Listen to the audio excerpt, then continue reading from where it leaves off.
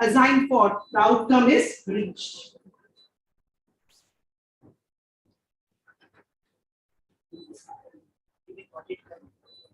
Yeah, thank you. So OBE has main thing is that, as the name suggests, it has certain goals. We just can't teach in the air now. We have to reach to some goal. We have to reach to some outcome. And there is a model also to measure whether our attainment, whether our outcome is reached or not. It is no more qualitative. Yes, our course is very good, everything is very good. No, it is not like that. So we have a proper system now which is at place.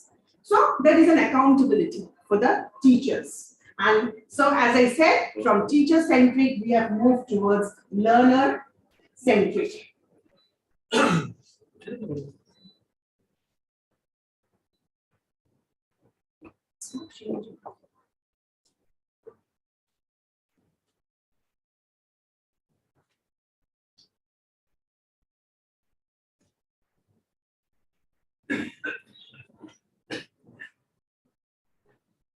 Or I'll be there only then, no?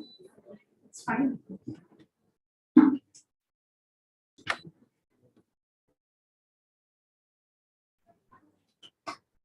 I will do it with this.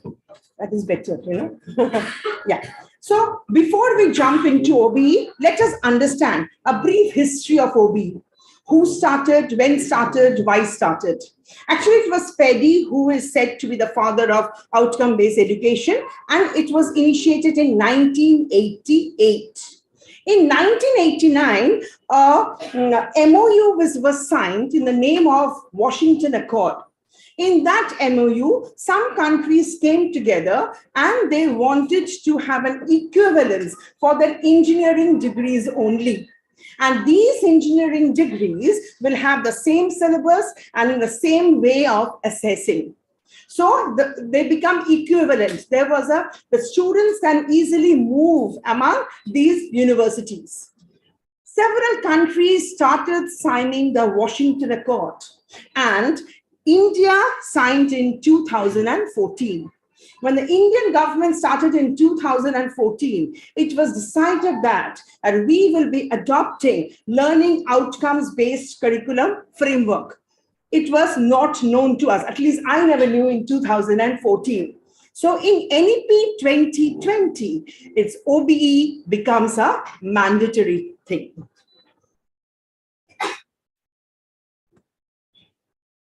So what is outcome-based education? Now, outcome-based education means we will be having a holistic view towards education.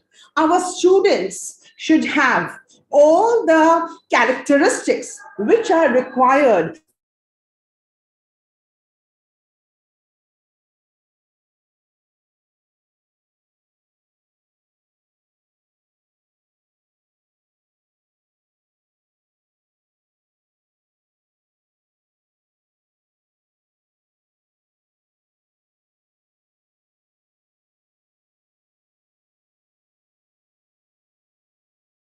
is that possible, which I'm going to cover in my later part of my talk.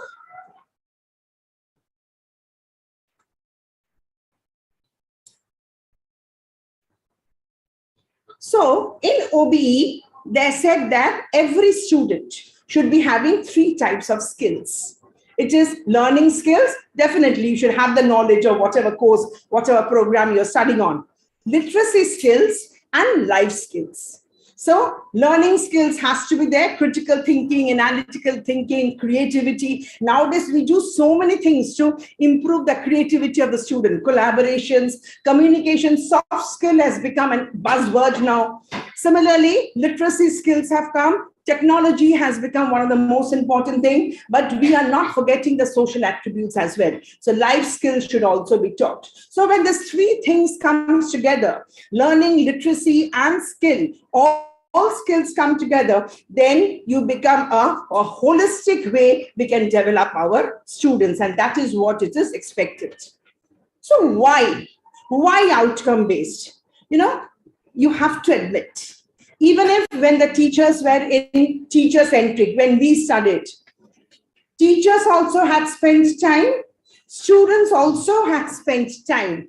so that academically we become so rich. We are academically rich. That is why today we are a part of this conference and we are sitting here. But our focus was mostly on theoretical aspects, not on the practical aspects. When you come out, pass out, and come to for employment,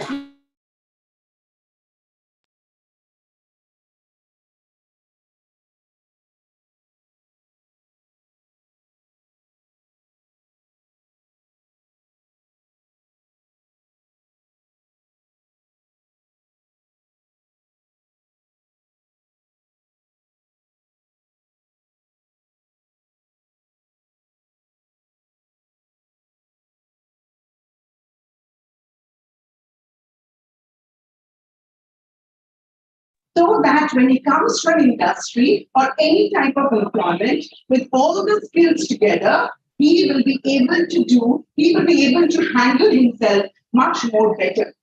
So as teachers, what do we have to do now? We have to design the curriculum in such a manner. Most important is we should know how to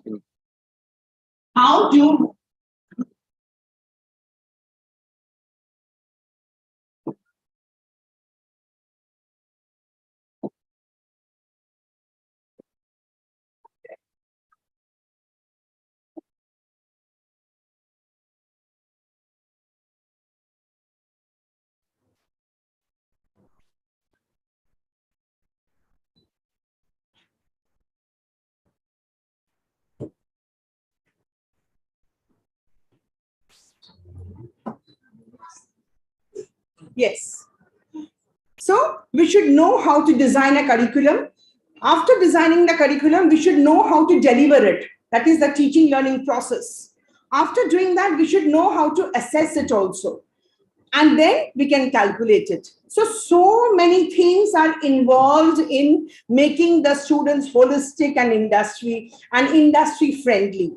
So we have to understand in OBE that what we understand is continuous quality improvement. Nothing can be done in a day. All these things need much deliberation, much activities, much to learn. So we as teachers, time has come to learn so that we can smoothly flow towards the OBE.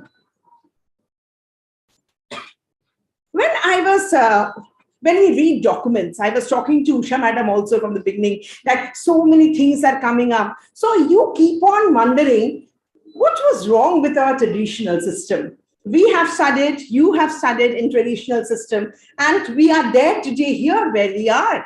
And we have been producing students who are really good. So let the traditional system be there. What was wrong in that? This led me to analyze that let us understand the difference between the traditional system and the outcome-based system. Whenever we want to adopt a new thing, we have to make ourselves understand that what is so new in that new thing, what is so different in that new thing. So traditional education, as we just said, that mostly teacher-centric, and it was input. It was not related with output. Even if we failed, the teacher was not to be consulted, blamed, or asked that how way you should change your teaching. Why are the students not performing? This will not do now. As I've said, teacher-centric to learner-centric. Most important, in this OBE, we have real-world application, which is very, very important. And whenever so many things are there, I can say it is a progressive model. And whenever it is a progressive model, you have to adopt. Otherwise, we cannot survive in this competitive world. In a nutshell, if we want to analyze between traditional and OBE, traditional was very, very rigid. This is my syllabus. This will be taught whether you understand or you don't. Lack of skill. We have not learned any skill. Inflexible, no change. A gap was there between teaching and industry, and definitely lack of soft skills. Today, as we are here to develop OBE. OBE is such, when a student passes out, he has a critical mindset. He will be able to solve the problems. OBE is such, which makes our student creative. Ask them to make PowerPoint, they're ready with PowerPoint, much better than us. A chart, they will do it. So that makes it creative. Soft skills has become a compulsory component. If not, it will become under NEP 2020. Communication skills, they're much better. Technology. If you don't know technology, you've got no place in this world today, and definitely flexible. So in OBE, it is not what the teacher is going to teach, but what is the outcome of that teacher should be. So we should always think whatever we are teaching has been reciprocated, has gone inside, and that has been applied. There's an application base. So friends, when we have so many things, the developed nature of OBE, don't you feel that OBE should be there? It is there to stay, and we all should understand OBE and try to apply this concept to our students. What do my friends say? Yes, yes, definitely. So this is just an introduction of OBE. I've not come to the process of OBE. First thing, when you open up for OBE, let us apply OBE, we come here of some buzzwords, which are sometimes disturbing because we don't understand.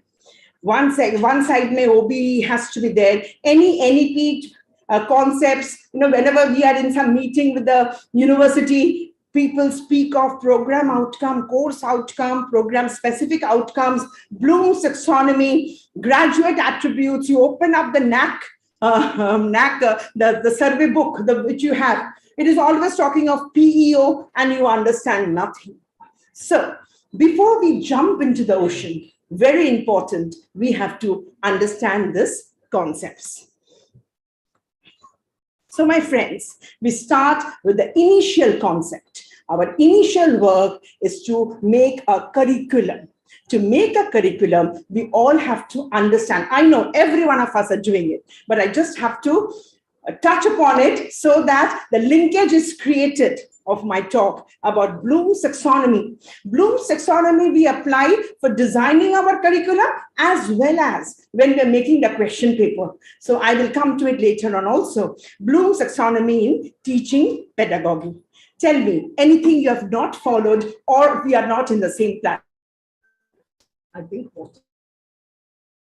Friends, we are on the same platform, I believe.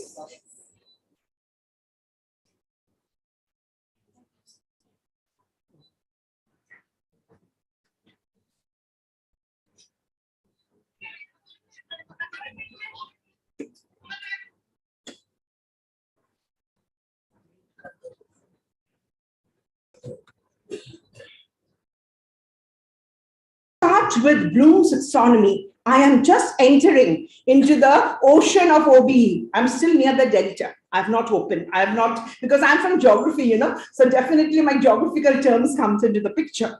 We have to understand what is learning objective and what is learning outcome. If we cannot differentiate between these two concepts, we will not be able to understand OBE at all. So the difference between objective and outcome is the difference of who will be accountable for. Learning objective describes what an instructor is a controller of the program or the course aims to do. This course, like for example, will expose the students to research methods. So that is my objective. What will be the outcome?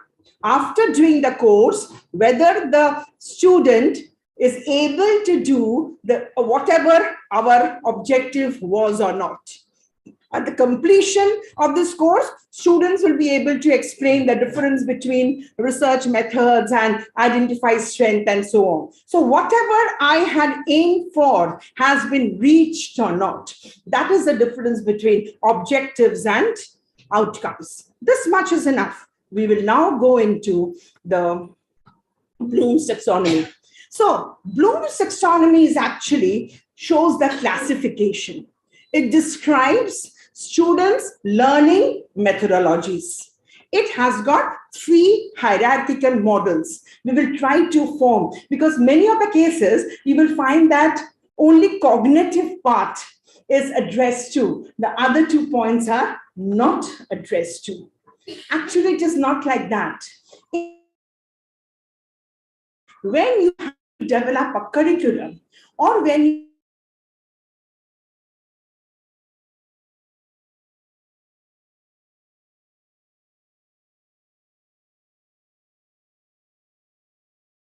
brain, imagine, without a heart, will you be called a human being? No.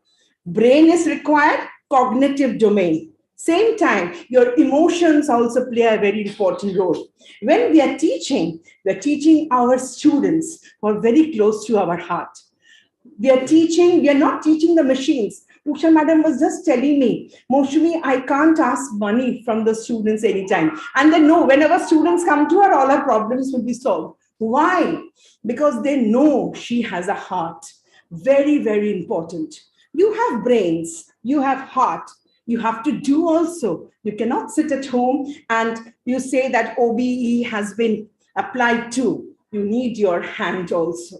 So when there is a coordination of your brains, of your heart, and your hand, minded faculty members, we can have a very good curriculum design. We can achieve our OBE. Let us understand. I'm not very fast, I believe. Yes. So why you need the brain? Cognitive gives the knowledge, no? All our knowledge. What I have to speak today is everything is there. I have my emotions also. I'm not a machine. So emotion focus, that is an effective domain. And I'm moving here and there. How's it?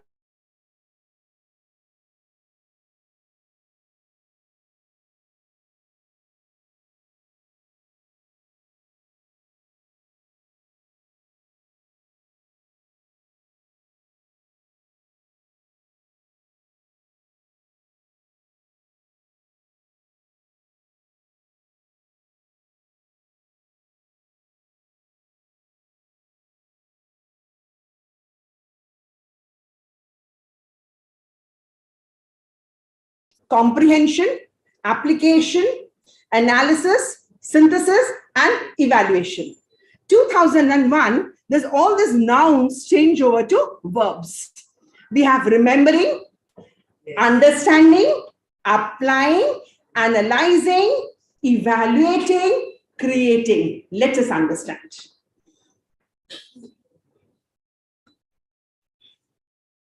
Whenever I have to explain all these things, now I think of a lemon. Why do I think of a lemon? Take, for example, my topic is lemonity. So I want to explain my students about lemon. At the same time, as a teacher, I have in mind, I have to see the levels also. I tell my students, lemon, you know the name of the lemon? The name is lemon.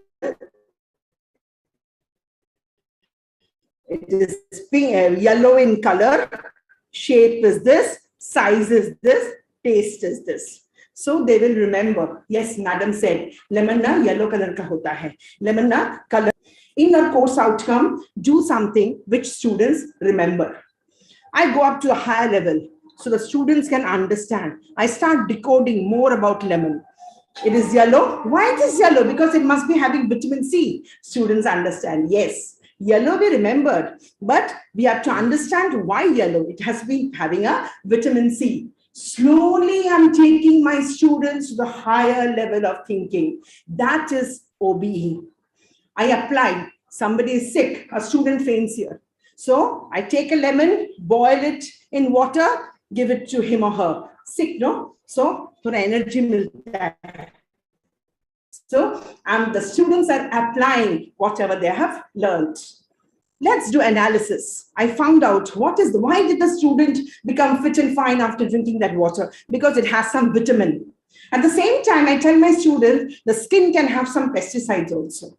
So they start analyzing. The lemon is becoming so complicated. They start evaluating. Lemon is giving vitamin C. Oranges are also giving vitamin C. Why do I choose lemon? Because it must be cheaper than orange. So they start evaluating. They feel, let us create something. They create a natural lemonade. That is creating. So you see, friends, that is what Bloom's taxonomy is. Bloom's taxonomy starts from remembering very simple thing and goes to creating level. Even your courses, when you are starting to make a curriculum, you should start with remembering and go up to create level. Only if you address remembering and understanding in your syllabus, that means your curriculum is very, very basic. Your curriculum has to grow. So I love the story about lemon when we have to speak about Bloom's taxonomy. I hope every one of you, like me, have enjoyed the story. So Bloom's taxonomy has the backbone of teaching philosophies, because Bloom's taxonomy is very clear about the objectives of your curriculum. This is my objective, and this will be my the outcome. Very, very clear. And moreover, Bloom's taxonomy always tries to create a hierarchical link. Just understanding and then create. Peech ka sab gayab ho gaya. It will not happen like that. It produces a link. Take, for example, I teach my students something about prime numbers. So I know at the end, after I teach a topic of prime number, what will be the objective of teaching? Define a prime number, explain why 17 is a prime number, calculate the other prime factors, whatever. So I ask them to do. If they do it properly, I have a proof they've reached the outcome. This is just a single topic I'm talking of. So cognitive, the 6 levels should be there. Otherwise, we cannot develop a curriculum. At the same time, we should have emphasis to affective domain and psychomotor. Affective domain, I just now said, emotions, feelings, values, motivations, and so on. A student has to be knowledgeable. They have to be skilled. But at the same time, they should have the right attitude. The right attitude will come from their emotions. For example, chemistry department teaches the students how to make explosive. That does not mean he will go anywhere and everywhere and use the explosives. He should know when to use, how to use, and why to use. So friends, emotions are very, very important. So a student can be very knowledgeable as far as curriculum is concerned, but at the same time, a student should also have honesty, punctuality, fairness, sensitivity, as well as if they don't have this, you have not developed. Overall development is not possible. Same with a student has very good, a student has very right aptitude. He knows where to use the curriculum and how. At the same time, as NEP says, you also have to have physical movement. The student also have to have a speed, strength, coordination, flexibility, technology. Technology has become the food of the day. Technology has to happen. So when your curriculum is based on cognitive, affective, and psychomotor, it is a perfect curriculum. Only having perfect curriculum is not enough.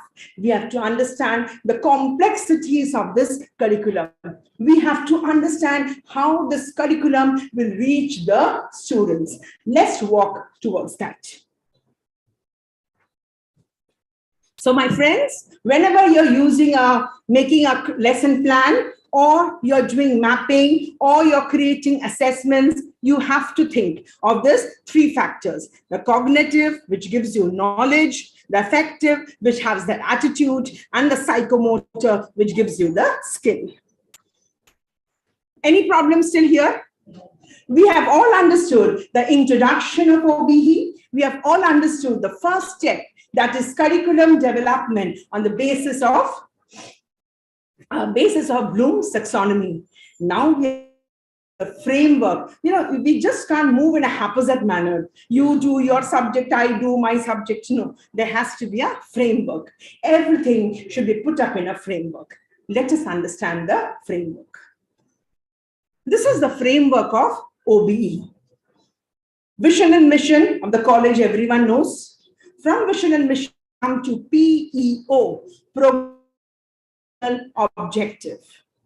We come to PO, program objective, which is your graduate attributes as well. We'll explain them one by one. PO sometimes has PSO as well. For example, BSc with specialization of botany. So that becomes PSO.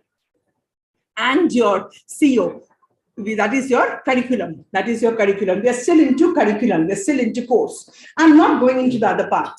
As I finish with the outcomes, I will go into the other part. First, let us understand what do we mean by program. A program is a discipline which gives you a degree. A program has many courses. A program not only has courses, it has got many co-curricular activities aligned with several extracurricular activities. BCom is a program, BA is a program, BMS is a program, and so on. All of us know it. What about course? In the NEP website also, whenever they refer to program, they keep on saying about course. But program and course are very, very different. A course is a paper. It is a subject in a program.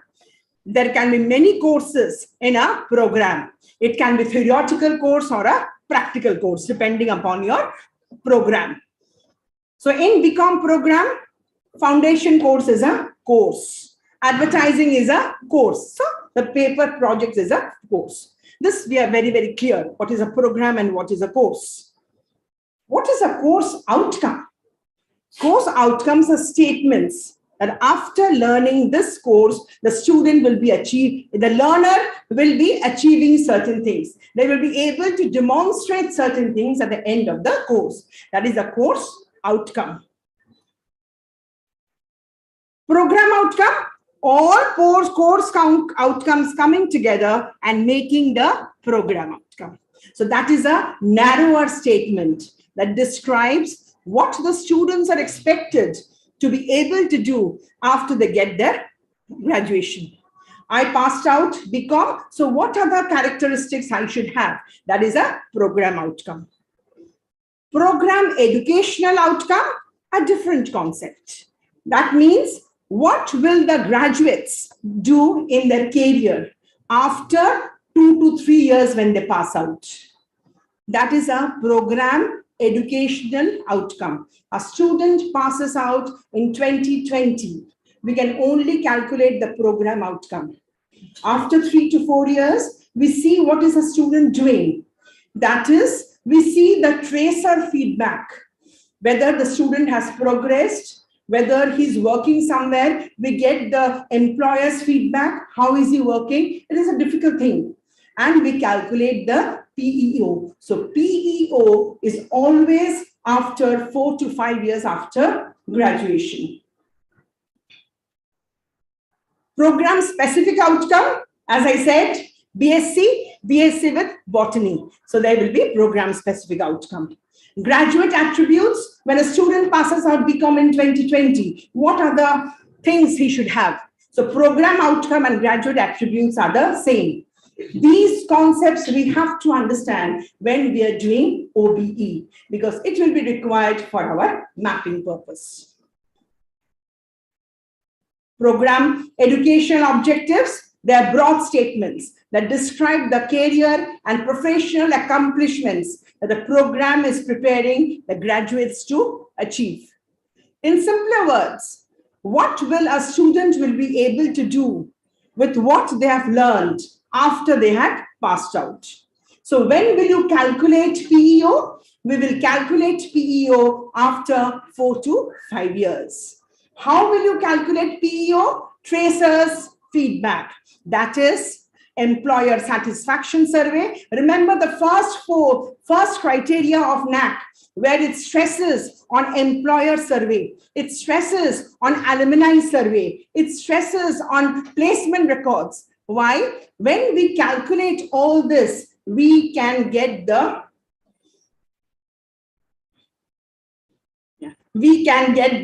PEO. So this is PEO, which should be aligned with the mission and vision of the college.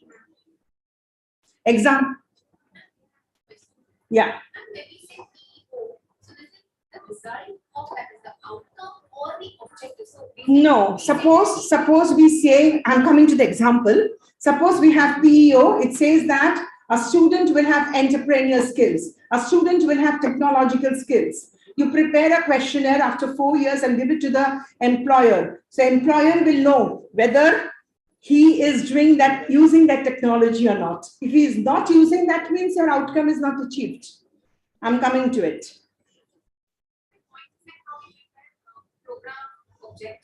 I'm coming to that. I've started from the top. I'll come to it. So an example of PEO, to equip the students with requested knowledge. He's from management. The employer says he doesn't know anything of management. So how come your PEO is achieved?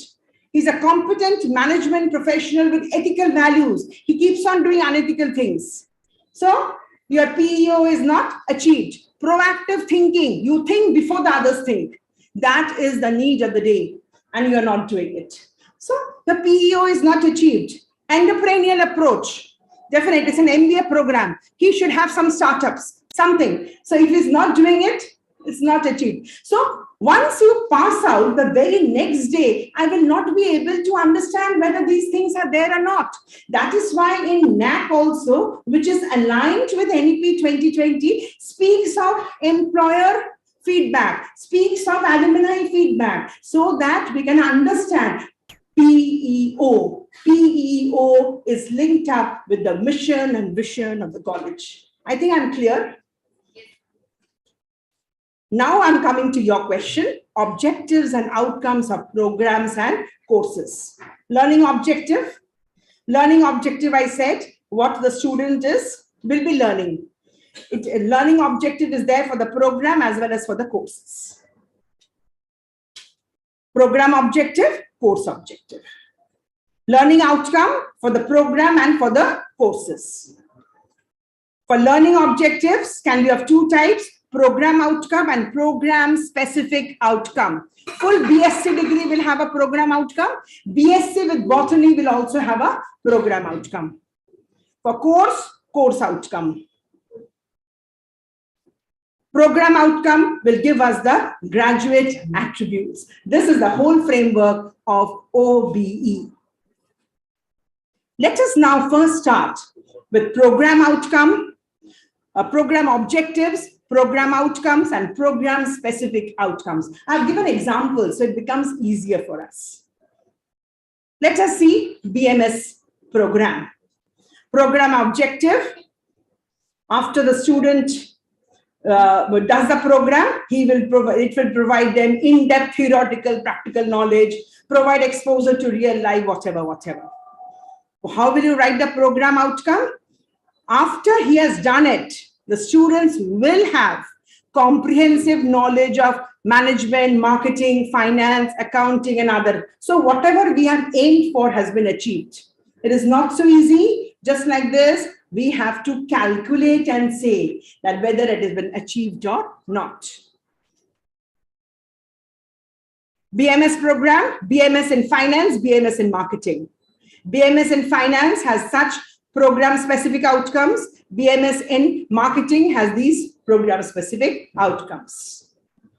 So, friends, we have program objective, we know, program outcome, we know. We also know program-specific outcome. Let us come to course objectives and course outcome. In a BAF program, business communication is the name of a course. Course objective is this. Course outcome is this. See properly. Course outcome. I've written the levels. Cognitive levels of Bloom's taxonomy. That is why Bloom's taxonomy is so very important. So friends, if I try to link up vision and mission of the college, from there I will get the program educational objective. From program education objective, I will get the program outcome, program specific outcome. From program outcome, program specific outcome, I will get the course outcome. From course outcome, I will get the curriculum. Whenever curriculum is there, each one of us should know the teaching learning process. Every curriculum folds-wise will have a different way of teaching. I'll come to it later on. Different way of assessment. So if I think from curriculum, first build the curriculum based on Bloom's. From course curriculum, find out the course outcome. Course objective, course outcome. From course outcome, course objective, find out the program objective, program outcome, or program specific outcome.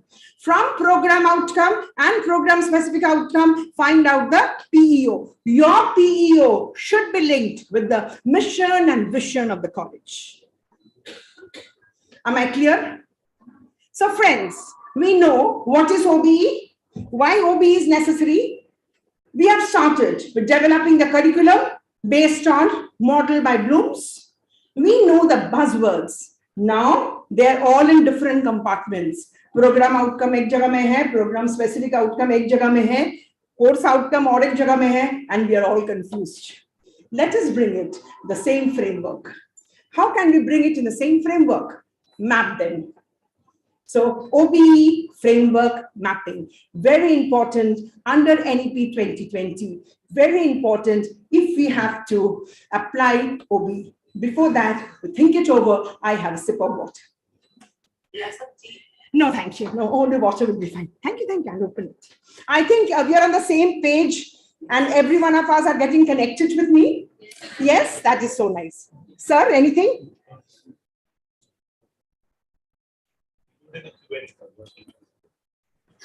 Give them exercise. I'm coming to it. I'm coming to it. When we have attainment level, we can have the exercises. Because I have not yet, I am reaching towards the ocean. I have not reached the ocean. Once I do the mapping, I will be in the ocean. Now, then I have to find out the way out from the ocean.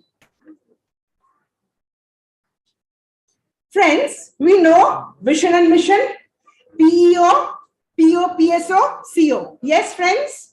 All of us know it very well. Thank you very much. PEO is connected with vision and mission. Yes? PO and PSO connected with PEO. Yes? Yes? CO is connected with PO and PSO. So you see, friends, your CO is also connected with mission and vision. Whatever mission and vision a college institute has, we all has to be connected. We will now try to map PEO with mission and vision, step by step. What is our PEO? To equip the students with requisite knowledge. Yes? To equip the students with requisite knowledge, I will see whether it goes with the mission and vision or not. If mission and vision says no knowledge is to be given to the students, so it doesn't match.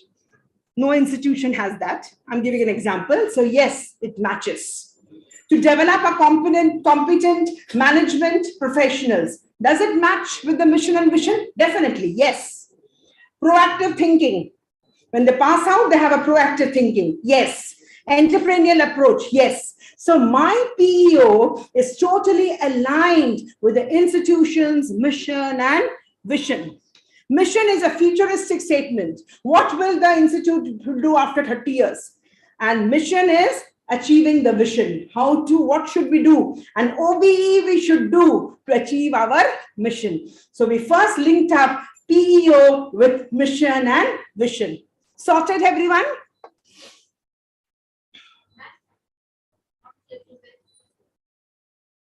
They have picture format. I will share it with Usha madam. Yes, sir. They are all in picture format, sir. I'm so sorry for that. Yeah. So PEO and mission and vision is linked up. Now the time has come to link up PO, PSOs with PEO. Let us see how can we do that. Here, there are different ways from base to the top. Suppose linkage only हम लोग कभी-कभी क्या बोलते हैं linkage है. Linkage है में कोई सुनने वाला नहीं है. कितना level तक linkage है? No correlation is 0. Level 1 में low correlation, थोड़ा थोड़ा touch होता है, moderate correlation and high correlation. Let us see. Left hand side column, all the POs are written for a particular program. If you see the horizontal one, I've written all the PEO. Yes, can you see? Yes. Yes. First PO of any program, this will be different program wise. Every program should do it with the PEO. First program outcome, whether it is matching with the PEO or not. It is matching, very highly it is matching. I put 3. Second wala is not matching very well. It is not necessary everywhere you have to have 3. 1. Third wala, maybe it is not matching so well. 1. Next wala is 2. I've just put it randomly. You see the second outcome? 2, 2, 0. There is no correlation at all. But it does not mean everywhere it should be 0. Otherwise, you are not forming a link at all. Similarly, it's not that everywhere you should have 3 also. So this way, you have to map your program outcome with the PEO. PEO is the same. PO will differ from program to program. Will it not be PSO? I'm coming to it. Again, I'm still in the PO and this one. If you don't want to put those correlations numbered, you can just put a star. In semester 1, in BCom, we have got 6 subjects. These are the course code with PO1, whether the courses are matching or not. I will come to PSO, whether the courses are matching or not. Whether the courses are matching or not. The same way we have done in PEO, madam, we can do it for PSO and PEO also. Can you just go back for PEO? These are the PEOs which are, I've just taken it hypothetically. For every program you do, similarly, you can do it for every program specific also. You can do it with BSc with botany, or you can do it with BSc. With BSc, if you do, it is PO. With BSc botany, if you do, it is PSO. So you can do it. Shall I proceed, madam? Yes. So for course, we are going backward. Now course is getting connected with the program. I've just put a star. I did not put numbers here. Easiest method. I'm not happy with the stars. I try to correlate. Because 0, 0, 3, 2 I have put. Yes? Even every course ka fold wise I have explained. And then I have put the levels. So when the first fold is taught, the student will know different types and components of course, and which level? Understanding level only. It is not creating level, understanding. Second one is also understanding. Then we are going to analyzing, applying, analyzing. See, creating level has not come here. It is not necessary for every paper creating will be there. FC, for example, what will the student create? With due respect to the subject. So every subject may not have that creating level. But for PG, when you do, every paper should be till the creating level. See, how do we do it? Course, program, and program specific. Courses, first program ka I have put the numbers, okay, and I found the this one also, average also. So that will give me a lookout that what is the status between my course and the program. Same thing, madam, you can do it for program specific also. I've given the justification. CO-PO matrix, CO with every PO. Maybe I'm having 8 POs and this is my CO. With every CO, I've tried to link. So what is the main idea? Your PEO goes with the mission. Mission automatically goes with the vision. PO goes with PEO. PO or PSO, whatever. CO goes with PO. So from down to up. See the whole thing. My course, every course ka fold wise, I've given what is the fold trying to teach the students. I've given the level. With that course, I've identified with numbers the POs. Madam, here PSO is also there. Now, I've explained also why I have given 3, why I have given 2, why I have given 1. That is also explained. So, there are so many COs, so many courses. Number is decreasing, coming to programs. From programs, that is the graduate attributes. And from programs, I'm reaching the PEO. From PEO, I'm coming to the mission. Mission is getting linked to vision. So from the ground level, we have reached the top. That is OBE. Any problems with OBE? Mapping? So as of now, we know the introduction, why OBE. We know when to set up the curriculum, we have Bloom's taxonomy. Why Bloom's taxonomy? We know the buzzwords, program course, program outcome, program objective, and so many things, only saying is different. You have to understand the linkages. And then I have mapped it. Mapping is a very important part of OBE.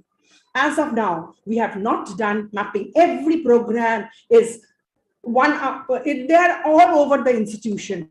Time has come to connect them. We are going for a multidisciplinary approach, and this is multidisciplinary approach. After some time, students from one program will be choosing courses from the other program.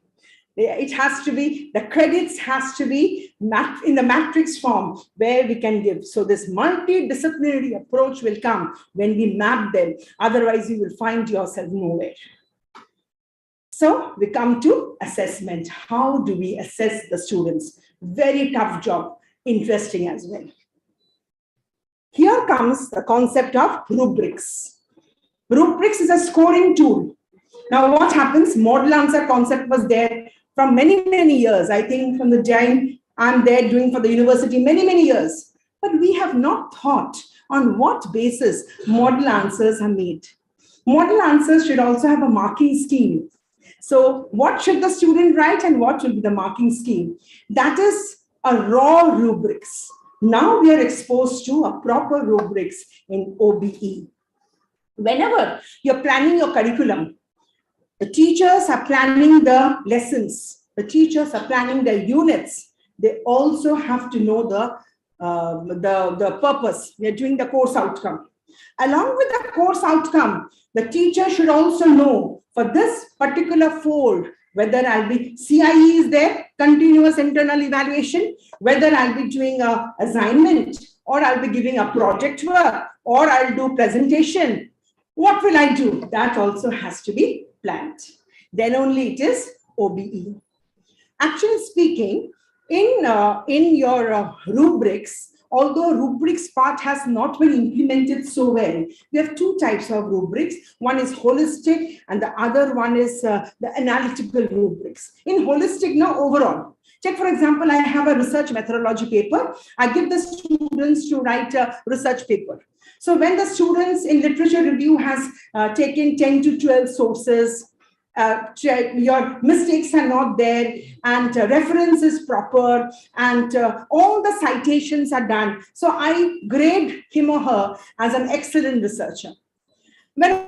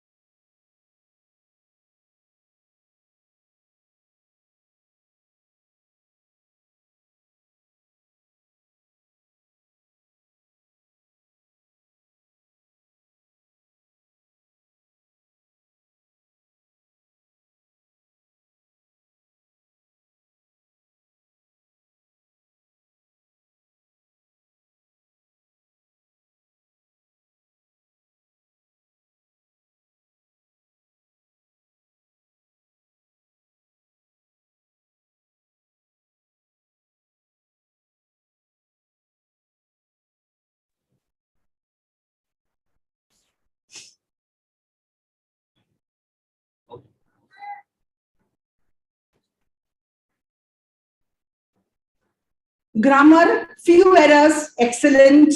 Some errors, good. So point-wise, according to the mastery skills, I identify how the student is. Same. Who will get 50 to 59% when the understanding is limited? So this you will have to find out. The teacher who is teaching that portion will be able to understand and will have to explain the rubrics.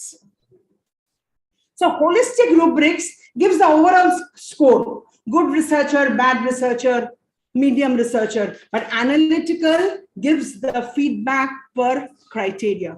So whenever in OBE, maybe not at the initial stages, but ultimately when proper OBE is applied to every program, we all have to go for analytical rubrics. I just touched upon rubrics, effective question paper. How do I set when OBE is there? OBE tells us how to assess the students. Now, there are so many students in the class. Some students might be very good in writing, but not in presentation. Some might be doing very good in quiz, but not in group discussion. So we should have different ways to assess the students. So how to assess?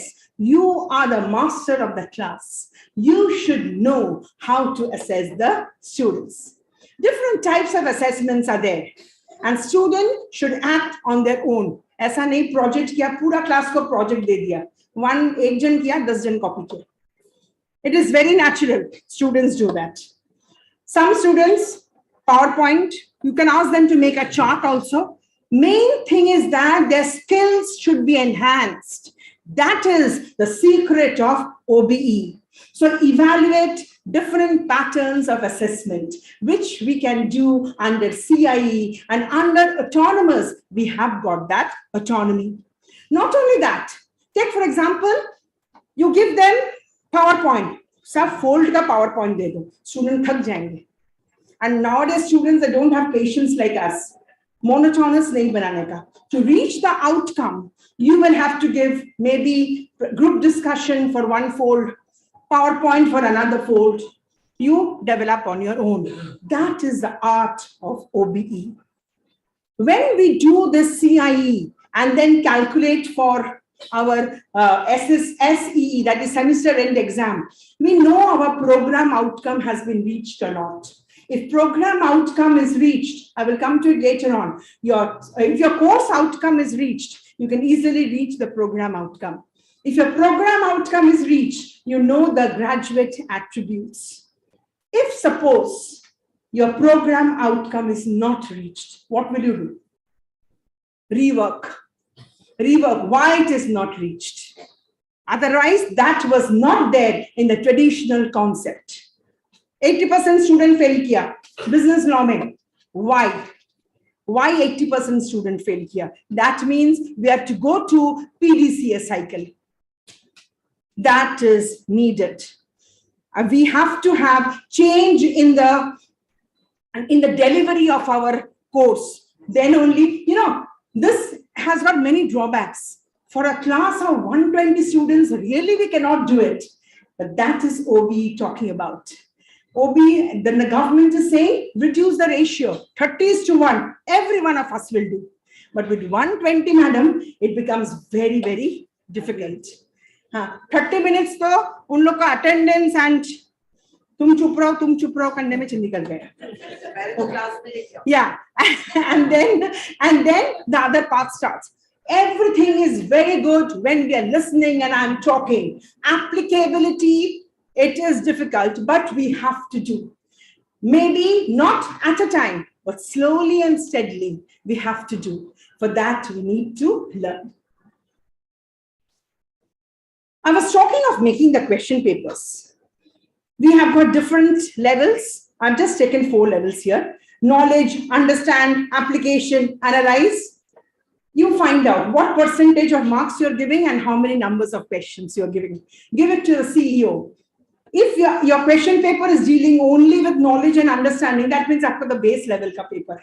When it goes to analyze, that means you have a good paper. So always percentage of marks and your number of questions should match. Sometimes we give it unit wise, percentage of marks and the number of questions. Unit 1 se kitna, 2 se kitna, and whatnot. Sometimes we give on the forms of questions. Essay, number of questions, marks for each questions, percentage of marks. All this you have to discuss with the head of the department. The department should sit together. Then with principal and the director, all of you will have to discuss and then find out the pattern. Then essay type, percentage of marks, difficulty level, that also has a proportion. Why all this have given so much of importance? Because this type of rubrics is not used to compare the performance of students. No, A is not to compare with B. Everyone is different, but to compare a single student against the set of criteria. You can understand which way a student is good, what type of skill the student has. So when they go out for employment, it will be benefited. See the link. It's a huge link which has been done in OBE. I'm clear? So we know the introduction of OBE. We know the Bloom's taxonomy, where we develop the curriculum and we apply it in the exam. We know the buzzwords. We know the mapping. We know the rubrics and how the question papers should be formed. Exams are over. Think of our times 15 years ago. Exams are over. We all are off for summer vacation. No. Exams are over. Sit and calculate the attainment of your paper. That is OBE. When we know whatever is being taught has been penetrated among the students or not. Let us see. I have a sip of water again and things are falling off.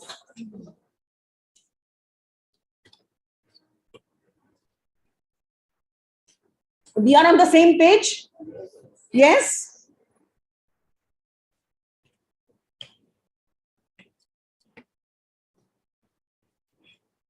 There are 8 golden steps to calculate attainment. Write COs from the first year to the end, 3rd year, 4th year, whatever. Correlate POs and COs. We have done it?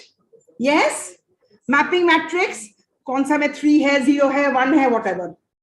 Calculation of the attainment. Calculation of attainment has got 2 methods, direct and indirect. I'm coming to it later on.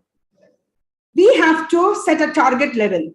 We have to find out whether whatever our attainment is getting mapped with the target level or not.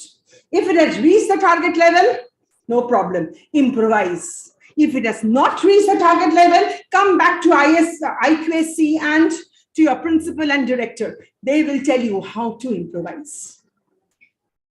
The derivation from the set values, the system should be improved. It should be done continuously. It is called continuous improvement. This continuous improvement, this calculation of attainment level is the strength of OBE. If you leave it till your assessment, you have not done full OBE. Let us do it. Very, very easy. First of all, how to set the values. I just now said we have got 2 ways. Direct method, indirect method. Direct method, very easy, which you do. Assignment de do, exam, project, laboratory science ka liye, class test, quiz. Ho gaya.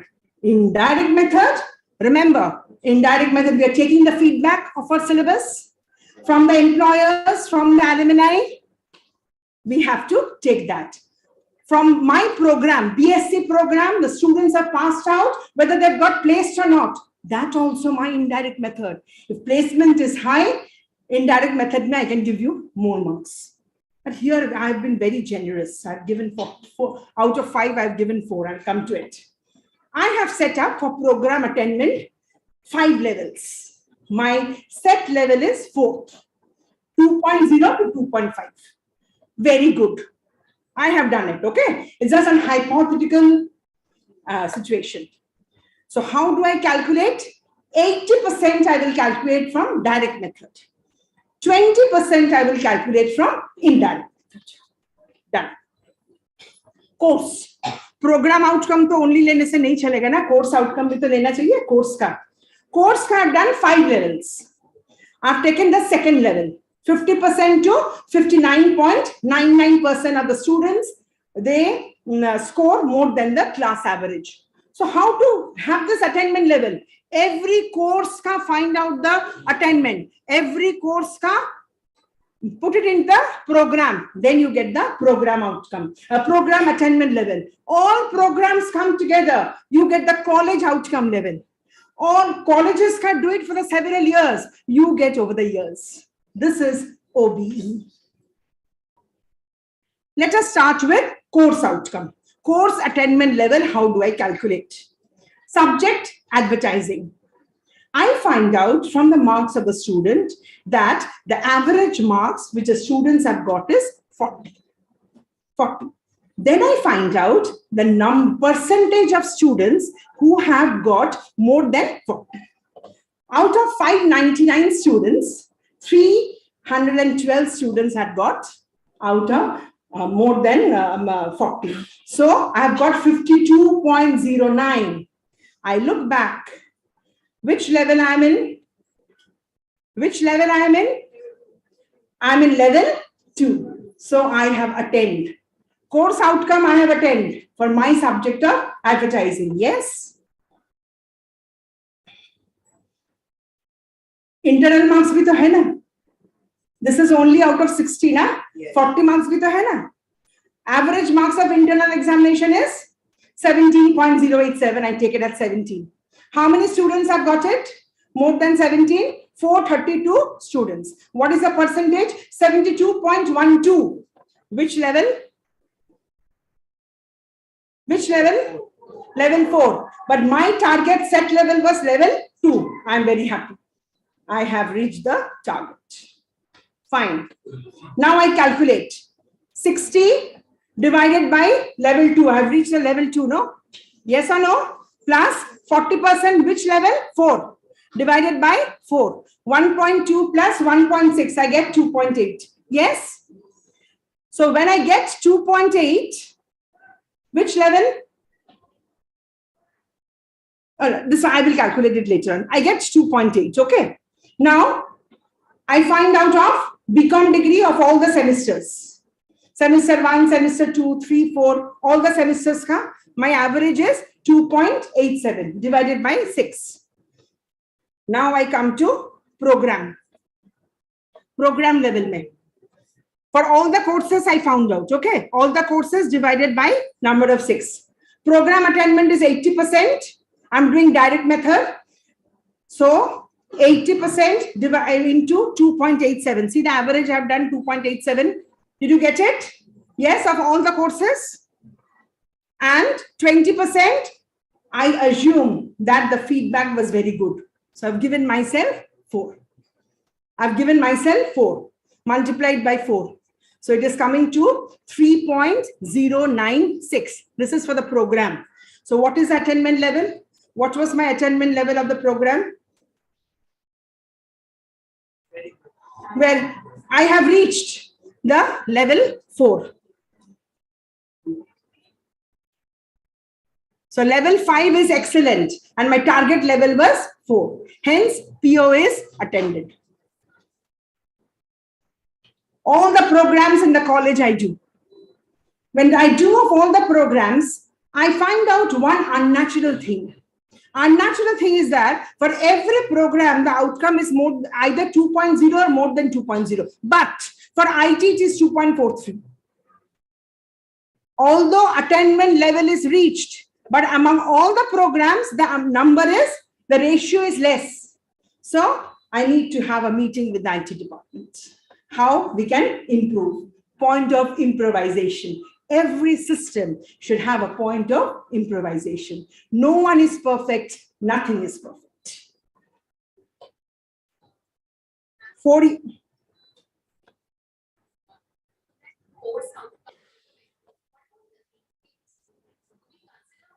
We consider those who have passed out. Those who have passed out, yes. Passing mark, yeah. So, we do it for all the years. how did the institute do over the years? So course outcome, program outcome has to be calculated. After calculation, given it to the examination department. Examination department will compile, give it to the IQSC coordinator. The IQSC coordinator will decide with consultation with the higher authority that what steps are to be taken for every department. So we come back to the framework. Vision and mission, GA, program education objective after 4 to 5 years, program outcome or program specific outcome, and my course outcome. Course outcome means my course planning and delivery, which depends upon the syllabus. That is curriculum designing based on Bloom's. After designing, you should have the teaching methods. The teaching methods will be different. Your learning activity should be different. Assessment will be different. After that, calculate the attainment level per course. Calculate the attainment level in the program. Calculate the attainment level of all the programs to give you the institutional attainment level. That completes our OBE. So, in short, how to achieve OBE? We have vision and mission, draw the graduate attributes, have the program education objective, have the program outcome, have the course outcome, have the rubrics, have the teaching methods in place. We remember Albert Einstein, education is not the learning of facts. Memorize, give the examination, forget it. But training the mind, we think. So what is the way forward? Tomorrow only we will start? No, we will not start tomorrow because it is a robust framework, whether you admit with me or not. Awareness is still low. Maybe in my talk, I've missed out many important things, which I have not done it purposefully, but I maybe did not touch upon or I did not understand. So for successful implementation of OBE, we, the educators, should understand the system. All of a sudden, traditional approaches should not be thrown away. We all have started from traditional approaches and we are doing really well in life. But use it as a way of implementing OBE. We educators need to change, learn new concepts, frame curriculum, innovative ways of teaching methodologies and assessments so that students should understand OBE also. All academic institutions in the nation should be at the same path, should follow OBE. Then only OBE will have the importance. One institute doing, other is not doing. That is why in NEP, OBE is a compulsory component. So why OBE is linked up with NEP 2020? NEP 2020 says that we will have students who will have high order thinking skills. And if we do so much, they will definitely have so. They will be using their analytical skill and critical thinking. Applying Bloom's taxonomy everywhere, critical thinking everywhere, our students will flourish. And with them, we will also flourish. Thank you very much. The floor is open for question answers. No, it's okay. I just have a sip of water. Yeah. And also for online.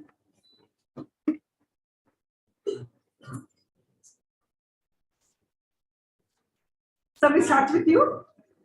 My question is a little different than what technical of you says.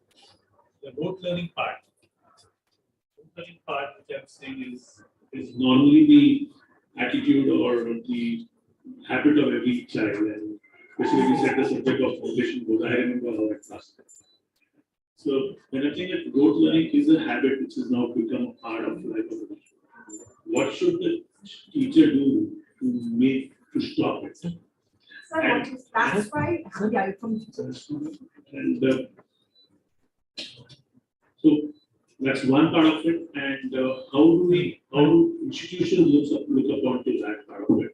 Because ultimately they also look results to showcase that they are good institutions. So that is why different ways of assessing the students is coming. But is that can be implemented? The child has to accept that. So there are different ways. We have counseling centers, So the student, the teacher has to identify. And when the teacher identifies, directly the teacher does not say that you're a weak child or you need counseling. There are ways of saying, and then accordingly, assessment should be planned. That is why this psychomotor skills has come in. Maybe a student is not able to write an assignment well, but he will be able to do a chart, or he will be able to talk, make a presentation. So we have to identify that part of the student. And that is why I spoke of the ratio in the class. And it has to be done. Otherwise, OBE cannot be achieved. We have to find out the strength of every child. That is very important. We are going for it. Talks are on, and it has come out, but not in a full scale. Attending level, yes. We have that liberty. We have that liberty, and we have been doing it. See, some are very good at practical skills. Yeah. Better than, so in fact, students don't want to be OBE. It's easier for us to get you done. Yes. Other way around. Not even that. And mainly the teacher-student ratio is Yes. one thing which is worrying. So even department-wise, you are also having a program. There are some students who will be excellent in organizing skills, but they're not so good in classroom. So that even that organizing skill can be taken up as a way of assessment. Anybody?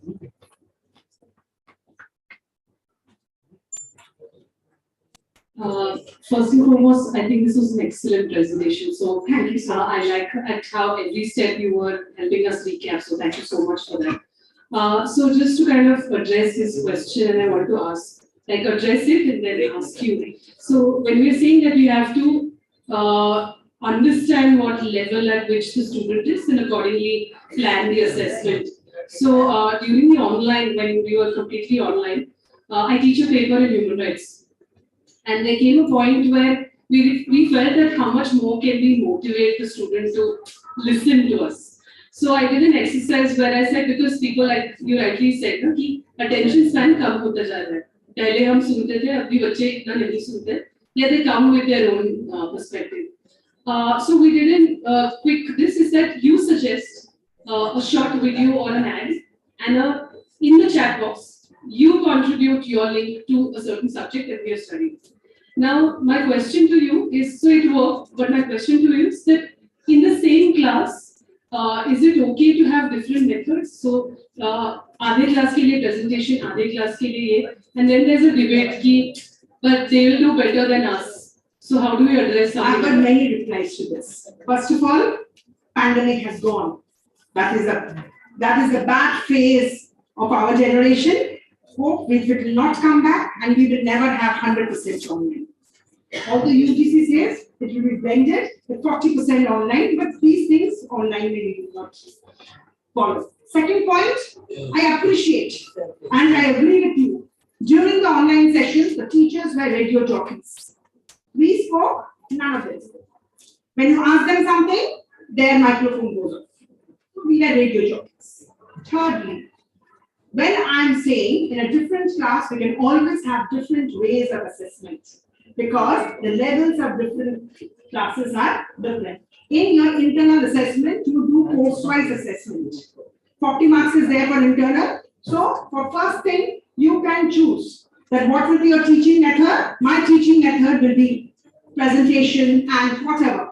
It can be a self-study also. Teaching method, and this will be the assessment. So you have to give that sheet to the examination department or to your IQAC coordinator for acceptance. But you have to identify which students will do it better. Some of them, writing a prime number will be much more easier. Some will be presenting and doing it much more better. So you can always have different methods. I think somebody from here.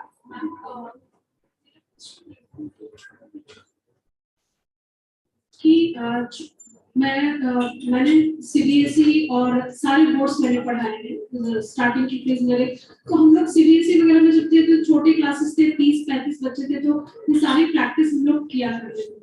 लेकिन अब जब class की strength 140 है तो हम इसको कैसे applicable. So that is the query and that is the concern of all of us. मेरा सेकंड क्वेश्चन ये है कि आप ज्योग्राफी बैकग्राउंड से हैं और हमारे यहाँ भी हिस्ट्री डिपार्टमेंट में बहुत सारे स्टूडेंट होते हैं, लाइक हिंदी कंपलसरी में बहुत सारे स्टूडेंट होते हैं। तो हम जब हिंदी और हिस्ट्री या इस तरीके से आर्ट्स के लिए जो हम करिकुलम तैयार करते हैं तो हम इसमें किन बातों का ध्यान रखें? ये सेम बातों का ध्यान रखना पड़ेगा। टेक्निकल स्किल्स तो आना ही पड़ेगा। Technical skill is the must. Communication, soft skills, it is a must. Because after some time, it will not be only history or only geography what we have studied. It will be, a history student can even take up music. A history student can even take up physics. So we cannot identify them as a history student. No.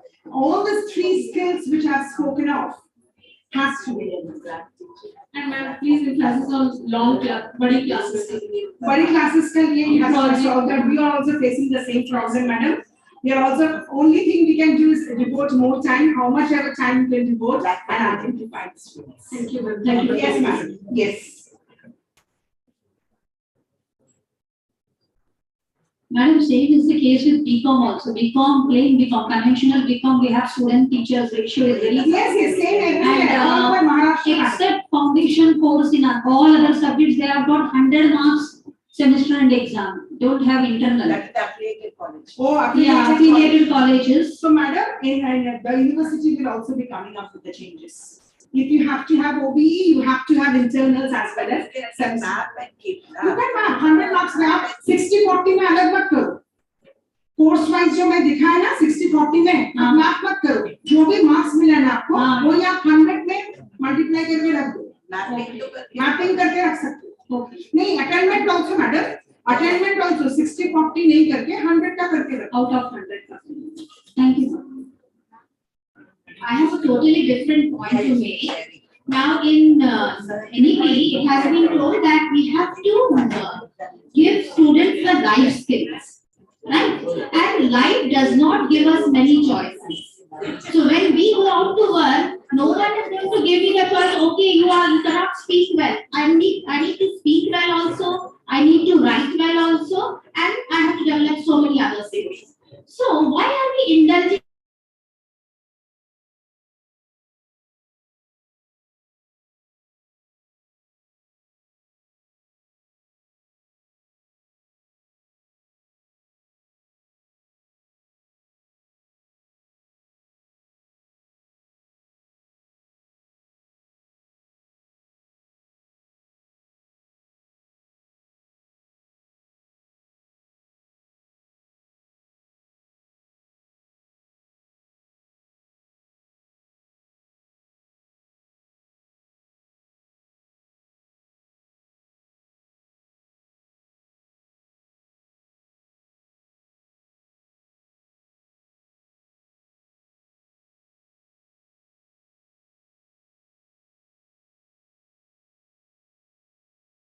For coming teachers, you Yeah. imbibe in him the writing skills, and next time you take the assessment in writing. Yeah. No issues on that. Your teacher is the master. Yeah. But at the same time, all the three skills, I never said that only soft skills should be there in the students. There should be literacy skills, there should be intelligence skills also. So all skills should be there. When we passed out, we had only knowledge. We did not have the other things we have learned. When I did my MSc in geography, I never knew what was GIS. I've learned it later on. So it is a 360-degree development. Something from here I have. Yeah, please.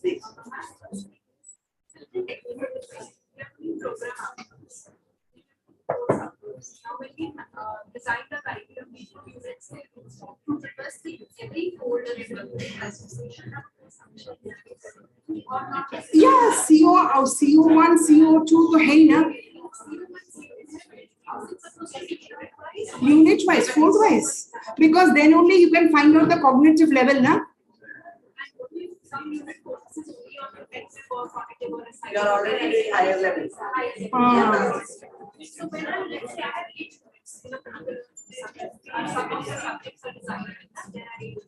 No problem. Only एक तो चाहिए ना, हाँ हाँ हाँ, because you have to identify the levels, madam. Or you can also club one or two, and then you put. That also can be. That depends upon the subject.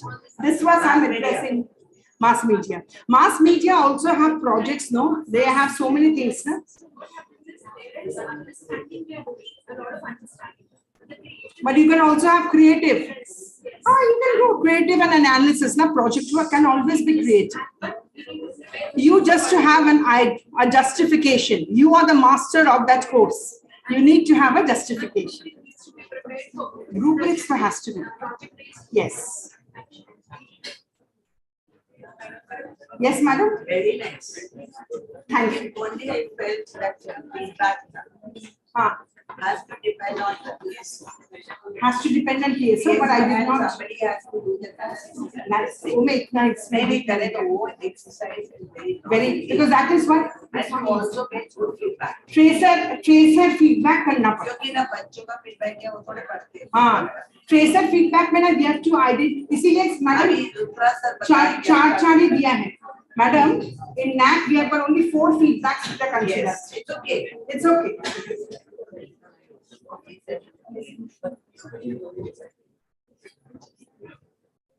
May I make a comment? Yeah. I think I'm quite happy to attend your session, though it was a midway. Pretty exhaustive for you as well. No, it wasn't. We can imagine what perhaps will be for us. I think there is a lot of uncertainty as well as insecurity with many of us. The ones who are in the entry level point, they know they'll have to go with this entire run throughout their entire career. Those who are in their mid career, they feel how they would survive, and those who are on the back end, they know they will not. They are very happy.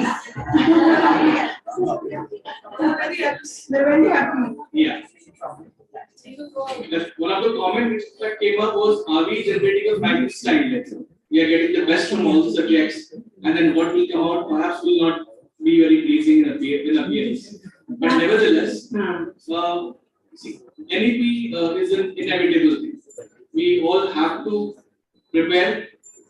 What we look forward is how adequately you prepare. Now, when I was looking at your entire presentation, in fact, I do not have a doubt, nor I have any kind of concern about it, because we'll have to get equalized to that. My only worry and concern here is that we can address that. See, when we also, I'm from St. Xavier's College, when we have CIAs, continuous signal assessment, what happens is it becomes a timeline for many times for students. They keep on watching their calendar. Okay, now I have to finish the CIA, then I have to go for that CIA, and I'll be doing it, in my semester. By the end of 6th semester, they have a sigh of relief that they are through this entire tedious process, what we call as academic learning. See, academics basically should be more of formation rather than information. But perhaps what we are doing, so I want to understand how do we target this aspect, because for me that class or that student perhaps must be unique, but for him, I am the 6th teacher. He's got 5-6 teachers parallelly. So that is one. And I also want to understand, since I go to many institutions across Maharashtra as well as out of India, out of Maharashtra, the concern is at premium institutes like perhaps RJ College or some of the South Mumbai colleges or the colleges. Even in the western suburbs. Yeah. Colleges are western Some of us perhaps may would survive this entire phase. We have this wrong notion of South Mumbai all the time. I stay quite close to your college. Now, my point is, I just want to understand, sort of, how do we apply this OB to institutions which are in Mofussil area and semi-rural parts? Because they're getting attendance of students in class. Yes. But they put it in the palm, na? Sorry? They're good at their work. The analytical part develops. Yeah. Yeah. So I just want to understand the nitty-gritty there, how it would be applied. See, there are several questions which you have asked, or counting questions. About the number. Yeah. Our students, when they go abroad, they have so many assignments to submit. There they have no problems. All the problems is here. It is the mindset. Yeah, that they get money, they will be getting money. It is a mindset. They have to pay 50 lakhs. Yes. There if you see, yes, there if you see all the colleges, how many internal assignments they're doing. So it is a change of the mindset. They have got 6 subjects, each subject on an average has 4 folds, 5 folds, they have to do it. So this mindset should change of us, our mindset should also change. Our mindset as well as the students. About the rural areas, definitely I think the university and the government is putting their hands together so that how it can be applied. Because I said NEP is not here as will be applied in a day, but it is here to stay. So all of us will have to change according to the lines of NEP, maybe slowly. It is said that by 2030, madam, every institute should have full-fledged NEP. So it's a long time. So if we take the baby steps now, by 2030, I think we will be able to accomplish. About the number of students, I totally agree with everyone. I am also a teacher. Maybe I become a principal last 1 year, but I am a teacher. Still, I take lectures. I am a teacher first. I know, but the number of students are more, how difficult it is. But slowly, maybe some concept will come in where we have to bring in NEP in the right way. But it's nothing to be scared of. If you understand the system, but we have to give, that typical timing of 5 hours concept has gone. Everything is performance based. We are here to, and everything will be tenure based now. So our students will decide whether we are there or not. So we have to do it. Thank you. Yeah. Can I just add one? See, basically this internal assessment we are scheduling. The reason being, again, student now. तो इस दिन होगा वो आएंगे नहीं तो fail हो जाएंगे ना, we are also worried. So in fact, in our academic council, we suggested this is wrong that you are putting a timetable. You should take exam any day. So then only it will continuous assessment. So your lecture followed by an assessment. That is your way. Feasibility is a different issue. And don't worry about survival. I have seen that 10 plus 2 plus 3. We had real big upheaval. Many of my very senior teachers came to junior college, but then many of us got jobs. I am one of those fortunate ones because there was the new 10 plus 2 plus 3, my MSc result and job both came together. And teachers are very important component. We require teachers because they are not coming to our class only for the subject. They are coming for many more. You are a mentor. You are guiding. They are with you and you are with them. So let us not worry. And NEP is again you are already doing it. Only you have to put a different Put it in the order and that continuous assessment should be every day. Chota mark, 1 mark. Only again everything I tell you, we are thinking about homeworks. Homework 120. Thank you so much for wonderful question. So youngsters, you are going to be there another 30-35 years. Thank you so much. Thank you, ma'am. ma'am. Must be wonderful. It was a wonderful session.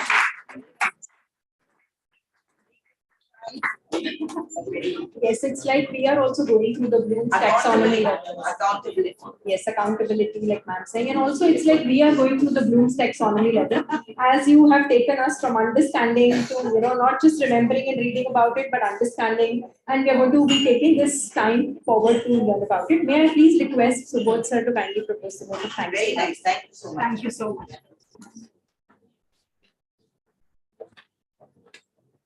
Good afternoon. It is my sincere thanks to guest speaker, respected Mosmi Lakhan, for explaining us different inter areas of outcome-based education. in simple language. Madam has covered several topics like structure of Bloom taxonomy, mapping of PO, PSO, course outcome, rubrics, and so on. I'm very sure that after so much of elaborate explanation, most of the participants' doubts on outcome-based education have been addressed. I'm thankful to management, director of HUPS, principal sir, for keeping this session on outcome-based education. I also extend my gratitude to technical team, non-teaching staff for extending their support for making this session successful. Thank you very much. Thank you very much.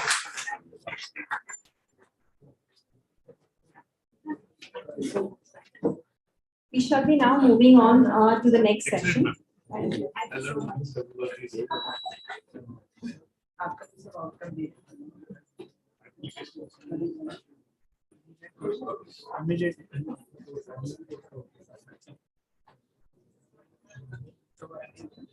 Moving on in our program. Thank you so much, Moshmi ma'am. Thank you, Subodh sir. Moving on in the program, we've all had a refreshing tea while the questions were answered. So we will move on to the next session.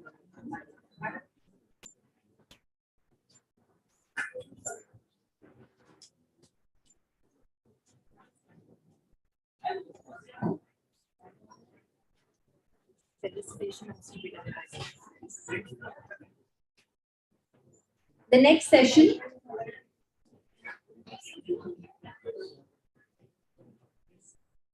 Before we start the next session and before we invite our guests, may I please request our director ma'am, Usha ma'am, to kindly felicitate our next speaker, Dr. Mandar Bhanushe. Let's put our hands together for sir.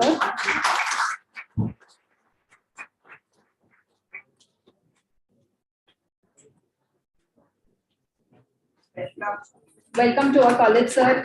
And we're looking forward to a session on distance education and online education.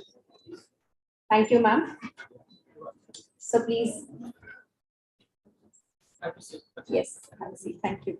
May I request Bharti ma'am to kindly introduce our speaker and welcome.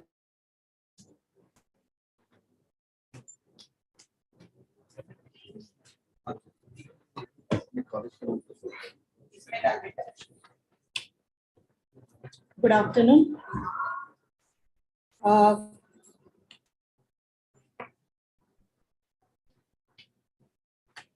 It is a great pleasure for me to introduce today's second session's speaker, Dr. Mandar Bhanushe. Technology is not a silver bullet. It can be as good as the teacher. We can use it as one more tool to help, inspire, and teach and work through the problems. Online education has gained the momentum in past 2 years. In 2020, our government announced the new education policy to pass up with changing times and demands with the measures like hybrid system of online and offline learning, permissible limit of 40% online learning contents in higher education, multiple entry-exit, flexibility and lifelong learning, and academic bank of credits to help students study flexibly. So we need to know about the NEP and its relation with the distance and the online learning. So we need to include the 40% of our curriculum courses into our syllabus. We need to develop the modules for that. And here, today we are having Professor Mandar Bhanushe sir, Dr. Mandar Bhanushe sir with us to speak on NEP in distance and online education. Sir has completed his MSc and MPhil in mathematics from University of Mumbai and is currently working as the head Faculty of Science and Technology at the Institute of Distance and Open Learning, University of Mumbai. He is founder chairman of Rising a Mathematician Foundation, former member of International Council for Open and Distance Education, Norway, former member of Board of Studies in Mathematics, Research and Recognition Committee and Mathematics and Students Grievance Redressal Committee of University of Mumbai. He has been conducting the workshops for students and teachers on free open source softwares like GeoGebra and LaTeX, content and learning management systems like Moodle and the CN.com, virtual learning environments like VizIQ and Aviv, educational mobile apps, spoken tutorials, Wiki Educator, and the e-content development. He has trained 16,000 plus teachers on various e-learning tools and technologies through workshops and online webinars. He has delivered 18 talks on NEP 2020 at 18 universities and colleges in India. He regularly conducts workshops for students, teachers, and parents in the field of math education and also for the NET set, UPSC, and MPSC examinations. He is a public speaker and had delivered more than 120 lectures on career counseling, role of youth in national reconstruction, science, technology in ancient India, Indian knowledge tradition. He is the receiver of National Award for Best Education Webinar Series in Indian Education. He is also receiver of the National Talent Research Award 2017-18, awarded by Indian Accounting Association, Thane chapter.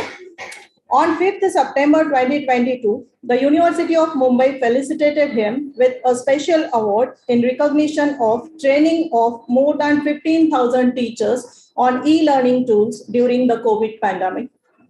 He has published 5 articles and presented 8 papers at various international and national conferences, authorized 4 books in mathematics for BCom, BMS, and BSc IT courses. He has worked as a resource person with IIT Bombay on a project of Maharashtra State to train 8,000 high school mathematics teachers under RMSA.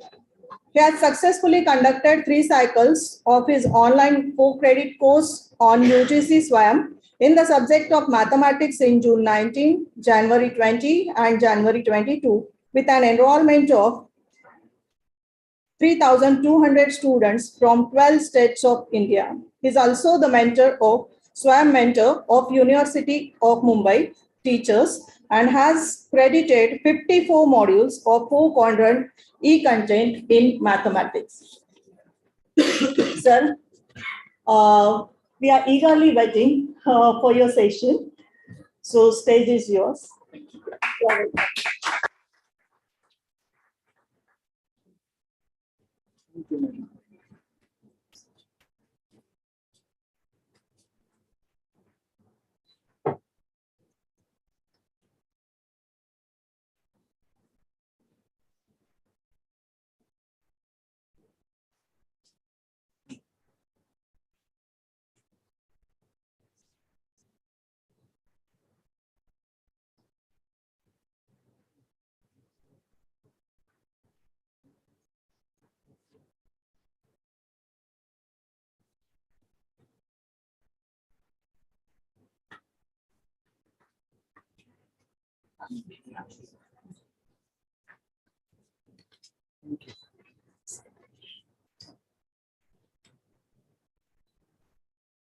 So, very good afternoon to all of you. Nice to see all of you here, all those who are present physically in this college here, as well as all those who are present online through virtual medium. So, I welcome all the teacher colleagues from various universities and colleges who have joined this national seminar on transforming the entire education spectrum through national education policy and the various things which are related to this transformation. We all teachers have to be definitely on our toes always as far as implementing anything which comes in the education system. Sometimes we also say we are the scapegoat of everything which happens in the system. And if you take it positively, we are the most important component of this system. Though the fact is the learner is the most important factor, the stakeholder. And therefore, this national education policy, it talks about everything which is learner centered. We had times when everything was teacher centered, NEP in its vision and mission statement talks about students should have Indian ethos. They should have pride in being Indian. They should understand the culture and traditions of this great country. They should try to take forward the legacy of this great country and the great Indians which we had produced in last 2000, 3000 years. So if NEP is talking about all these things, who is going to give that insight to the learners? It is not only the books, it is the teachers who have to give it. I was listening to all questions which were coming up as a follow-up of what Moshmi was presenting here.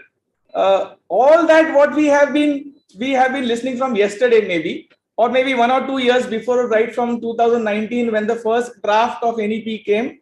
I don't know how many of you have actually read that draft which had come in 2019. It was more than 400 pages. And then we had organized a lot of programs. I remember I had gone to Somaya College campus. More than 600 students were present and we were talking about the draft. And we were asking teachers, okay, please, students also, yes, please look at the draft, give your suggestions, because this is what we have to do after a few years. And that time, whoever participated in that entire intellectual activity of giving some suggestions and feedback and comments and raising some doubts about this draft, those who gave the suggestions will be happy because most of these suggestions were incorporated. You will be surprised. I don't know whether it was discussed yesterday, but more than 2 lakh suggestions were received by the drafting committee. And out of those 2 lakh suggestions, which they all collected by moving across India, they put them into different buckets, and then it was separated, segregated, compiled, and then the final 67 pages of national education policy document has come up.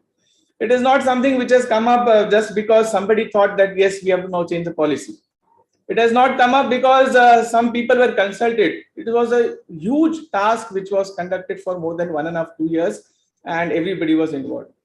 Now what has come up has come after a long duration of time, from 1986 with little change in 1992, and then we have 2020. We already have lost 2 years, and these 2 years have gone because of COVID.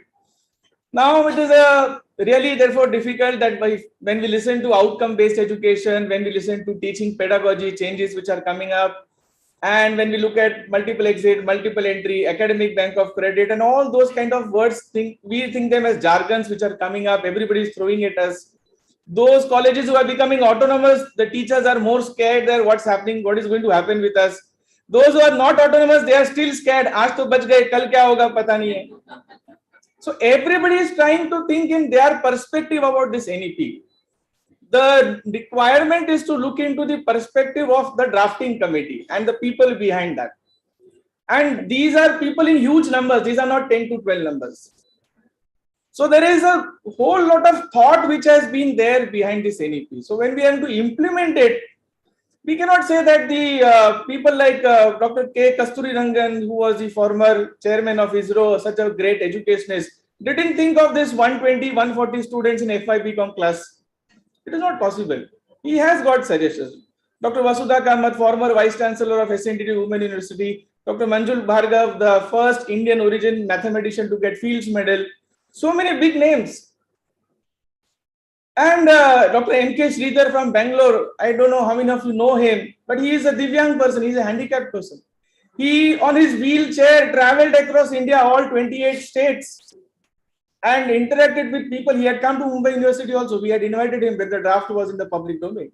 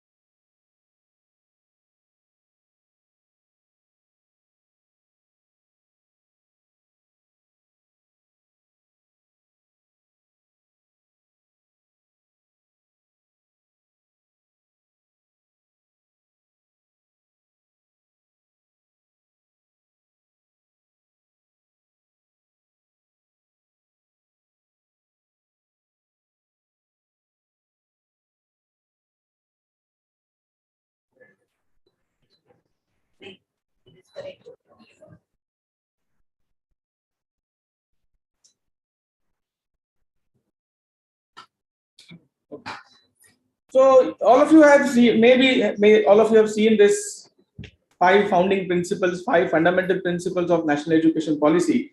And I don't want to repeat those if you have already heard about or read about it. But for this particular session, when I'm talking about distance and online education and the way distance and online education is going to change the entire higher education in this country in the next 10 to 15 years, I specifically would like to share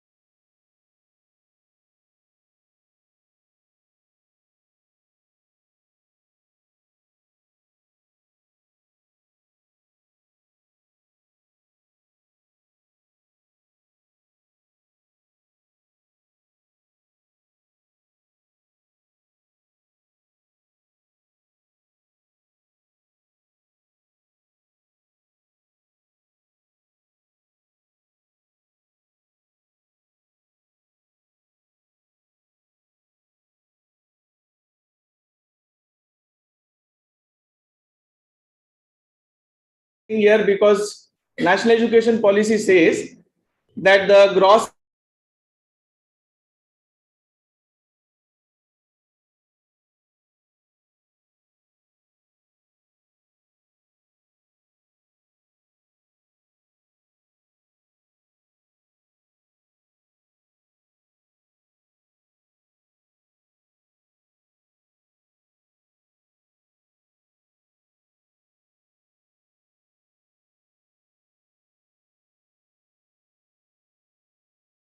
on the one hand,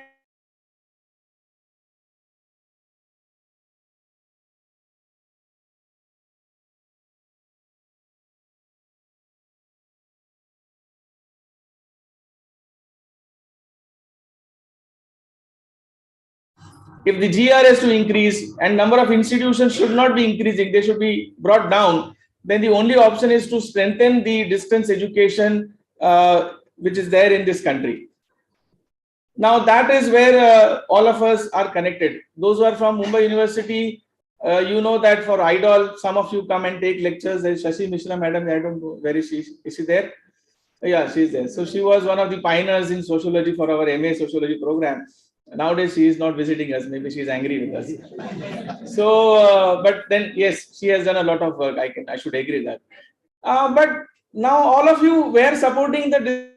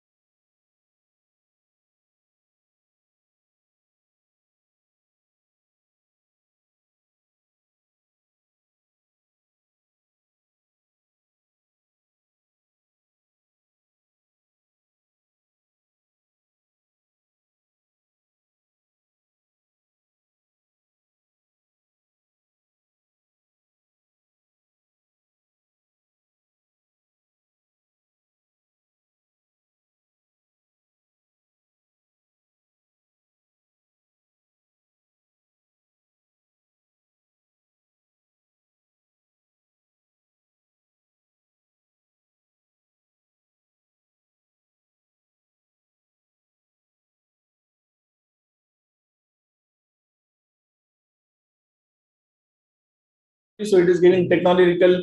It is giving you the taste of how technology can fail, and then you can get stuck. So you need some human resource to be next to you. So that takes care of the question also that will the teachers be relevant in the coming days? So you will be relevant, but your role will change. Maybe your role is now actually like a facilitator, not as a teacher. Sometimes many times, those who have attended my online sessions, I always say this, that English language is a problem. Piali knows that. I had come to Xavier's, I said that. So in English language, we have this word teacher and learner, two separate words. So we feel teaching is something different, learning is something different. But you look into all Indian languages. There is one common root word. The other word is an extension of that. Sikhna, sikhana. Shikne, shikavine. Take Gujarati, Malayalam, any language in India. The main root is learning. Teaching is the next part of that. Basic thing is learning. English has two words. So we feel teaching is something different, learning is something different. It is not like that. So learning is the most important factor. Teaching is a byproduct of that. So let us not focus on that part, teaching part. So we all are learners. So we need to learn different things which come up. If artificial intelligence is going to disrupt the education system, we have to learn. If AR, VR is going to come, we have to learn. We have to get acquainted. If OBE has to come, it has to come. It is not going to go away because I don't want to do it. It is very difficult. Itna PO, SO, short form ही याद नहीं रहता है, full form के याद रखें. So much of confusion. O stands for outcome or O stands for objective. So we are going to take care of three fundamental principles: accessibility, affordability, and quality when we talk about distance education. Now, this is the All India Survey of Higher Education ISHA report. I have deliberately brought it in front of you, and I have compared it on 3 different years as time series. You can see right from 2018-19 to 1920 to 2021, and now this report 2021 is in public domain. I will request all of you to have a PDF copy of that. Everybody should read it, because that gives you an insight of what higher education in India currently is about. The actual data which colleges have filled, our RJ college also has filled the data, every college has filled. It's a compilation of that huge data, millions of learners and thousands of teachers, what they are doing. So you see this data, this is about the enrollment in universities and its constituent units in the regular and distance mode. And you will see in 2020-21, the number of students who have enrolled in the universities for distance education programs is higher than the number of students who have enrolled in the regular mode. It is more than 50%. And now that is somewhere equal. It was earlier how much? 4 crores 28 lakhs, then 3 crores 85 lakhs. The numbers were having a difference. Now they are coming close, and in fact it has exceeded number of distance learners. This is only university data, university departments and constituent, not affiliated colleges. So we are not talking about the enrollment in the affiliated colleges. This is the university departments and constituent units data.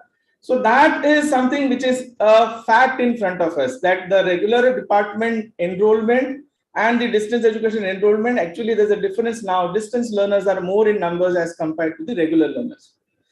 That is because we want to provide accessibility to all. Now this question, a myth or a question, whatever I call it, will always be asked by everybody. Okay, you are giving good number of graduates and postgraduates through distance. What about the quality of the program? So, many people ask this question about distance education. There was a time when employers were not employing learners who had done programs through distance education. Even now also in some competitive examinations, distance learners are not allowed to participate.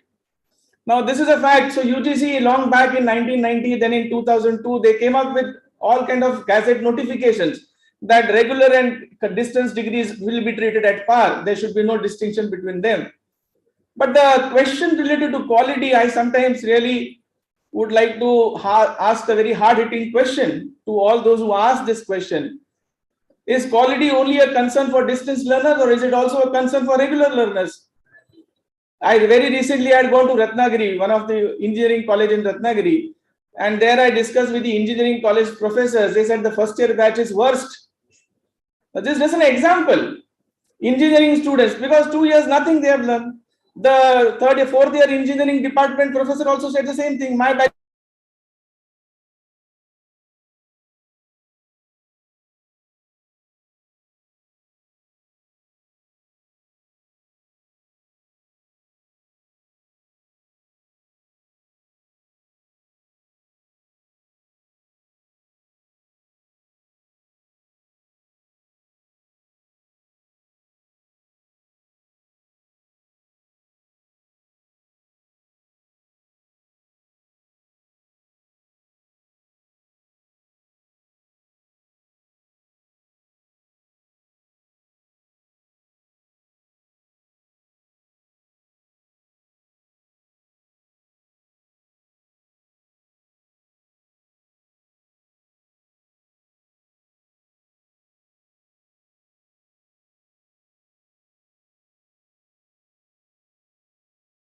will come together.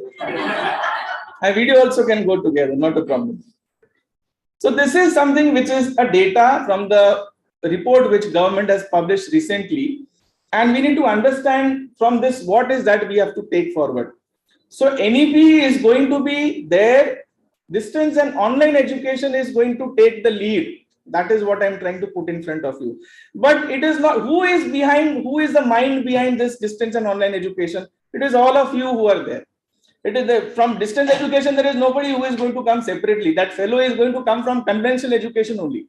I have graduated from Ruya College from the Department of Maths in Mumbai University. Now I am a faculty for a distance education institute. So all of us have done regular education, but now some of us have become full-time there. Some of you will become the part-time collaborator in this. So my request to all of you are present, online and offline both. Okay, be a part of distance education. Don't neglect us. We are good fellows. Okay, so activity for all of you. Now those who have attended my online sessions in the COVID times, please don't answer. Those who have not attended and looking at this picture first time, okay, give some good observations. By the way, all observations are good. Okay, so don't classify good or bad. Give some observations on looking at this picture. Those who are online can put it in the chat also.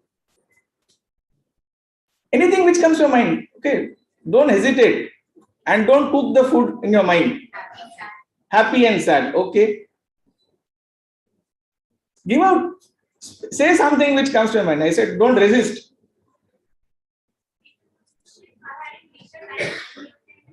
Very good, absolutely correct.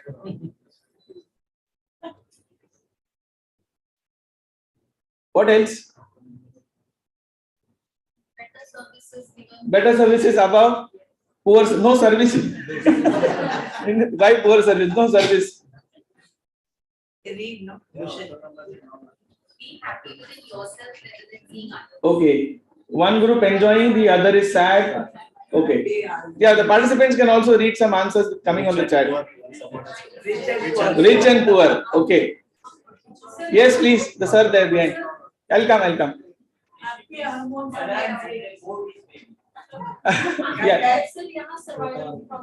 यहाँ पे survival का problem है, वहां पे सब मस्त है. ठीक है, बहुत बढ़िया. He said autonomous and non-autonomous.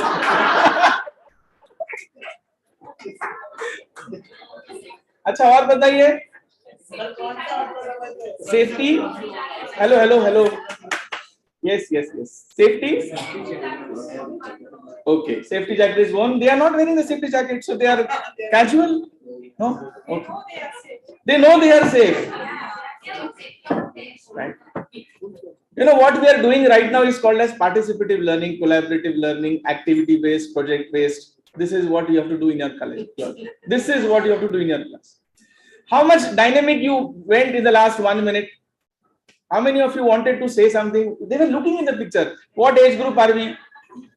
I'm not asking the ladies, great ladies here, what is the age? But yes, our learners in the classroom, they like such kind of teaching learning method. NEP is not about those technical jargons which you will read from the book of NEP. NEP is about implementing that in a simpler way. You have to change your teaching style, that's all. How a learner would like to learn, that is what NEP talks about to do. Learner-centered pedagogy is basically about that. Well, to answer this, but how is it, can anybody relate to what we are discussing now? Distance education, online education, national education policy. Can somebody relate to that? One is offline, one is online. So who is offline, who is online? You are too much biased about CBSE board and SSC board. Yeah, how can you relate this distance and online education, NEP? They have more resources there, but who are they? But who are they? Yes, that last. This is when you, the upper one is traditional, and this is NEP. My God, you need to redo the entire NEP seminar once again. Certificate will not be given to you. Rural and urban, okay, yeah.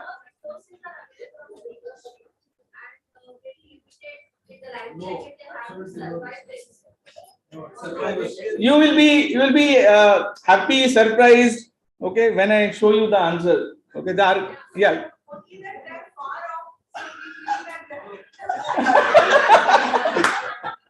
ये तो ऐसा हो गया ना, हम लोग हमारे perspective सब देखते हैं, उधर भी कुछ गड़बड़ होगा, यहाँ से दिख नहीं रहा है.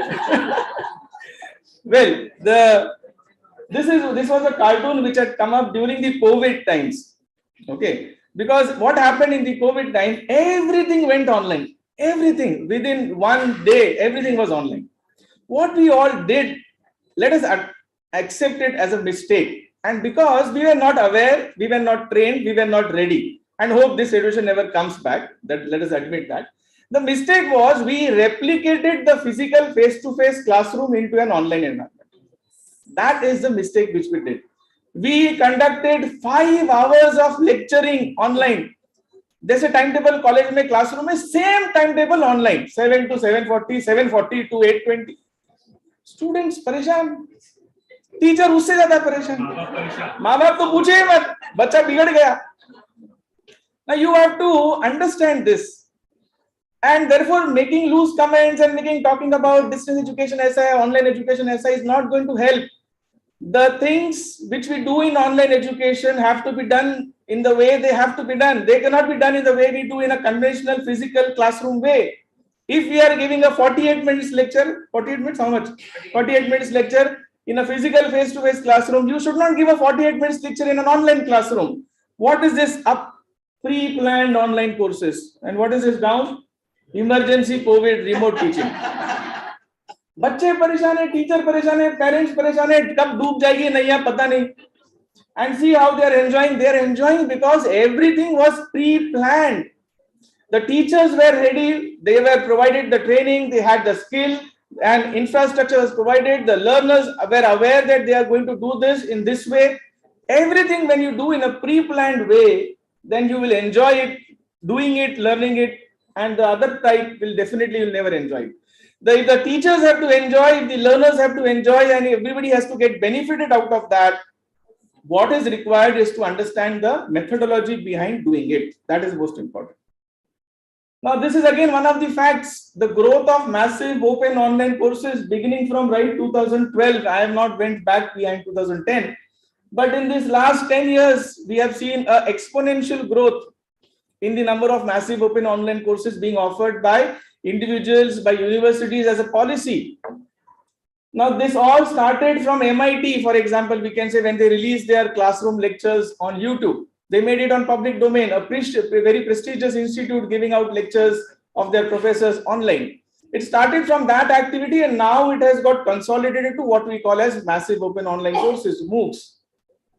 Right now also, even after MOOCs have got a space in our minds from last 2 to 3 years, still many of us in the teaching fraternity do not know what is a MOOC about. And the full form is known, but what exactly has to be done in a MOOC?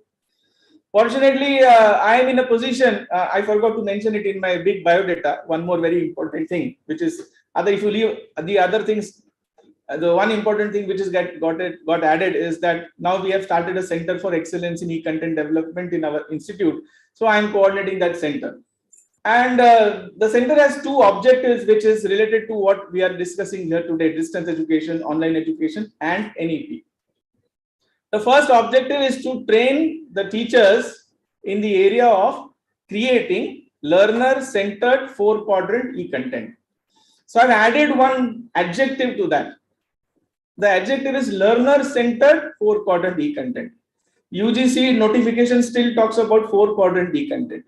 We are talking about creating learner-centered 4-quadrant e-content. So one objective is to train the teachers. The second objective is, if I train all of you here, what will you do next day? So you need to have a space where you will actually practice, experiment, and create. So the second objective is to provide the infrastructural and other support for faculties to create learner-centered e-content. So these 2 things we have started, and that is because it is not a propriety of somebody from Harvard, Oxford, MIT, or some such universities in US. RJ college teacher, also any college teacher can offer an online course. In fact, though I'm using the word can, I should be using should. Each one of us should. Why it is It is not that difficult. It is only that we have to reorient ourselves. We have to think about how we are going to deliver an online course. That is most important. Let us look at how distance education evolved. It began from certificate courses, Patrachar Dwara Shiksha. It began from there. And that is in India, in other countries also it happened like that. Now correspondent courses, then we had 1962, the first distance education starting from University of Delhi, Mumbai University 1971. And now in 2023, as you can see, we have 112 dual board universities, 14 state universities and one central university, and catering to more than 50% university education through distance education. Initially only for working people, because that was a need at that time. Employability related things were there. So you need to complete your graduation. 10 plus 2 plus 3 came, and then people were not graduated, but the jobs were there for graduates. So there was a gap which had to be built. So initially it began only for working people, but now you can see everybody would like to do a course from distance education. I know many of the teachers, in fact, many of the university officers, they are doing distance education courses. Many celebrities are doing. In our Mumbai University, we have a special cell for all these celebrities. So every year we have at least 10 to 12 people from cinema, from art, from drama. They are completing their graduation, their post-graduation, they are finishing. Teachers are doing additional courses. So this is happening. And therefore, the original need was to address the gap regarding the employability part. Now it is not like that. It is because now you want to have some additional knowledge, you want to upskill yourself. So that is the purpose of distance education. We have to reach out to many. That slogan was there, will be there to reach the unreached. It will be still there. But beyond that, whoever is still there in the education fraternity would like to again upgrade. I have done my MA in political science. Now I want to MA in sociology or MA in economics. Somebody from economics wants to do maths. With the advent of national education policy and it is getting deeper into the system, we have choice-based credit system. I always say that choice-based credit system is the ideal situation to be implemented in distance education. No tension of workload. In regular colleges, there is a whole lot of churning which is happening related to teachers' workload. But choice-based credit system has the word credit, which doesn't talk about teachers' workload. It talks about learners' workload. How much a learner can take the load is what the choice-based credit system talks about. You can take these many core credits. In addition to that, you can take anything what you want. You may be a BSc physics student, but you can take music, you can take art, you can take maths, you can take sociology, economics, languages, anything you can take, computer science. Now that when it has to be implemented, the ideal situation will be distance education. Why? Because there are no number of teachers we have in the regular stream. We have more of counseling teachers and not regular teachers required. So therefore, we need to be a part of this change in which is going to happen in the higher education. Initially, we had in the distance education institutes only traditional conventional programs, BA, BCom, nothing other than that. Now we have a whole lot of things from certificate programs, non-credit courses to research level programs. So we have institutions and universities who are offering credit courses on research methodology, for example, which is a coursework subject for PhD students. So this kind of change we have already seen, which is happening in India and across the world also, but I'm focusing myself to Indian perspective only. Now, this is what is the actual transformation which is there on ground right now. We cannot deny the fact as on today. There are certain issues with distance education which have been handled. I can also use the word manhandle, mishandled, because in the regulations which UGC brought in 2018, there were some issues which actually has troubled the people who are in the distance education, but still it is okay. Why it is okay? Because some universities, institutes came up and they started distance education like a factory and they gave up degrees. So it became a problem all over India. So it was resolved. But other than that, if you leave aside that negative factor, it has really grown up like anything. And the market requirement is still higher. I'll give you just one example. You will understand what I mean by the market requirement is higher. Mumbai University is offering distance education programs through IDOL. We have 70,000 students. But in Palghar district, in one of the college, YCMOU has a center, Yashwantrao Chauhan Maharashtra Open University, and YCMOU center in Palghar, in a college which is affiliated to Mumbai University, has 3,500 students. So look at this situation. The college is affiliated to Mumbai University. people around know Mumbai University, but they are not enrolling into Mumbai University's distance education programs. 3,500 students are enrolled in YCMOU programs. So this is a requirement which we have to see. SNDT Women's University is catering to the requirement of women specifically. So many women are there who would like to finish their education.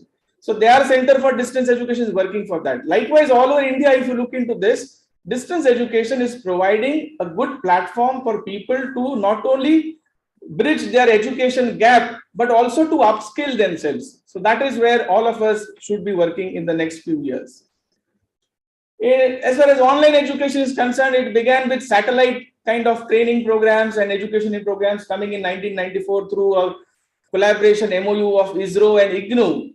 And then we had this Gyanavani, Gyan Darshan, like All India Radio and Doordarshan. We had these radio and television media through which all programs were released. YCMOU also had started. It is still there. They have it on their website. But all these, though they were good in their times, now when we look back at them, they are still monologues only. Because it had only one-way teaching learning process. I don't know whether learning should be calculated or not. You can do survey and you can have a report published on that. But it was more of one-way communication. Then they had a program where on the TV live, like the way we have live discussion TV studios, but not those noise-making studios, but good kind of academic discussions. They had a two-way communication where a student can call on a phone on a toll-free number and then the teacher present in the studio would reply.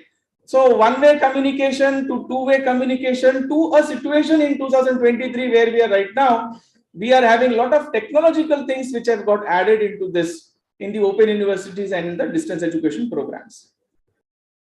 Meanwhile, it is a market finally. So people who would like to mint money out of that will not stay away. And why should they stay away? Entrepreneurship skills sikha rahe hain, to use bhi karna chahiye na.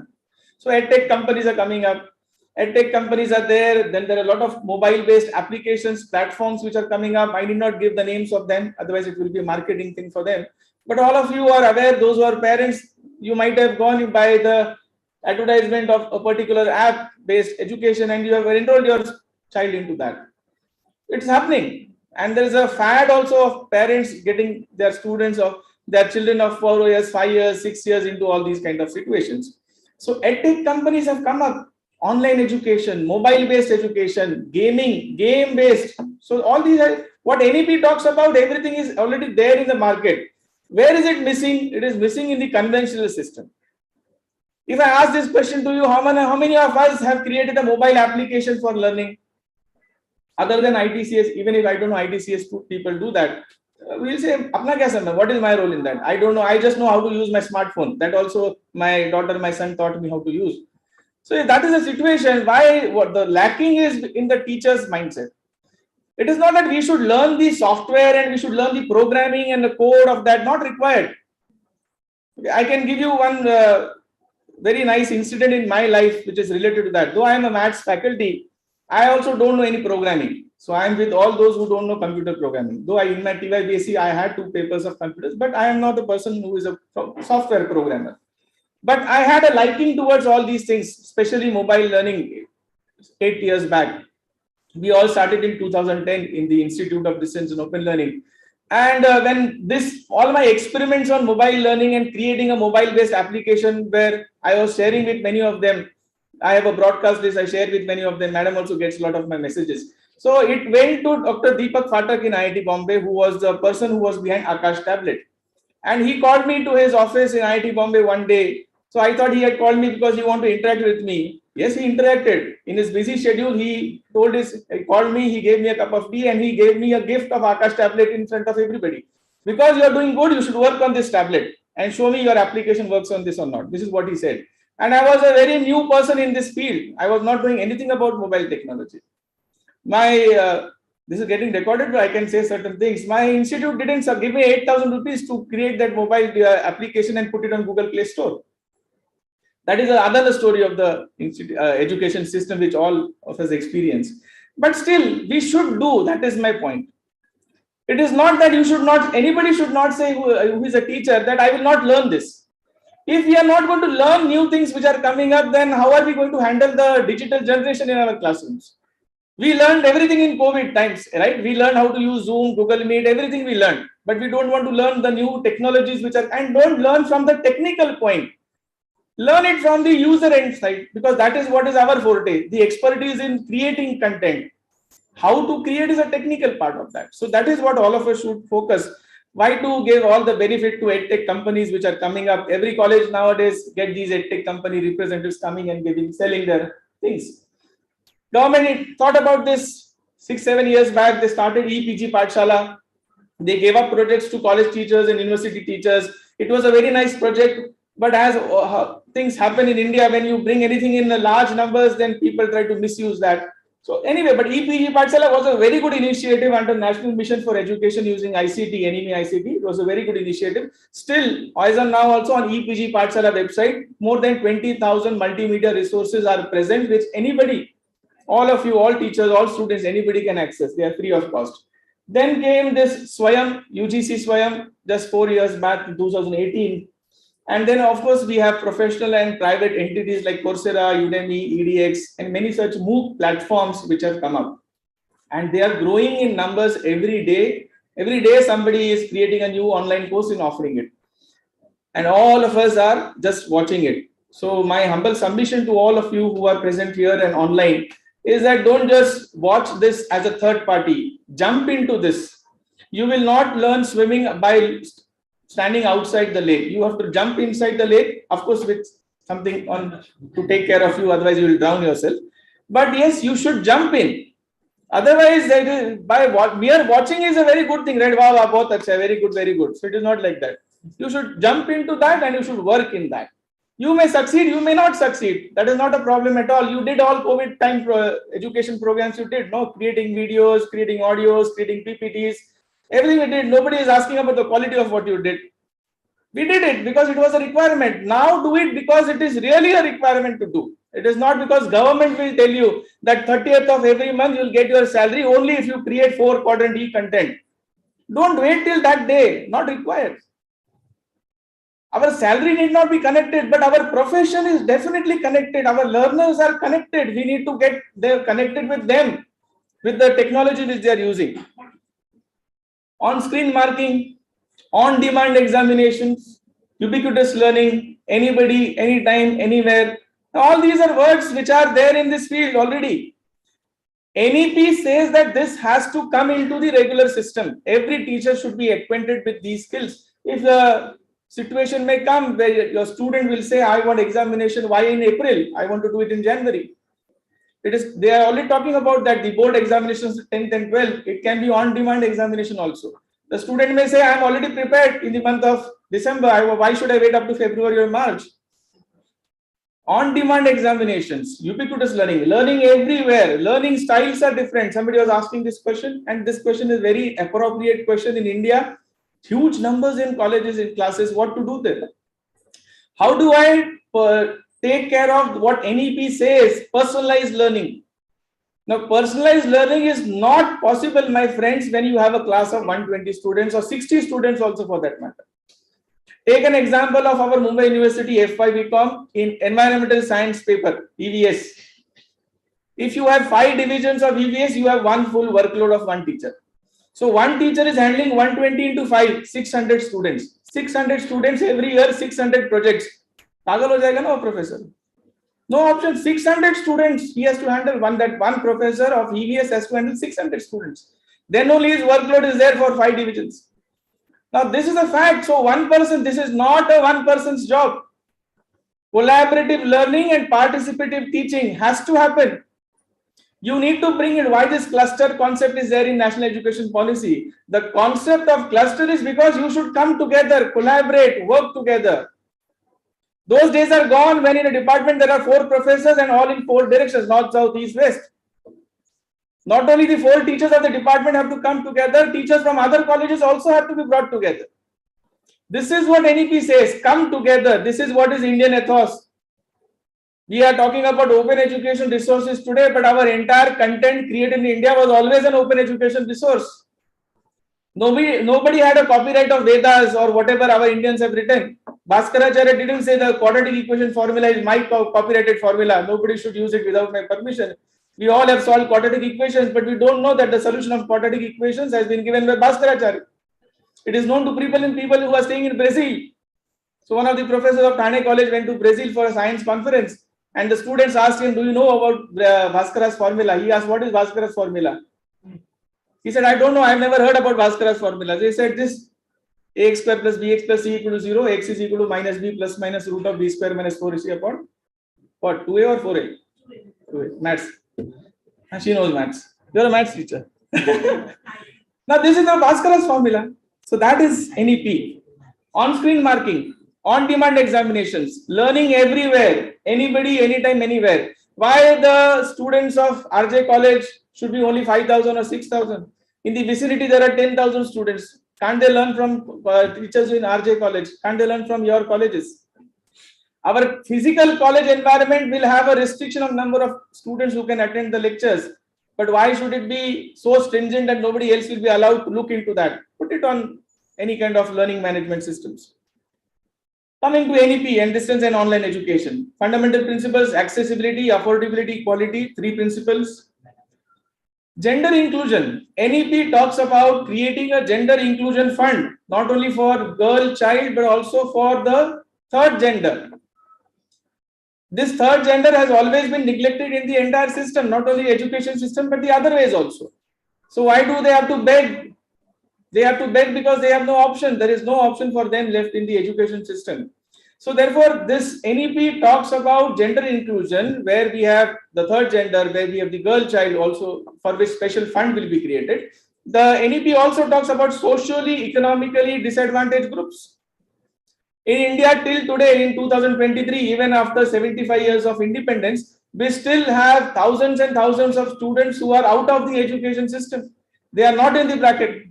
So they have to be catered. Their education has to be catered. Who will do that? Our conventional system will not be able to do that because of the physical restrictions, physical constraints. And we cannot say that it is not my duty. Because I am again repeating, don't think yourselves as teachers of a particular college or a university department or an institute. You are teacher by your own behavior. You have to be a teacher 24/7, 365 days for everybody. And that we already do. We travel in train. Those who know us, they call us Miss, Madam, Sir. They call us. They ask their doubts also during. If I wear the university I-card on my neck and travel in the train, people look at me and say, "Are you university mein? Exam ka result kab aayega? Marksheet kab milega?" Lot of queries are there. So they think I am wearing a university I-card means I am university. But then I don't feel bad about that. We should carry it with us. The legacy is in different ways, right? It is not a legacy in a positive way. There are other things attached to that. Let us accept it. So we should be teachers 24/7, 365 days for everybody. Don't restrict yourself to one college, one department, one institute. Come out of this 4-wall classroom. And what NEP says is reach out to everybody.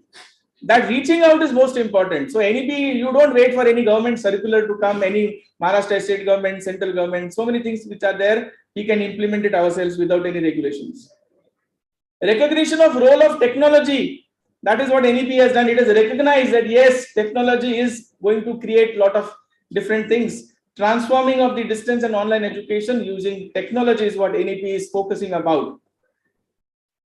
It is not only the understanding of the importance of the role of technology, but it is also integrating technology. So NEP says that higher education institutes have to integrate different technological things into their system so that they cater to large number of people. We have online learning platforms, we have virtual classroom environments. We can, all of us, at least the minimum thing to do is create multimedia content. Nobody will stop us to do that. In fact, now UGC is promoting by giving career advancement through these creation of 4-quadrant e-content options. So, but why should we create it? Not because of CAS. CAS is a byproduct of that. That is always what I request teachers to understand. Don't do it for CAS. If you do it, you will get CAS. But don't do it for CAS. If you do it for CAS, then you will be too technical about it. You will count. 1 quadrant ho gaya, 2 quadrant ho gaya, 3. Don't do like that. Create it because you will enjoy creating it. Any time, as I said in the beginning, no. Creativity is something which everybody enjoys. If I give you a piece of paper and tell you fold and make some shape, we'll be very happy to do that. You may not be successful in doing that, everybody. Some will try to do a frog and will make something else. Jana tha Japan, pahunch gaye China. So that happens. No problem nahi hai. But then we should try that. Doing something through hands is something which is very important. All of us should do that. Collaborations with institutions, autonomous colleges. The first thing what autonomous colleges should do is to tie up. To implement NEP, they should tie up with as number of institutions as possible.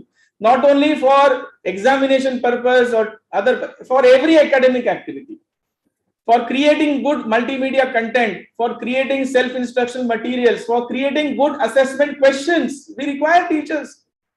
Whatever was done in this previous lecture, assessment and evaluation, these are two different words with two different meanings. What is assessment? What is evaluation? I was talking to madam, I said, though we call it as continuous internal assessment, it is still not continuous, it is discrete. Mathematics teachers, stats teachers will understand what I am saying. It is still discrete because you do it at intervals. You are not doing every day, every minute, every second. Not possible. Physically not possible. Then what is the way out? The way out is technology. Use learning management systems. Use technological tools which will do continuous evaluation. Actually, real-time basis continuous evaluation. Not the kind of things which we do. And then it will not be pre-decided. Like somebody was asking a question that the student already knows that he has to give 6 CIAs. Continuous means it can happen every time, any time. So that is possible when we all collaborate together. Affordability will be taken care of, quality will be taken care of.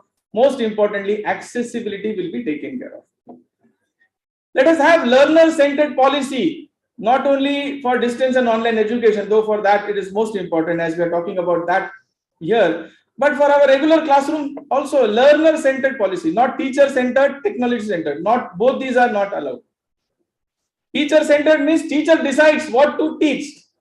Technology-centered means technology is the focus of every activity. Light should be good, sound should be good, this animation should be there, transition should be there, everything should be there. But that is not the focus. The focus is on the learning of the learners. When that happens, it is called as a learner-centered policy. And therefore, I said that what we do in our center is not create 4-quadrant e-content. We create learner-centered 4-quadrant e-content. There is a big difference between them. Think about personalized learning. We were all discussing about this. We will be discussing it in the future also, that how do we handle this? Because the teacher-student ratio or TPR, as it is called as, that is not going to change drastically in the next 10 to 15 years. It will take time. NEP mentions 25 and 30 as a student-teacher ratio, but 25 and 30 also is very difficult. Rural and urban, they were talking in the NEP document, it is mentioned. In urban areas, it will be 30, rural is 25 and rural it will be 30. But still, that also is still difficult to achieve. But you can't wait till it gets achieved, right? We have to start working. So personalized learning, how will you do? Flexible learning, learner support services, all colleges, they can become counseling centers, student support centers for these distance education learners. That is our goal. And then finally, we have NETF, National Educational Technology Forum. Unfortunately, because many of us are not aware, the government is yet to form it. It is mentioned in the NEP that government will form a National Education Technology Forum. For what purpose? For training all teachers in the area of education technology. But now no one knows, many of us don't know. So what is happening? They have not created. They created National Research Foundation because there was a pressure. So they created it. And they didn't give 20,000 crores as mentioned in NEP. They gave only 5,000 crores. So because we are not aware, government will do its business in its own way, right? We have to put a pressure. So NRF, National Research Foundation, was not formed. Pressure aa gaya, created. But 20,000 crores is promised in NEP. They gave only 5,000 crores. Actually, they gave 20,000, but in the bracket for the next 4 years, for next 5 years. So this is what is happening. NETF is still not there. All of us, you agree that you want training as far as education technology? Yes or no?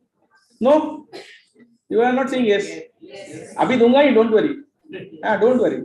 But do you require a training of education technology? Yes. Why? Because we have done BSc Physics, BA Economics, or whatever MA. In our subjects, we are not anybody here other than education backgrounds teachers.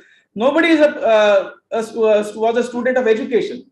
So we don't know educational technology related things. Let us accept it. But then we need to get trained because that is how the entire NEP is going to be working in the next few years. MOOCs, massive open online courses. UGC Swayam. Swayam again is an acronym of the platform. UGC has allowed 40% credits based on the background of NEP. Though COVID has gone down, is now almost over, but that 40% has not gone back to 20%. Initially, if you remember, in 2019-20, it was 20%. Later on, during COVID, it was increased to 40%. So a student can earn 40% credit through online courses, and it is still there. They have not removed it. So 40% credits, if a learner can take from outside physical classrooms, that means it has to go through online education. It has to go through distance education. And who will do it? Because distance education doesn't have any teachers like the way conventional mode has. Finally, it will come to all of us who are sitting here. So we have to create that content. We have to curate that content. That is what this NEP is telling us to do. Then integration of technology in distance and online education. Now this is something quite interesting. This slide and the next slide, because in what way technology is going to change online education, distance education. Artificial intelligence is going to be there. So AI powered tutors will adapt to individual learner needs and learning styles, providing them customized feedback and guidance. So those who have attended my sessions online, I gave this as one example when we do training, hands-on training. Suppose you ask a multiple choice question, what is the capital of India? And you give 4 choices, Mumbai, Delhi, Kolkata, Chennai. If a student attempts the choice as Mumbai, what is the feedback you will give to the students? The answer is Delhi, obviously. So what if the student attempts Mumbai or Chennai or Kolkata? What is the feedback which you will give in that MCQ to that learner? One feedback, which is a very easy to understand feedback, is your answer is wrong. Is the story over there? Should the story get over there? What is the next thing you can do? Next level? Tell him the correct answer. So your answer is incorrect. The correct answer is New Delhi. Is it over here? Should it get over here? Can we give something else? What you can give as something else?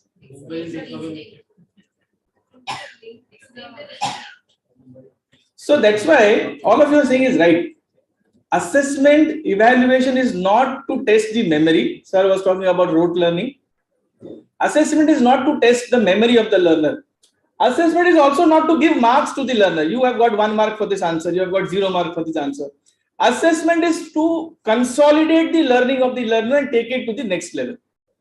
So even if the answer is incorrect, we should provide what is the correct answer.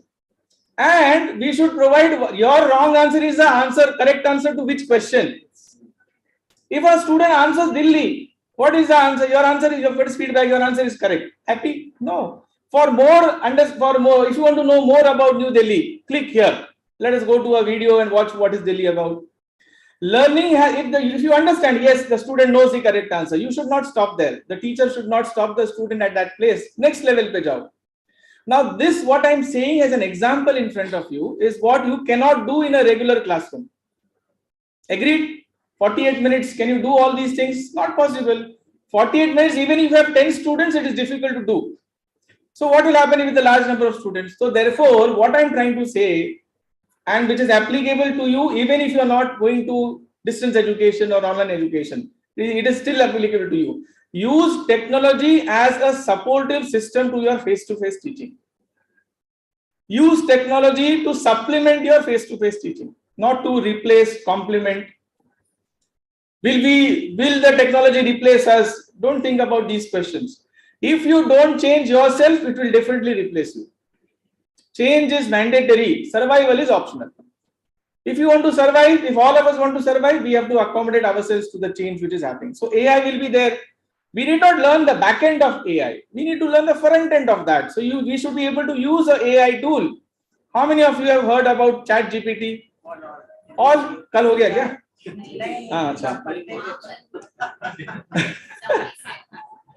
So, how many of you have used it? Few of you have used it. Please use it. It is something quite interesting. And why I'm saying you all, and why I'm requesting all of you to use ChatGPT. It is free of cost as of now. A day will come when they will price. All correspondence is the right one. Because the moment you give an assignment to your students, they will go to ChatGPT. They will tell the artificial intelligence tutor, give me an assignment of 500 words on this particular topic. They will give it. That fellow will give because it is a trained tutor, AI based. So, and you know, in that ChatGPT, there is an option to regenerate the response. So the same sentence can be rephrased 10 different ways. Try it out. It is interesting. And if you don't know, your students will fool you in the next coming days. So you should not get fooled by your students. Now people have, the way we have anti-plagiarism softwares, people have started anti-chat GPT softwares also. Another tool to recognize whether this has come from AI tutors or not. So this is how technology is going to be there. Then we have augmented reality, virtual reality, mixed reality coming up. And still it is in a slow pace in India, but yes, it is still there. Learners will experience, for example, just to give you an idea, I've written down some examples here. Like you want to conduct a field trip. Let us have a virtual field trip. Why to actually go to Meerut to watch the Neel Kamal plastic industry? You can sit here and watch it. Simulative environments. Huh? Maza nahi hai. I'll give you another, in the next slide, I'll give you one example of Maza also. Simulations, hands-on activities in a virtual environment. Now, this is what the learners expect us to do. I'm trying to put it from the student's perspective, friends. It is not because I'm a teacher colleague like you, I am forcing or I'm requesting you. It is because what the students are going to enjoy and they are going to like in the coming days. And if our teacher, please, I apologize for saying this, but if our teacher goes in the classroom and gives information for 48 minutes, nobody will sit in our class. I went to a place in in Ratnagiri, another college. And there one professor from junior college, he asked this question to me because in his class nobody comes. He's a genuine teacher, so nothing problem in him. But he asked this, why the students don't come? So we have to think why the students don't come in our classrooms. If we are going to provide information which is already available in abundance, the role of teacher is now as a facilitator, because the facilitator will take care of transforming the information into knowledge, which an AI tutor also may not be able to do. They are trained now how human brain works. They are trying to work on that also. I am not a technology expert in that sense, but yes, I am observing them by going inside them, not by sitting outside them. Learners will access course materials, they will submit their assignments, they will communicate with the mentors, instructors through cloud-based platforms. This is happening and this will happen again in more numbers. Because I am giving you the applications of all these technological things in distance education, online education. Why people will prefer online education? Why? See, if you ask your students today also, though their answer is not correct as per our thought, which is also okay. If you ask your student and give them a choice, do you want an online exam or offline exam? They will say, no, online exam. Very easy to write MCQs, right? But if you change MCQ to something else, open book exam, keep your book in front of you, not an MCQ, but something which is concept based kind of thing. Then they will say, no, offline exam acha hai. Theorem by heart karke likhna is more easy. So think of this, we have to change ourselves and we have to reinvent things according to these different tools and technology. We have National Broadband Mission 2025 of the government coming, where it says that by end of 2025, every Gram Panchayat will have 50 Gbps of optical fiber internet connectivity. We have 5G technology already entered and now it is going into deeper. So we have all these internet related things also coming up. So now 10 years back when we started in 2010, people were asking us, where is internet facility available? Why are you going online? Why are you taking lectures online? In fact, few students came and fought with me when I took my MSc Maths lecture online. They said, no, we don't want online. We want it in the classroom. I said, you stay at such a remote place. For you, traveling 2 hours is so difficult. Why you want to travel 2 hours and come to my lectures? Sit at home and watch it. So, but then some people had genuine problem 10 years back. I can understand. But now the things have changed. 10 years from now, in 2030, what will be the situation? So the internet penetration is going to go. It is going to go deeper. But then we cannot wait till that final day when everybody 130 crores, but that final day will never come. Aaj 130 crores hai, kal 135 crores hone wale. So you cannot wait till one fine day. We have to start. That is what is the important thing to understand. Interactive classes from anywhere in the world.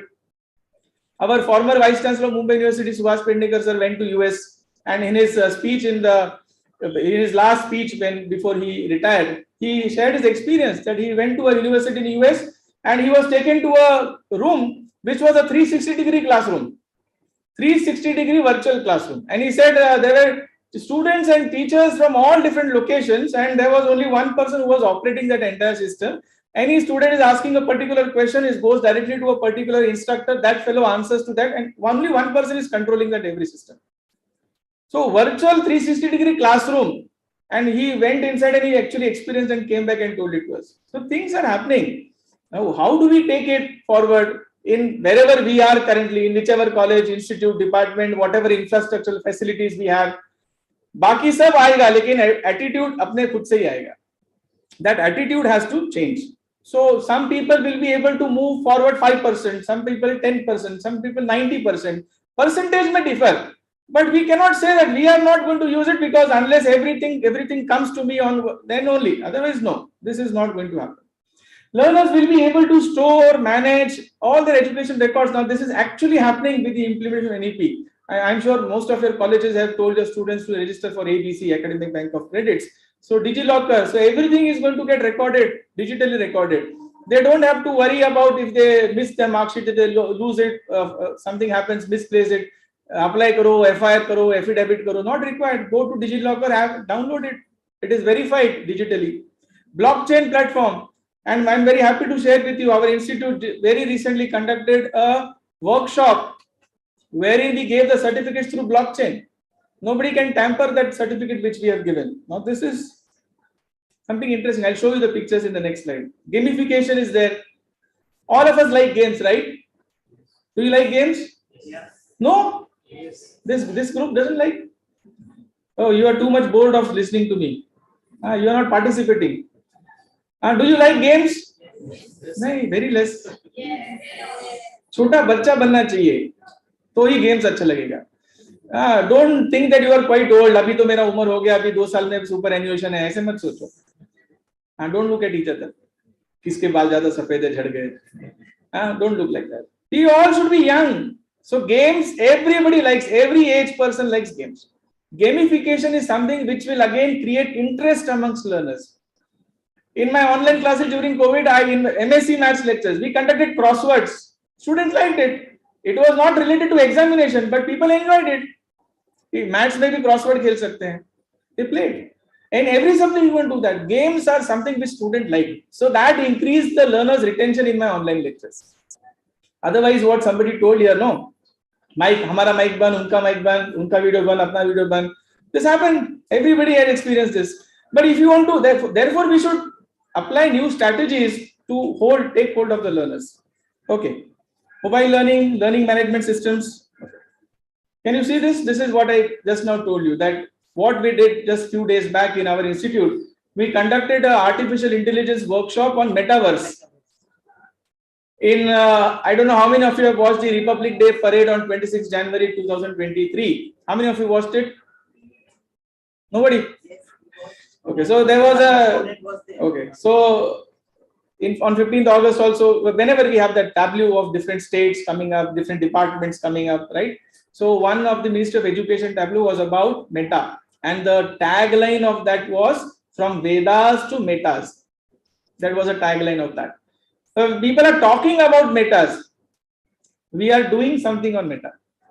That is the difference. Okay, in CHM College Ulhasnagar long back, I had gone for a Hindi day program, and there were student leaders from NSS, our university, had called them to give a speech on that Hindi day. I am giving this example because it's directly related to what I said just now. So there were speakers, the entire program, now the medium of communication is English, and everything was happening in English. The nameplates, the board, the banner, the Hindi day program, everything was in English. 2 speakers from the student who came, who were NSS students, they gave a speech in English on Hindi. The 3rd speaker came. Okay, I still remember that boy because I later on went and met him and patted on his back. Good job. ऐसे इसको कहा मैंने.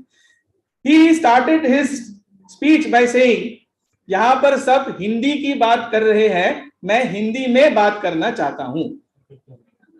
That is the difference, right? Everybody clapped. Everybody was happy. The organizers were ashamed. Of course, CHM was not the organizer, somebody else was the organizer. So I don't blame the college for that. This is exactly, we are talking about metas, we are talking about AI, we are talking about AR, but nobody wants to do something in that. When we did this, I got call from 3 vice chancellors, you will be surprised. And they told me, please come to our university, we would like to know what you did.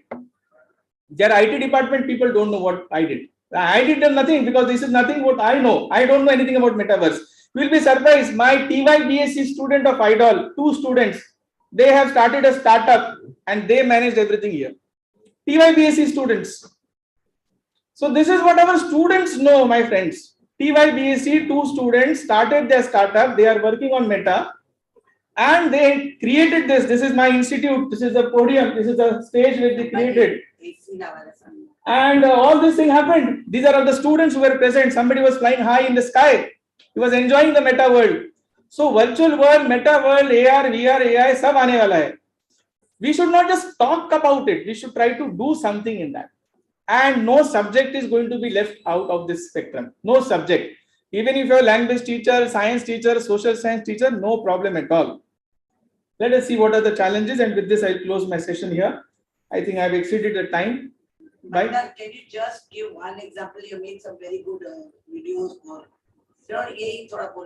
On this, see, this is what is metaverse. It is a place where it's a virtual space where you give real life experience.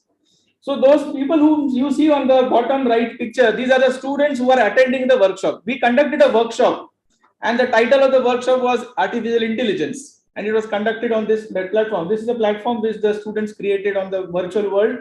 People joined it using website, using the browser or mobile app. Both the ways option was there. We created a virtual city, virtual institute, a virtual stage.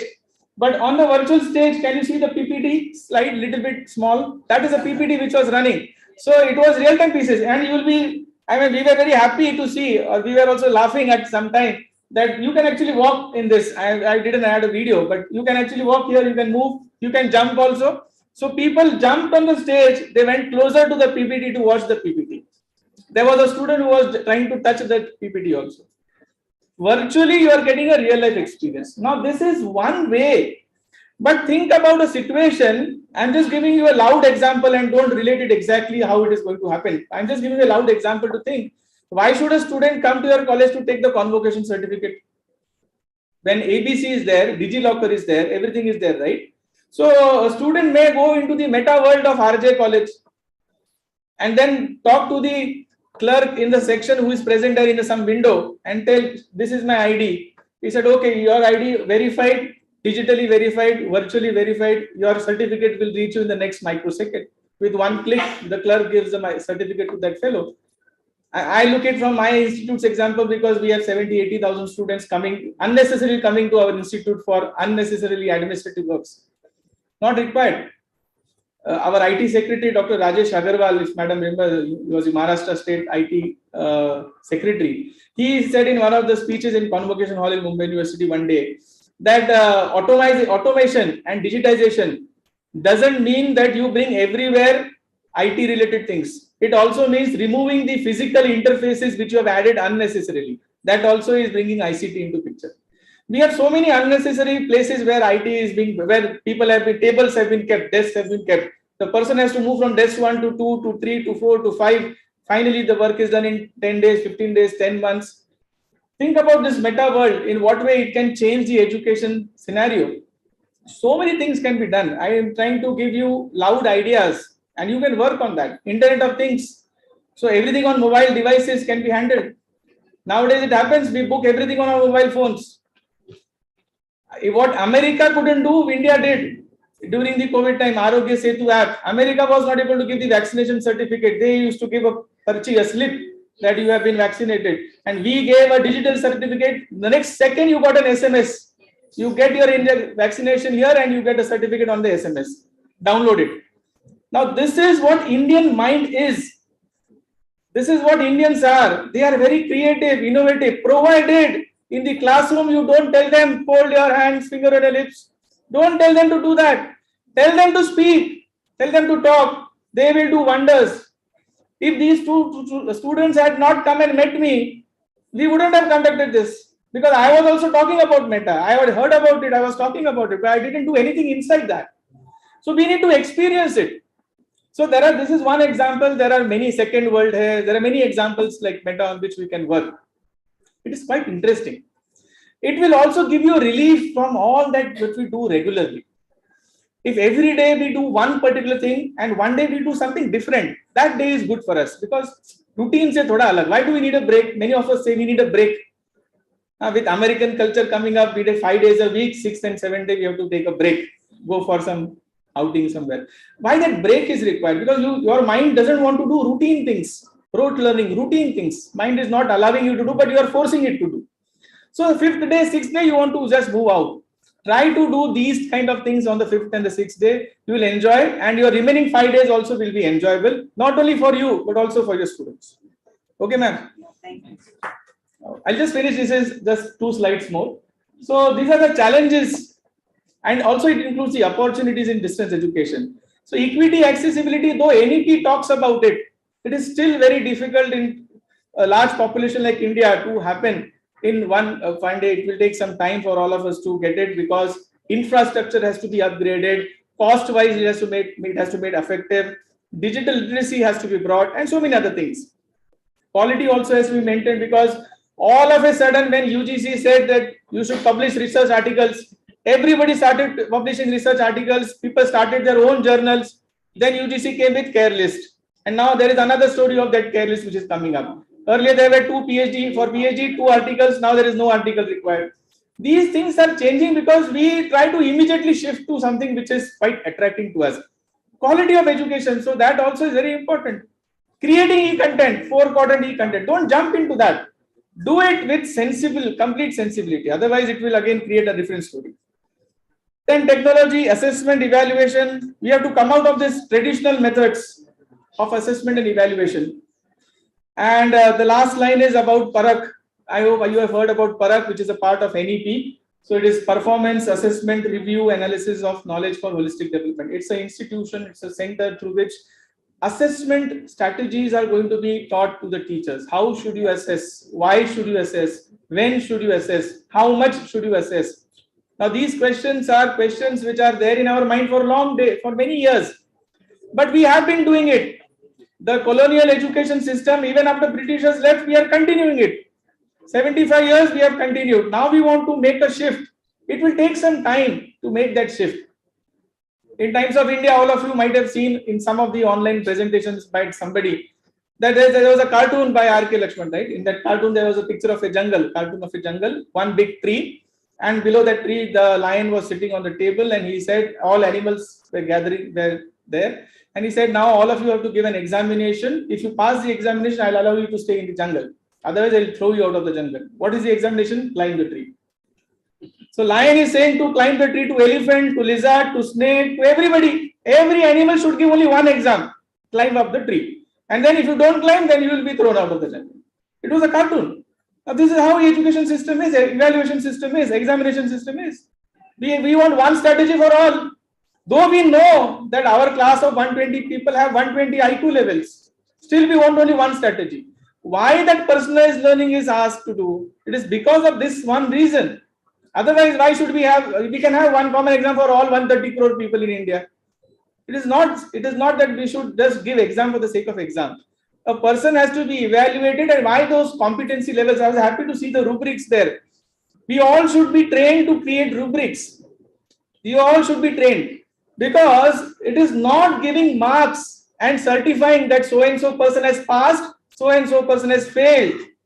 It is not that what we should do. This is a very wrong system which we are doing. We should give at the end of semester what this fellow has capacity, has competency, has knowledge domain, what this fellow has, not what this fellow doesn't have. That's okay. That is known. That's what this multiple exit entry talks about. Give some certificate to a learner who wants to come out of the system after first year of graduation, second year of graduation. So therefore, understand these things. And then this is a final slide: collaboration, skilling and upskilling of teachers, affordability, integration with conventional education. Now, all these things are related to challenges and opportunities in distance education, where not directly, but indirectly, all of us are concerned. Because we cannot say it is a lookout of distance education people to take care of the students. They are a part of our own society from where we all are. So we have to take care of them. In what way? Some people may come directly through the counseling session. Somebody will create good, smart e-content. Some people may create good assessment questions for them. Many things are to be done at many different levels. Mentoring is required. Internship karna hai. Where will they go? So all these things in distance education, online education, maybe distance is not directly connected to you, but online education, yes. Each college, each teacher should think about this particular thing, offering online courses. So that's all from my side. Thank you very much for your interactive, participative, collaborative, listening or hearing whatever you did. And I thank the organizers for inviting me. The forum is open for question and answers if you want to skip the lunch for 10 minutes more. I'm okay with that. I can understand. They will discuss. Food for thought is over, food for pate is aage. Thank you very much. Thank you, sir. Thank you so much, sir. That was a very insightful session. May I request Bharti ma'am to kindly propose a vote of thanks, and question and answers can be had with sir during the lunch session. We'll break after that for a short lunch. 2 p.m. we will start. Thank you.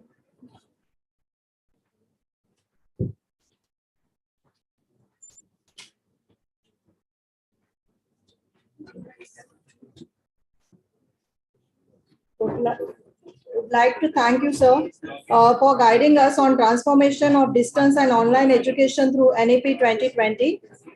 We are grateful for the time you took to share your thoughts and experience with us. The valuable inputs will help us to prepare and include the e-contents and online courses into our programs to reduce the learning loss and provide the learning flexibility to the students. The integration of the technology, teaching and assessment can contribute into reaching to the more students and easily evaluated. Thank you so much. Thank you very much. Invite them for lunch. Requesting all the participants here to please join us for lunch. We need to exit the MPSS hall, and on the right hand side, there'll be some volunteers to buy it. Same place that we had it yesterday. Thank you so much. See you at sharp 2. Yes. It's already 1:40. Thank you.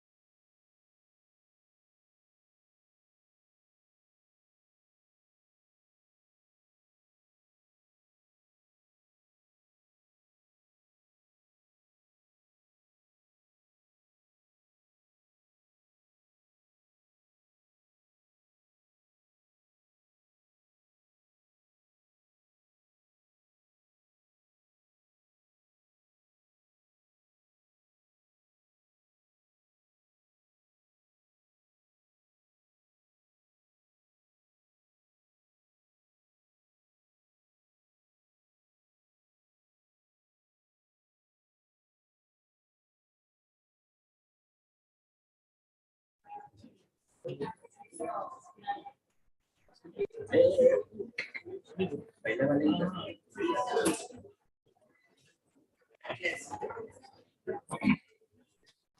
Hello.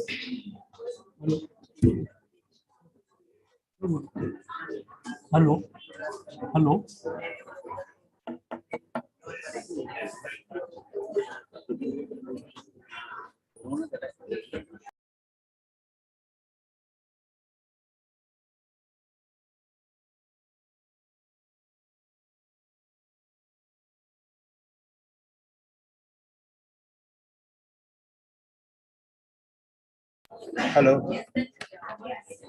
Hello. Hello. Hello.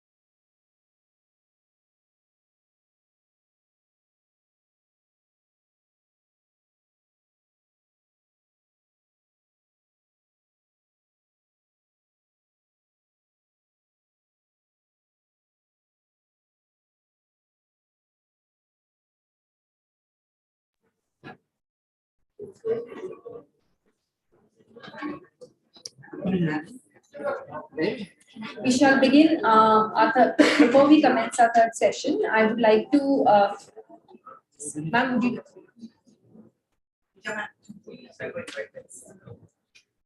Let's put our hands together for Mr. Kavi Dutra. He's the head speaker for the list and the requesting Director Ma'am to kindly felicitate our guest.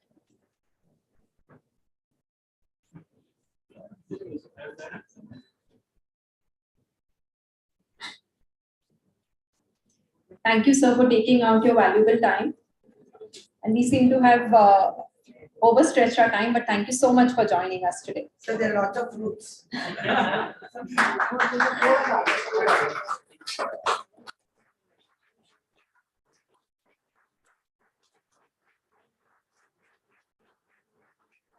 Thank you, sir. Before we begin the session, I would like to request Mala ma'am to kindly introduce our third speaker. Thank you.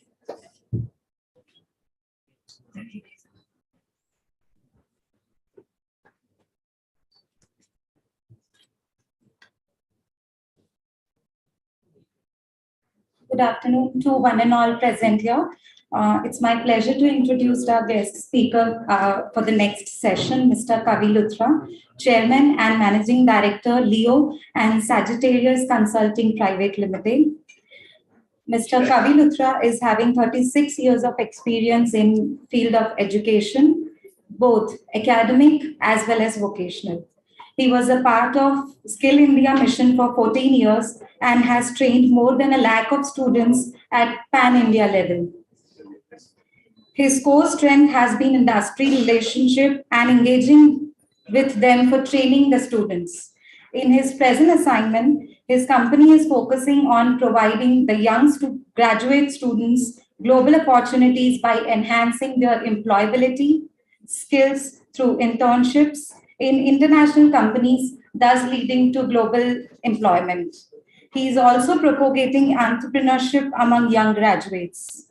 Sir, we are glad to have you here with us and we welcome you, request you to throw light on the aspect of skill development. Over to you, sir.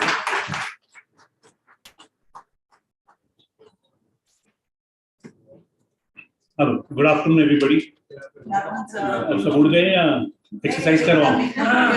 कुछ exercise कराऊं क्या? कराइए तो ठीक है, उठ जाइए, थोड़ा time पे सब उठ जाए, थोड़ा डिस्टेंस पे रखिए। अगर आप लोग उठ जाए तो अच्छी बात है, तो हमारा भाषण थोड़ा सुन लेंगे। तो आपका सिग्नेचर आपको सबको मालूम है ना? Everybody knows the signature? Yes. Do it with the right hand. Then do it with the left hand. Then do it with the elbow. Signature कराओ, ऐसा नहीं signature. AI. Left hand say. Leg say.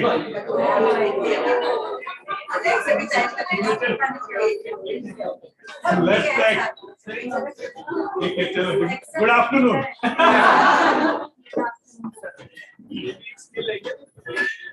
क्या मालूम, उड़ गए तो बच्ची अच्छा है। तो आपके चीज। Okay, so thanks a lot for the introduction. I will go the little more conventional style of not giving you a PPT. So I will talk about what I feel is coming from my heart, though I've written down my points, but it all has come because of the experience which I've gone through in my last so many years, especially meeting with various universities, colleges, institutions, industry, students at a pan-India level.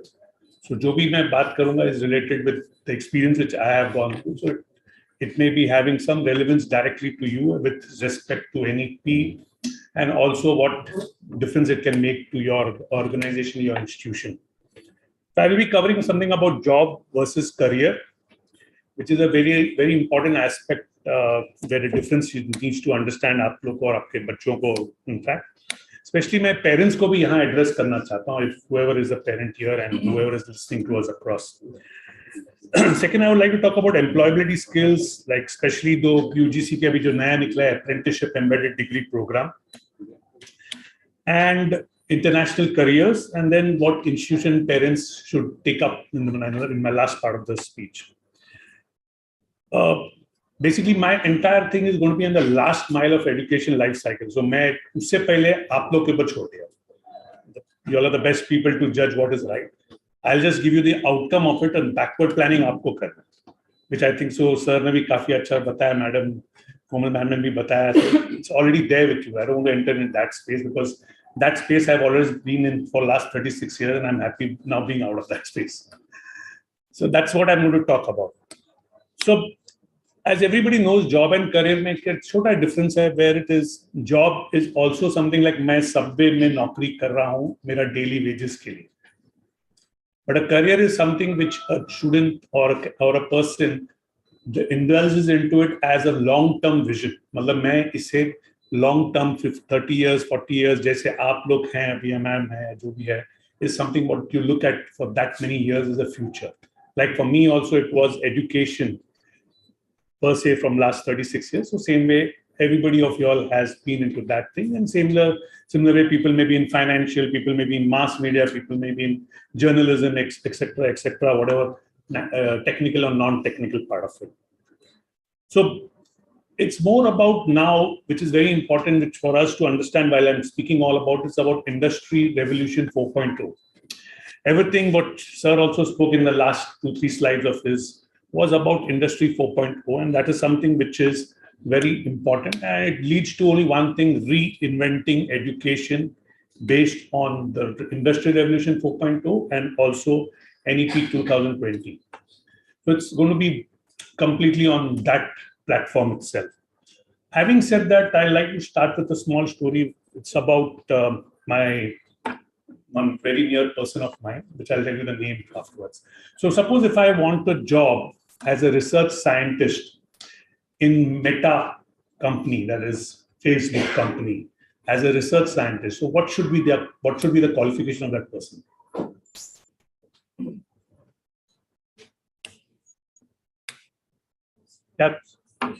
What qualification?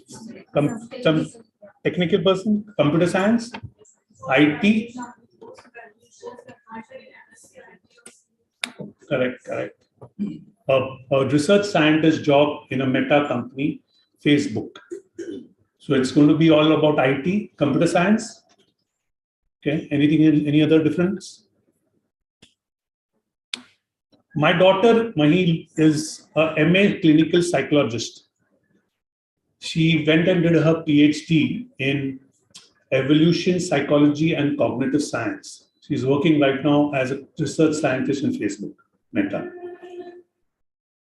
Now, what I need to open your mind in this case is that things are changing out. It's nothing related with the concerned field in which you want to specialize in. Having said that, like ma'am told me that she is a BSc botany, my wife is also BSc botany. And botany students को teacher बनने का एक ही most of the time teacher बन सकता है या तो फिर nursery खोल सकते हैं. I don't know about any other job opportunity. I need soil technicians, BSc botany and BSc chemistry students for USA. Soil technician in USA with BSc botany and BSc chemistry, pure science. Nothing which is different or something point of view. Everybody is doing, but आज के दिन में बच्चे लोग को BSc botany बोलना means दूर की बात है. उनको जॉब मिलता ही नहीं है, पता नहीं कि जॉब है कि नहीं. So qualification has many careers, and like what ma'am was showing about the subjects of a foundation course and etc. for a BCom or a BBM students or whatever is it. What is important is that every child or every teacher or every institution should be able to talk about a career in that subject. Something which is not being told in the classroom. हम subject पढ़ाते हैं subject के हिसाब से, not based on application based. कि आज अगर मैं ये फाउंडेशन कोर्स कर रहा हूँ या पॉलिटिकल साइंस कर रहा हूँ या मैं सोशियोलॉजी कर रहा हूँ या इकोनॉमिक्स भी कर रहा हूँ, बहुत स्टूडेंट्स को तभी नहीं मालूम कि इकोनॉमिक्स करने के बाद क्या करियर अपॉर्चुनिटीज है, पॉलिटिकल साइंस करने के बाद क्या अपॉर्चुनिटीज है, सोशियोलॉजी करने के बाद क्या अपॉर्चुनिटीज है. जैसे मैंने एग्जांपल दिया बीएससी बॉटनी का, and that is something which is missing in the entire curriculum delivery. And which I've noticed it because, as I said, I am in the last mile, and I've spoken to a lot of students on that. They are not aware that कि ये opportunity मेरे पास है. And this is something which for every subject, I believe that जो पढ़ाई करता है या जो पढ़ते हैं क्लासरूम में या जो पढ़ाते हैं हम, हर सब्जेक्ट का, हर नॉलेज का कोई ना कोई किधर ना किधर एप्लीकेशन. And वो something is where when you are writing down your lesson plan, one of the topics should be there given as कि ये सब्जेक्ट या ये टॉपिक का अपॉर्चुनिटी आउटसाइड क्या क्या हो सकता है, where it can be applied. Therefore, I more go on application-based career, which is more outcome-based, if I have to say, but it's something which is more applying to the real-world scenario with respect to Industry 4.0. Let me also say, sir, also is there, everybody, that pure science has bigger job opportunities than an engineers as on today. Okay, so that's what something you need to look at it. It hurts, but to me, whenever I see an MBA institution or engineering students, bragging about job and placements and salary, because the foundation of that subject is not given from that angle that ये मेरे को foundation को strong करना है, जो सनसर्ड 3 idiots का story जो आपके पास है, वो छोड़ के हम खाली एक ही चीज रट लगाते कि बेटा तेरे को पगार इतना मिलेगा, तेरे को ये कंपनी में जॉब मिलेगा. The TPO also runs it from that angle. आपके ब्रोशर के अंदर भी वही चीज आएगी कि ये बच्चे लोग को ये जॉब मिला, ये यहाँ मिला. But the foundation of the programme where मैं रिसर्च कर सकता हूँ, या मैंने इसका स्टडी किया है from the point of delivering may be as a entrepreneur और अ स्टार्टअप, वो कभी आपके ब्रोशर में नहीं दिखता है या कभी भी आपके वेबसाइट पे नहीं दिखेगा. And that is something which is quite hurting, and which is also when I see an ad in any newspaper कि placements इतने हो गए, ये हो गए, मुझे इतना वो खुशी उतना नहीं मिलती, because for me it's not the placement, it's about the foundation creating strong at the bottom level so that the student can work, which the outcome based subject जो आपने अभी सुबह का पढ़ा, that something is foundation. If that is created, results will automatically flow, and that's for sure. My experience is that a child who's between 22 to 30 has a chance to explore various careers. He has the chance, because आज के ज़माने में it's not like one career is done and therefore खत्म हो गया. He has a chance to explore. After 30 to 40, he can work on experiencing that particular career, chosen career. And then after 40 to 60 is all about earning. जो हम कर चुके हैं, what we are into it. Having said that, there is the pressure on the child is so much that कि वो पहले 10 साल में क्या कमा रहा है वो इम्पोर्टेंट देखा जाता है. भाई 27-28 में शादी कर लो एंड खत्म करो स्टोरीज का. वो जो प्रेशर 10 साल का होता है, वो ये नहीं रियलाइज करते हैं कि it's not the end of the world 10 years में. इट्स अबाउट राइट नाउ के एट एज ऑफ 56 और may be whoever is in 60, at that age when he or he is retiring, तभी उसका achievements क्या है. So the person has got a 30 age or 35 age of life that he or she can achieve something at the end of the day. It's nothing about that 1 year or 2 years or 3 years में क्या वो कमा रहा है. He may go low, but that's somewhere your parents, as a parents, you need to support, or as a teacher, you need to support that part of it. So maybe there is a possibility that life starts even after 60, just a number game. There are many people who have achieved success after 60 also. There's nothing about it. And everything is not about money. If everything is about money, then my mother or my grandmother or your grandmother would not be just homemakers. आज आप लोग इधर हैं because आपकी mother या आपकी grandmother ने कहाँ सैक्रिफाइस की होगी and able to give you that दाल चावल घी डाल के and रोटी चपाती दे के जो आपको पसंद रहेगा. So that's the something which is very also important for the thinking. It's nothing that that's not a career. It's also a career. मतलब excuse if I'm not talking of women empowerment. So why do institutes and why do training placement officers never project career as entrepreneurs as career in the entire space of these things, which is one of the most important things. When we have the potential to earn for others, we also have the potential to earn for ourselves. The only thing which has to be removed from there is 2 factors, the fear and the insecurities. I've been to various institutes to propagate entrepreneurship. हमें बताया जा रहा है कि भाई वो entrepreneurship का programme हमारे पास है, जो करिकुलम में है डाला हुआ है, जो पास होना है एग्जामिनेशन में. But it's not about the life career of entrepreneurship. Right? It's nothing there at all. बस करिकुलम में डाला है, पास होना है, that's the main important point. And if that's the thing, then therefore you're not propagating entrepreneurship as a career, You're just propagating entrepreneurship with related to his job, which he does in the job lifespan of it.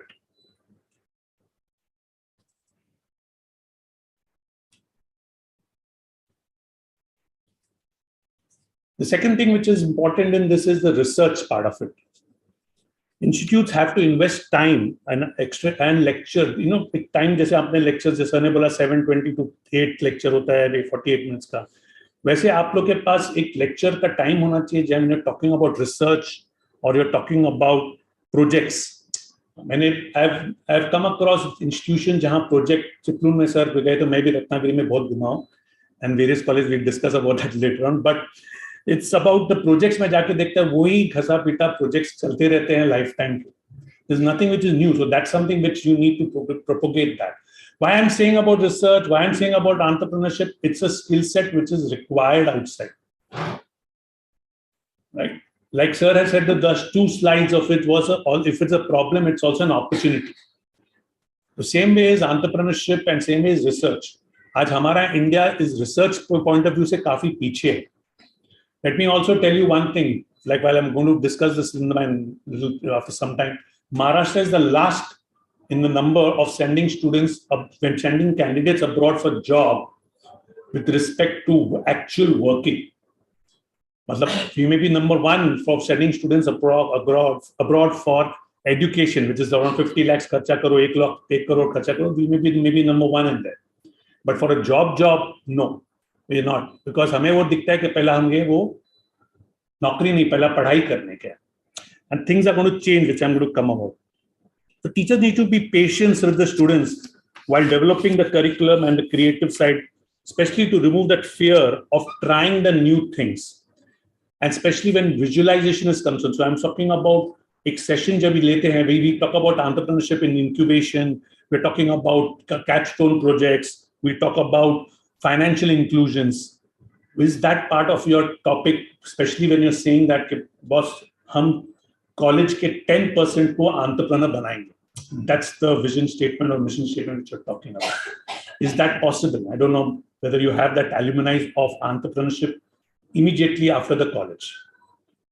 Okay, so that's something which you need to rethink on this model of yours, especially when you're talking of NEP also.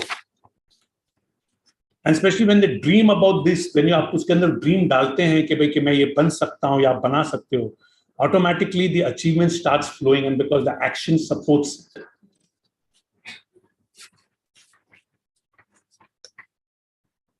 You're talking about plagiarism, especially with Chat GPT.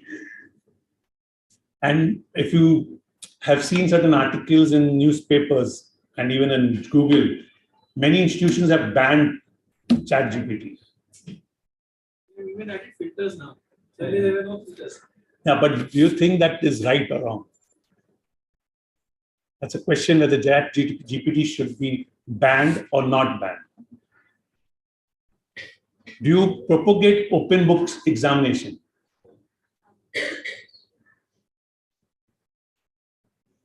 It's a skill to give examination with open book.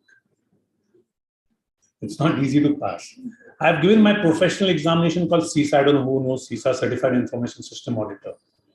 We had 200 questions and we had to answer it in 4 hours, all multiple choice questions and all application based. And with negative marking with 75% percentile to pass. Raise the bar. That's about it. Let the Chat GPT be there. Just raise your bar. It's not going to be that कि आपने open book रख दिया या जो भी रख दिया. Ultimately, if he answers the question rightly, maybe through a good creative projects, maybe through a good creative way of putting in multiple choice questions, it automatically allows them to use that whatever the material is. But what happens is that he has to be creative to understand इसका application किधर और किधर ये book में लिखा किधर है. You must have read the book, then he will search करेगा. He can't search for the answers immediately. उसको book पढ़ना ही पड़ेगा ना कि हाँ ये 78th page पे 3rd paragraph में ये इसका answer है. So think about it as an examination perspective. It also is a skill because it's observation skills which is developing. While in the multiple choice question, you're talking of application, it becomes more of analytical skills. So you're developing those type of skills which are needed by the concerned employer, job, or even for employer perspective, if they want to be. Qualification, which we all are here for, is just 10% of education. I believe so.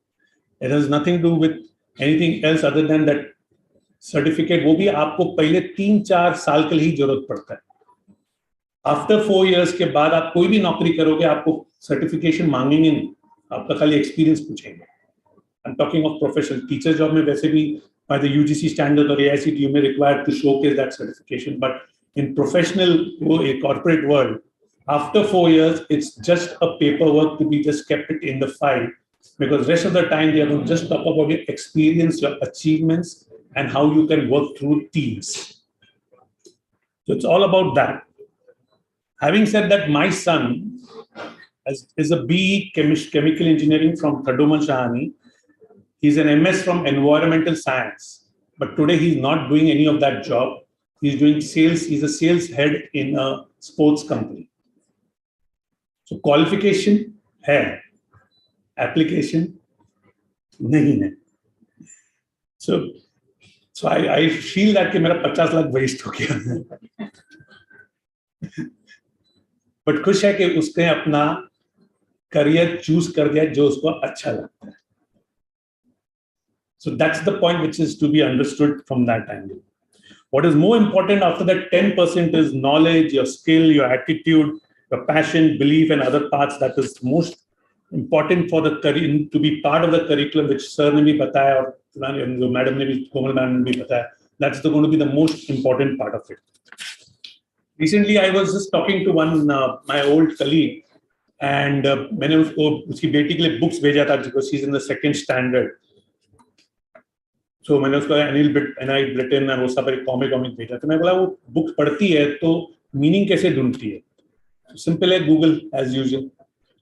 मैंने उसको Google में मत करना, उसको dictionary खरीद के दिया और वो डिक्शनरी से उसका मीनिंग जो हमने सीखा था तरीका. And that's where the makes the difference, because वो एफर्ट डालने के लिए डिक्शनरी के अंदर भी is also a part of the learning. The next part of it, I'm talking about international careers, जिसके कारण मुझे मैडम ने यहाँ बुलाया, and skill development. Let me explain you today, like I told you, the BSc botany part. Outside the world is very simple that there is no young population. वहाँ population के हिसाब से youth population बिल्कुल नहीं है. जहाँ हमारे यहाँ 50% है, हमारा average age is almost 25 to 28. वहाँ का average age starts after 40, 45, 55. This is a known fact. I'm not saying something new. But what I'm trying to say is the demand of such people now has become so huge because जो 40-45 है वो already manager position पे पहुंच गए और हम लोग उनको वहां नीचे लेवल काम करने के लिए लोग चाहिए. और वो नीचे वाले काम हमको लगता है कि हमें सिर्फ इंडिया से ही मिलता है. हमारा कॉम्पिटिटर कौन होगा? That's the point which I want to say also. It's not China, it's Philippines.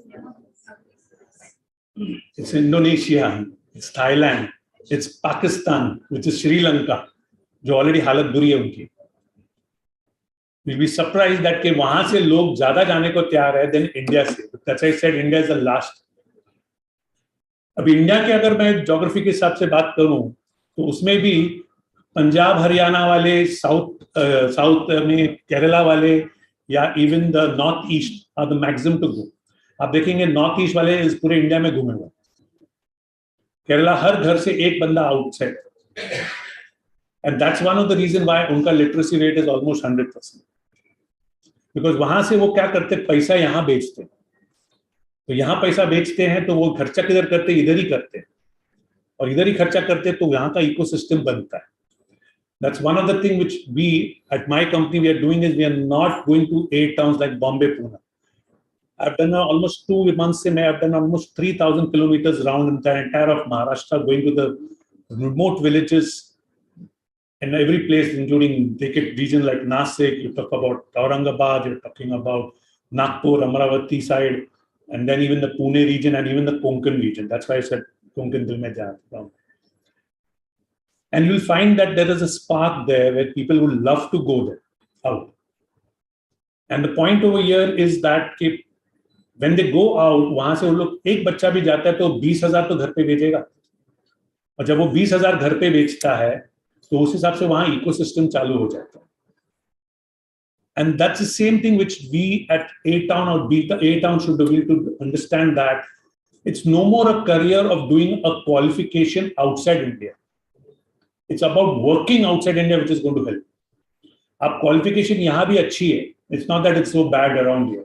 आपको MA करके भी मेरी बेटी वहां गई थी. तो आप even यहाँ MA करेंगे, या even I just need, I was telling ma'am, आपको खाली 12th आर्ट्स कॉमर्स साइंस वाले बच्चे थे. I don't need BA BCom वाले. मैं उनको जर्मनी भेज के 3 साल का ड्यूल डिग्री प्रोग्राम करके वहां नौकरी देता रहा. So it's about just the qualification which is important for them to start a career. Ultimately, they are getting foreign exchange here. We are not spending foreign exchange outside. And कल हमारा प्रधानमंत्री वहां जाके बोल सकता है कि तेरी देश की प्रगति मेरे बच्चों से होगी.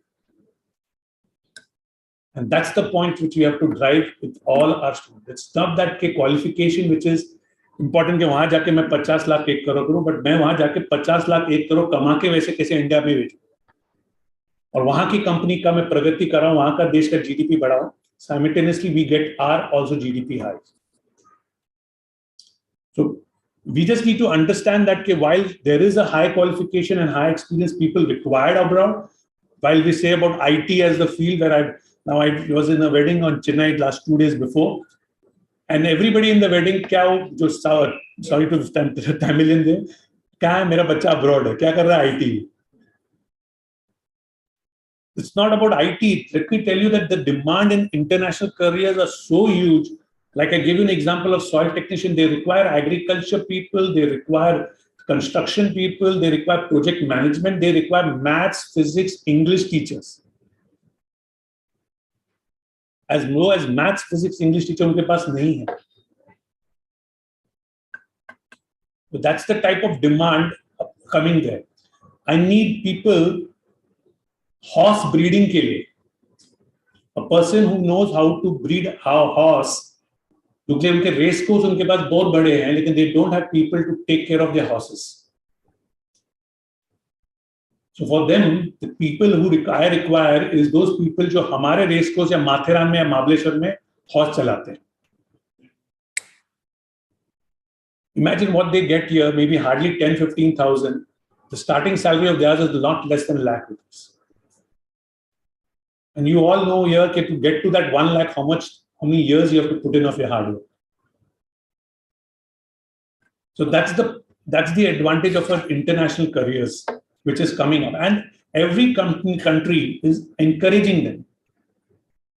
Whether it's USA, whether it's a way to come about it. It's not that they don't need a person. Maybe जैसे made in India चीज हो गई है, वैसे सब जगह made in Australia, made in सब जगह हो गया.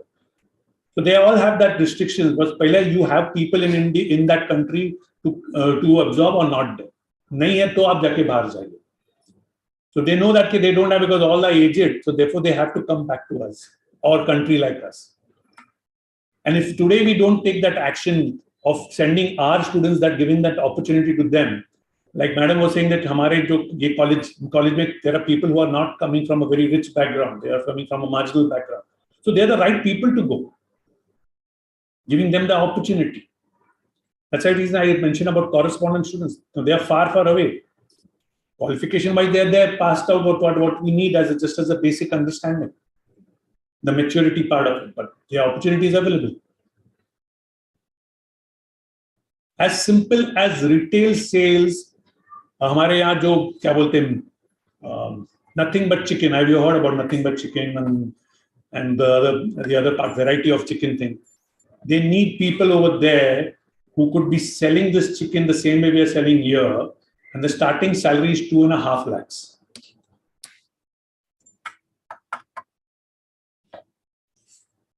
They will pay for your entire travel ticket, stay, visa, everything, but they need people to be standing behind that counter to sell that non-veg item. So that's the type of demand which are coming from the international career. Going forward, we have to look that it's okay, fine, for a specialized program, specialized career, focused career, yes, it is maybe required for you to do a master's or a PhD there. But other than that, after doing master's, it's better to go and learn there through on-the-job training and earn through it also. Now, coming from that angle, there's another thing which is coming up, which is called apprenticeship program. Okay, so let me give you some understanding to that. First of all, we need to understand that what is the difference between skill training and vocational education. So that's something which is always confusing. आपको हमें लगता है वो same चीज है. The skill training is about how of it, while the vocational education is the why of it. It consists of how also, but it's more about why of it. So you may tell about making coffee a particular way in a Starbucks is the how of it. But whether I should have black coffee, whether I should have latte, whether I should have cappuccino, whether I should have double shot, whether I should have single shot, whether I should have filter coffee, is something uska effect kidhar kya hone wala hai, something which you need to understand from the why of it. So that's the difference that you need to understand. So when we train in the Skill India mission, we teach the how of it because हम उसको job दिलवाना चाहते हैं, not career. हम चाहते हैं कि वो बच्चा जो maybe staying in one of the small towns in Assam, उसको हम कैसे वो train करके उसको हम hospitality sector में डाल दें या care worker पे या health sector में डाल दें. Whether it's making his career or not, that's a passage of time which will take 3 years, 5 years, or 10 years, which he'll understand later on. But that's the part of skill training. But when we talk about BVOC, Bachelor in Vocation, which is recently being started, or I don't know whether anybody has heard about MCVC program, Minimum Competency Vocational Program, or the new board which has started of Maharashtra State Board of Vocational. We are the only one having that Maharashtra State Board of Vocational Education. We are the only state having that. When we talk about all that, then that part covers the vocational education, which is the why also of it. So that's something which you need to understand. The second which you need to understand while you're talking about vocational and skill, and when you're coming back to apprenticeship, is that employability skills is nothing related with only the interviewing skills. It's also about the technical skills which needs to be imbibed in the candidate, because that's what the company wants, that he should be employable from day zero. So that's the part of the employability skills which is very important to understand from that perspective. Because the company wants job ready. I've been part of 5 sector skill councils. I don't know, everybody knows 5 sector skill councils? Huh? So Sector Skill Council has been, just for the people who don't know, been formed by the Government of India and NSDC, National Skill Development Corporation, in order to give 3 services. Number 1 is the training and the qualification for those sectors. 2 is supporting the industry for getting the right people. And 3rd is the assessment part of it. They have to take care of the curriculum assessment, etc., and all those angles of it. So let me explain you something. They have level 1 to level 10. I don't know whether you know, whoever don't know, I'm just repeating for them. Level 1 is a 9 standard person, just to give you a comparison of academic. Level 2 is 10 standard.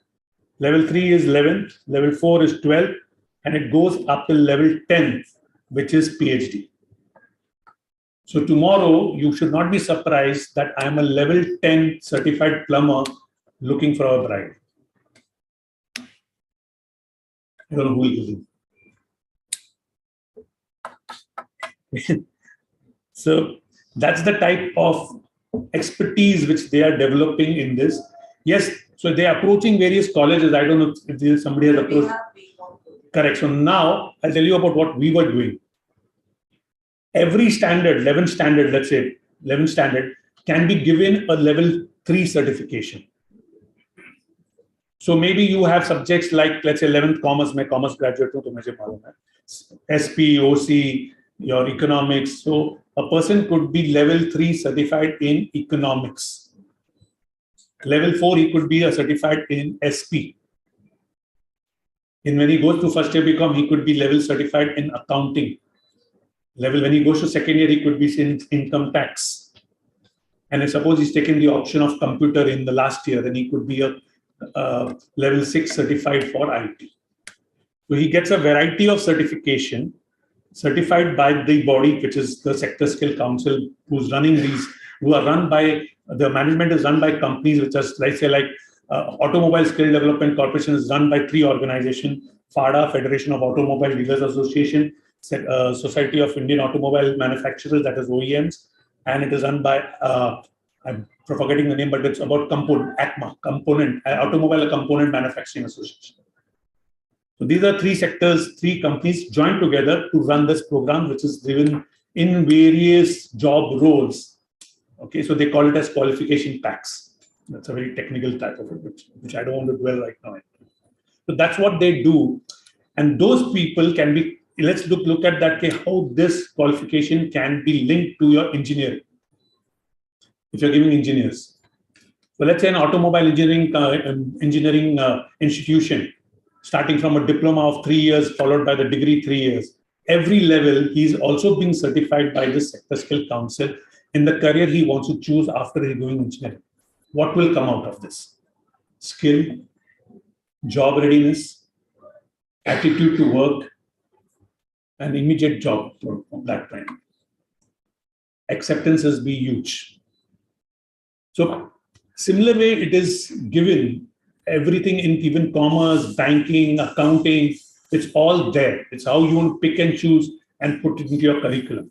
So while we're teaching all the other aspects, we're keeping one subject from there which is linked to that Sector Skill Council, which makes him or her job ready, and industry acceptance. One more thing which I need to mention about is World Skill Competition. I don't know whether people are aware of that. Anybody heard about World Skill Competition like Olympia and Olympics and everything? Yeah, so there is World Skill Competition. I've been part of almost 3 such World Skill Competition in hospitality, electrical, and automobile. I'm just giving one aspect, but it is there in every area of expertise, including IT. It could be in dressmaking, it could be hair salon.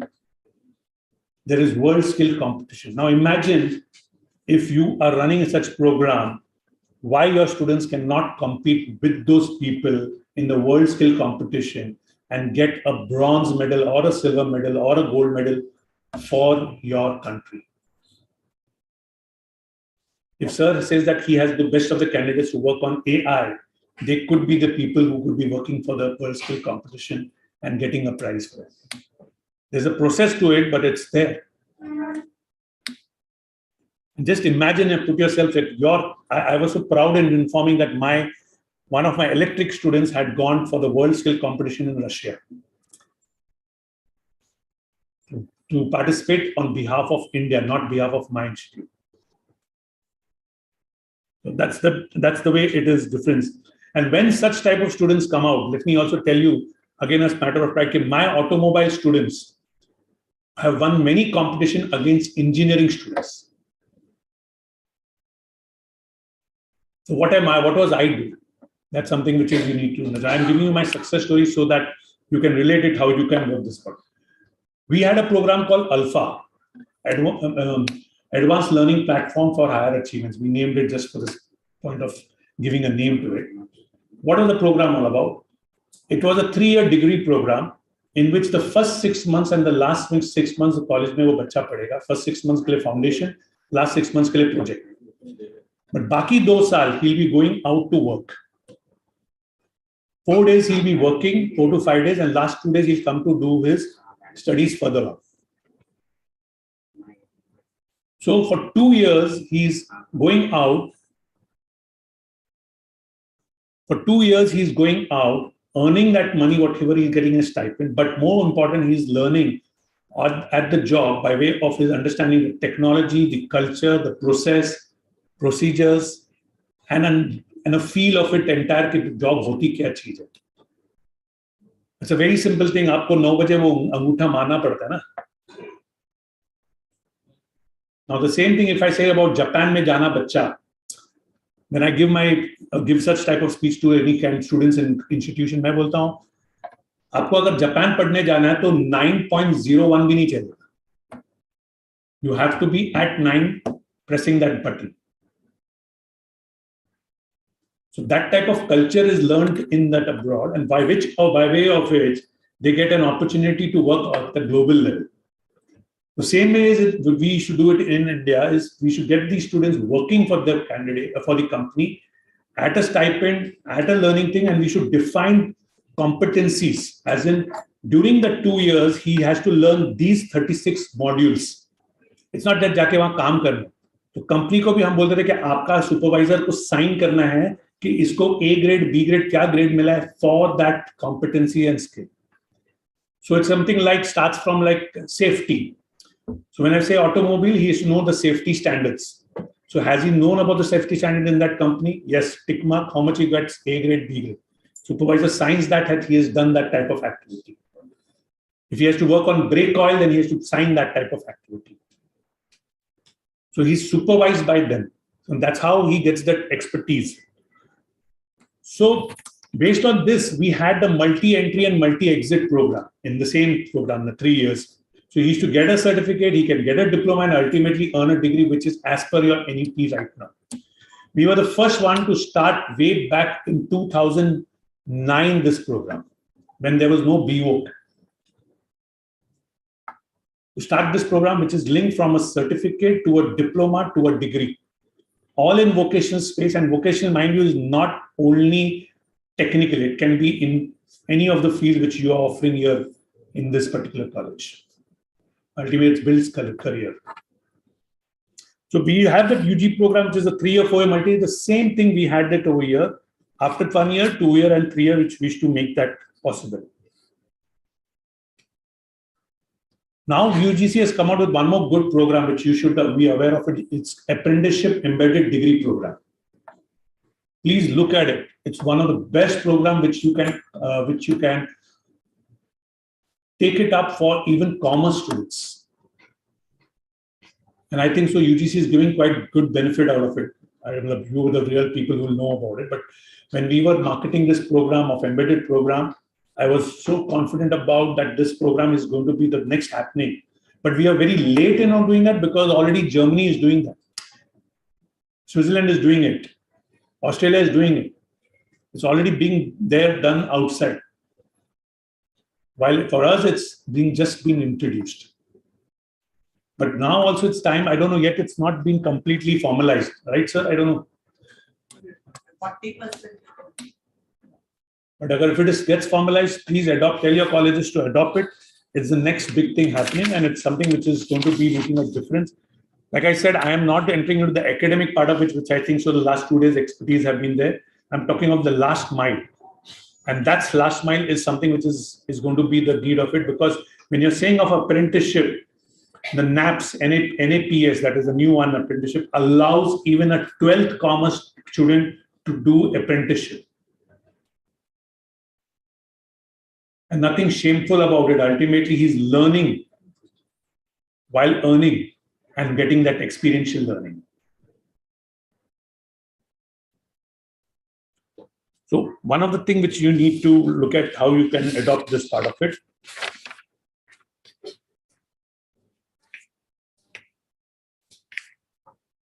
Like I mentioned about the curriculum, let me talk about Industry 4.0 little now so that you have an understanding. When we're doing the Industry 4.0, it's basically what Sir also mentioned: cyber physical system, Internet of Things, cloud computing, cognitive computing, which one of the things which I was talking about my daughter doing it, and intelligence. Each of these subjects related with arts, commerce, or science can be linked to do these subjects. And we have done this for my program, which I launched for business even. Even for hospitality, let's say cloud kitchen is part of the Industry 4.0. So curriculum designers need to start thinking from there, that reinventing and how you can introduce this Industry 4.0 into the new world which is coming up. Let me also give you, I've been part of one online education system recently in this year from January to April, and we have developed, it's an online school. It's a complete online school. And the entire curriculum is being made based on Industry 4.0, school students. So that's something which is already happening at that level. How are you going to look upon to it at the college level, and how open you're going to be? It's very important.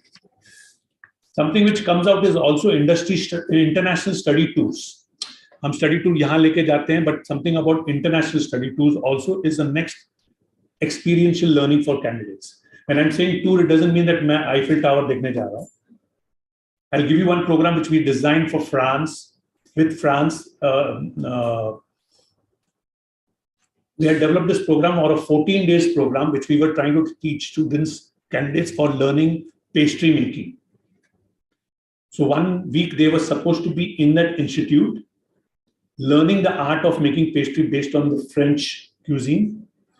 And 1 week they were supposed to go to various companies, which includes the five-star institute, fine dine, to a quick service restaurants, etc., in order to understand how it can be applicable. Those tools are also useful for the candidates to become much more employable, and actually it adds to your resume also. So that's something also which can be introduced at this point of time. Let me explain you what we are doing. Just like I was talking about Germany and the Japan part of it. Japan is basically a 3 to 5 year program launched by the government of India and government of Japan, called as TITP, Technical Internship Training Program, where the students get 1 lakh as salary, means 1.5 lakh or 1.67 yen in Japan, for almost 86 trades demands that there are. One of the most important sector which they want is geriatric care.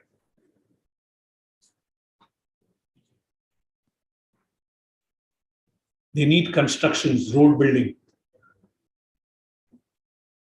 So it's a complete government recognized program जहाँ there is no hanky-pankiness. आपके पूरा details उनके website पे आती है, वो उनके website पे जाती है, and everything goes the way it has to go.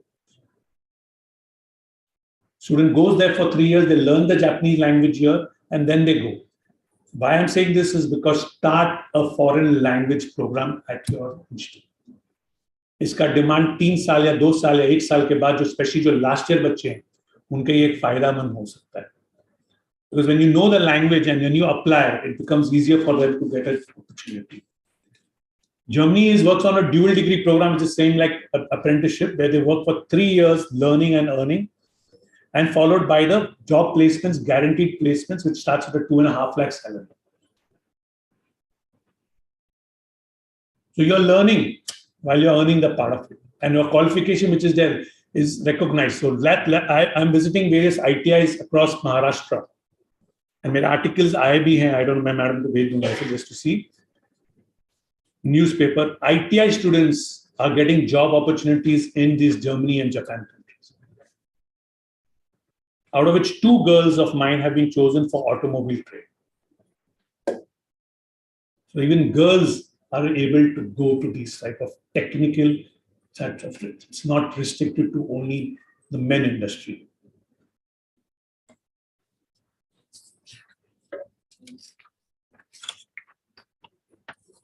Normally, I get this sort of a feelers that नहीं हमको तो curriculum को follow करना है, curriculum को खत्म करना है.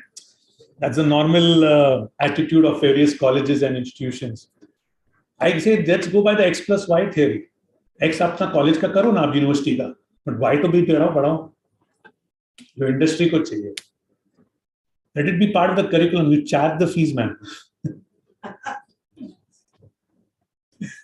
It's nothing wrong. It's basically just creating a social impact everywhere with the understanding of that they know what is important for them as a value.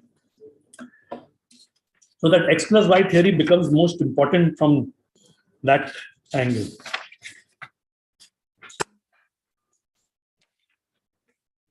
वैसे अभी जो नए ट्रेंड चल रहे हैं, just to mention to you, is also that I've come across 4 families जहां मैं बच्चा पैदा करने के लिए US जा रही हूँ.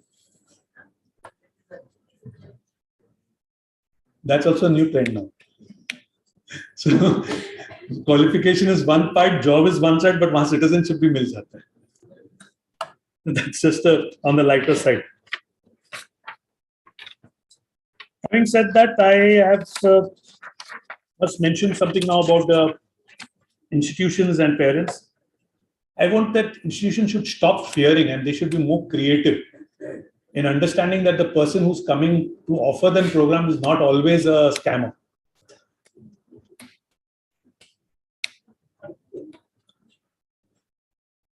I've seen that happening, so I'm saying that way. Just be open in giving that pathway to the children. You don't decide whether the child is going to say yes or no. You let the information pass, let the pathway pass, let them decide whether it is important for them to do or not to, whether they can afford or not to afford it. But let them at least pass that information to them so they are aware of that. They have this type of pathway also, which is apprenticeship based, and whether it's India, whether it's abroad, that choice is theirs. But I'm saying there is this opportunity which is available to them. And that's something which we need to accept and move on with it. Like it's a very simple story. कि वो तूफान तो आ रहा है, लेकिन तुमको decide करना है you want to go by with it or you want to go stand against it. So it's something of that sort. It's always there. If you don't send your students, if you don't let India go, Pakistan is not going to stop. Philippines is not going to stop. Indonesia is not going to stop. Sri Lanka is not going to stop. Burma is not going to stop. Nepal is not going to stop. I'll give you something which is recently happening in Chiploon and Ratnagiri area, sir. आम को cultivate और उसका क्या बोलते हैं पेड़ से निकालने के लिए what we call it as Nepal से लोग को लाया है. I am so surprised to know this part. तो हमारे लोग क्यों नहीं बाहर जा सकते?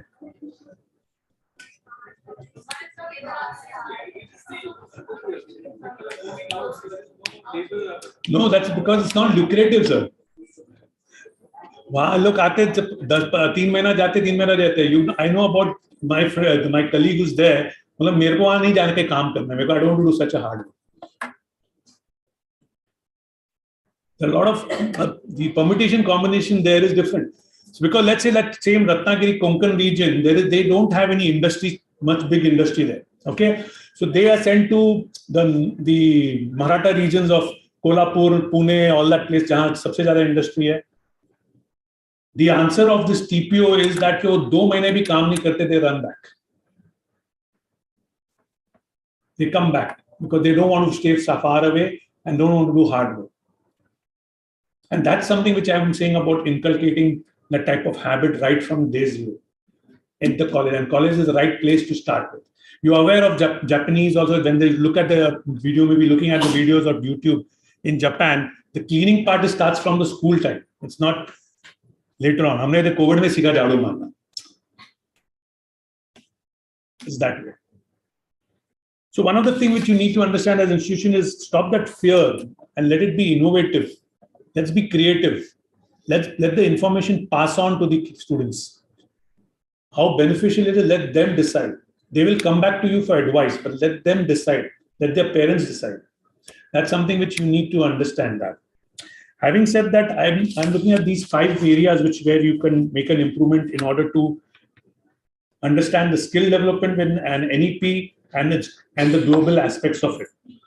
One is creating a dedicated industries partnership cell, which is not limited only to placements. It's about the training part, involving them and getting them to make the curriculum, involving them and getting them to make the internship placement or the apprenticeship, involving them for study tour. Each subject, we used to do it in my college. Each subject, each topic which we used to cover is the faculty had a compulsory, if he wants that increment so-called, that he has to take the student to an industry tour, get one industry expert to train the students, all right, and help in engaging them with all the necessary required activities so that industry starts recognizing the students and the institution for their job. Second is the focus on the developing the skills. Exams assessment should be on skills. We used to keep 75% as skills, only 25% as theory and knowledge part of it. हम 75% skill, अगर आपका 75% skill है तो ही हम आपको job interview के लिए भेजेंगे, नहीं तो हम भेजते हैं. And then we used to have that type of test being conducted. So even for professional, like you say, we can talk about analytical skills, or you can talk about let's say AI in automotive, or AI in hospitality, or AI in business. So you're talking about a skill which is application based. And that's something which you need to start introducing at your examination, which you're already there. आपने बताया कि outcome based examination जो आप कर रहे हो. So that's something which is very important. Now that the 4-year degree program is being introduced in NEPs, try to make one of the year of that as an international internship program. Don't leave only those 4 years में से they can work for 1 year outside. Whether it's 3+1 जो हमारे पुराने system था, diploma में और degree में भी था, तो वैसे ही सेम चीज वापस वो इंट्रोड्यूस कीजिए. That will help. For any faculty to grow, they should like we have this continuous in a professional exam like a doctor or anything, they have this 100 hours of continuous learning. Introducing that as part of the deal. So let's say one research paper, one patent based or one project based should be given. Your participation in faculty exchange program.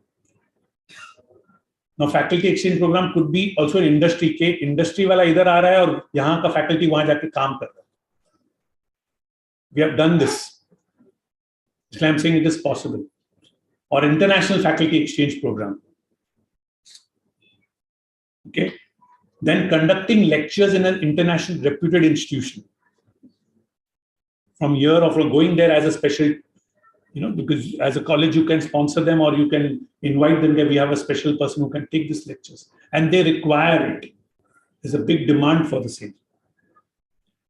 And last but not the least is promoting entrepreneurship.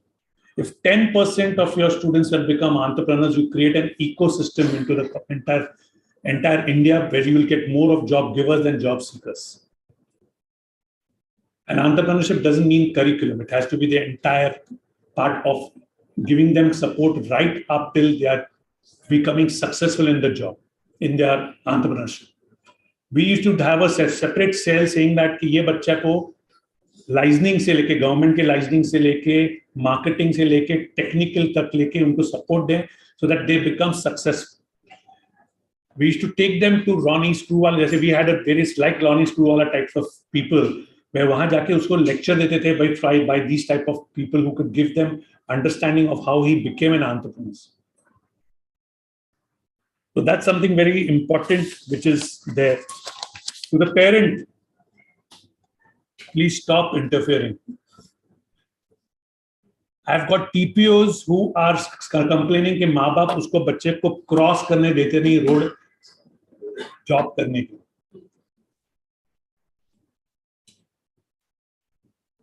नहीं, I'm serious about it. We become overprotective, especially after nuclear family coming in. We have become more overprotective, and that becomes a bigger problem than a solution. While हम उसको abroad जरूर भेजेंगे, लेकिन road cross करके job के लिए नहीं लेके जाने देंगे. And that's a very big thing which is happening. I don't know, everybody must have seen Kabir Singh, right? I've seen the original, that is Arjun Reddy. उसमें उसकी grandmother, he goes through all that pains of drinking, etc., etc. So उसकी grandmother एक dialogue बोलती है कि if he has to go through that pain, let him go through that pain. He'll come out only good. So that's the point which we need to understand. Be always there to listen and not being a judgment part of it, but be listening power of it. The way I see it, if you want the rainbow, you got to put up with the rains. It's a very simple thing which I look at it from that angle. At the end of the speech, I'd like to tell one story which is very important for skill development, and I should tell the story to every child in this, my opening statement in the welcome note of mine with the children. It's about a story of Ram and Shyam. So, एक गुरुजी था जिसने अपने दो शिष्यों को राम और श्याम को सिखाया था कि हाउ टू मेक स्टील से लोहे को कैसे सोना बनाने के लिए. उसको उन लोग दोनों को वो मंत्र सुना के बोलता मैं जा रहा हूं, अभी तुम अपना रास्ता देख लो. 10-15 साल के बाद आता है तो देखता है राम वहां के वहीं कुटिया में बैठा है और लेकिन उसके सामने एक हीप ऑफ लोहा बैठ पड़ा हुआ है. बोला तेरे को तो बताया तो इसको सोने में डाल के तू रिच हो सकता था, अमीर बन सकता था. तो बोलता है कि मैं पहला लोहा सब इकट्ठा करते रहा, सोचा कि एक बार आऊंगा, एक ही दिन में उसको मंत्र पढ़ूंगा सबको लोहा करूंगा। बोला तो क्यों नहीं किया? बोला मैं भूल गया, मंत्र ही भूल गया। फिर वो शाम के बाद जाता है, शाम का बंगला देखता है, गाड़ियां देखता है, सब कुछ देखता है। वो तो तेरे ने ऐसा कैसा किया? मतलब मैंने 10 ग्राम लोहा लिया, उसको सोना में बदला, उसको बेचा, नया लोहा लिया, उसको इस्तेमाल करते करते मैं ये अमीर बन गया। So having said this, this is something which is to be understand for skill development and application to it towards the entire world. It's just not going to wait, like sir ने बोला था, wait नहीं करने की आवश्यकता है, अब से चालू करना है. And that's the very important point of this entire thing. I think so I've covered in half an hour. या ज़्यादा ले लिया कुछ time. So I thank the management of the college, especially Usha madam and the principal Dr. Imanshu and the team of the RJ college, and then all the audience, especially to give this, opportunity to all our speakers to talk about this very important role in the future of Indian youth, especially as global players. I'm open to questions if there is any. But most of the things I've completed it what I had to, and which was important from the angle of skill development and global opportunity. Session is open.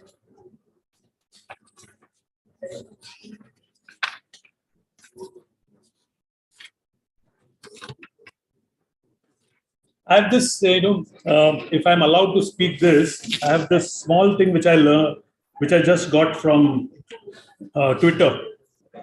And Elon Musk has given this statement. It's a very good one. I don't know किसने देखा है कि नहीं.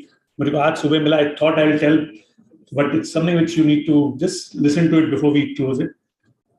He has posted it on Twitter. When you were parting, I studied Chat GPT. When you were having premarital sex, I mastered stable diffusion. That is how to convert text into image.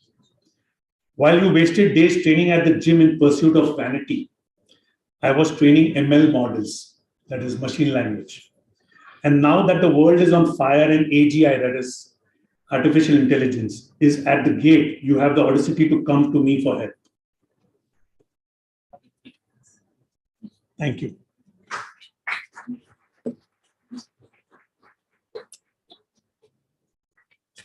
You're asking questions.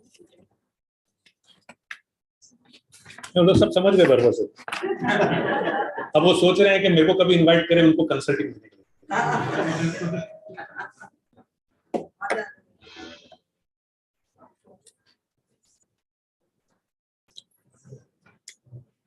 So if you could just say that what are the future roles or industry, entrepreneurship through. Yeah, entrepreneurship तो है ही वाला. Every industry, मतलब exact question आपका मैं समझा नहीं. Job related. Like IT was a very big move. Came, went down, but again it bounced back. Now it is AI, ML, data science. So I look at IT को कभी भी कहते हैं look at application based. So अगर आपका foundation is let's say hospitality, उस पे आप AI कैसे implement कर सकते हैं, that's more important. Learning AI just from the point of IT, I wouldn't recommend that. Because as you rightly said, वो ऊपर जाता है, नीचे जाता है. You've seen the IT world since 2001. I was the most affected person. I lost around 25 lakh rupees in 2001 when IT.com burst had happened. All right. So same I'm saying, it's going to be come up, it's going to go down. But if you already have an expertise of your special, let's say even teaching line, how to use machine language or into your curriculum and make those use of it is going to be always everlasting. So engaging AI or any technology to your core field is the future of it. So कोई भी line हो, any line. It cannot be linked to only IT. IT is just a very small part of it. Okay, well, you require coders, so therefore coding karte. You see the people life of coding, it's like lifetime you just. And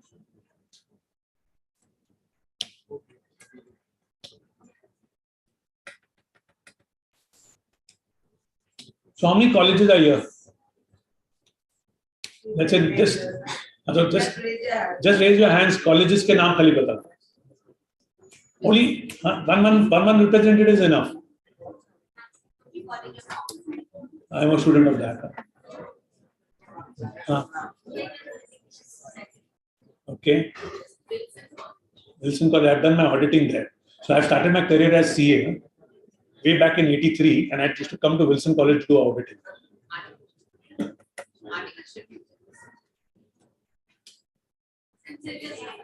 Okay. How many students of yours are gone abroad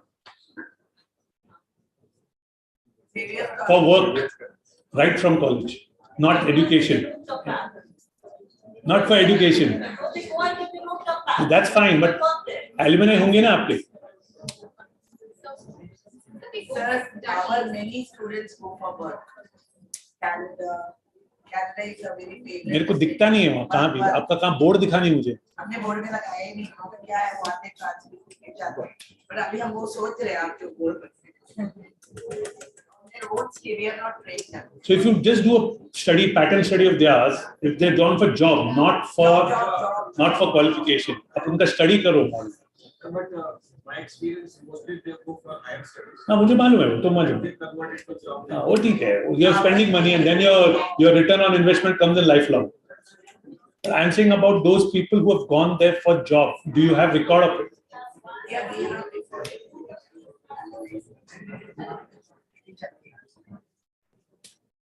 Project that as success model stories. And that's where the difference will make. मैं ITI में जाता हूँ ना उनको पूछता हूँ उनको मालूम नहीं है कितने जन गए लेकिन ITI से कितने लोग गए होंगे बच्चे especially UAE countries and Gulf countries is like amazing. यही है कि institutions are always thinking of higher education. That's why we have to change.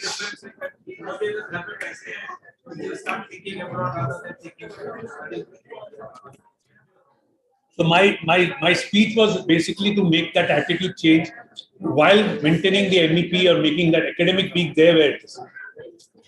India is good opportunity to learn. चाहे हम उसको rote learning भी करा रहे होंगे, लेकिन वो जो physical stress जाता है ना, वो किधर और नहीं जाता है. सर क्या मालूम है हम बहुत दिन में इसके बारे में यहाँ पर बहुत अच्छी यहाँ के बच्चे जितना बाहर जाके फ्लरिश कर सकता है किसी भी कंट्री का बच्चा फ्लरिश नहीं करता है. Why not utilize over here and then to go later? But they don't want to understand that. That's a trend, na? Why to go outside? I'm talking about my home only my son. That's a trend, na?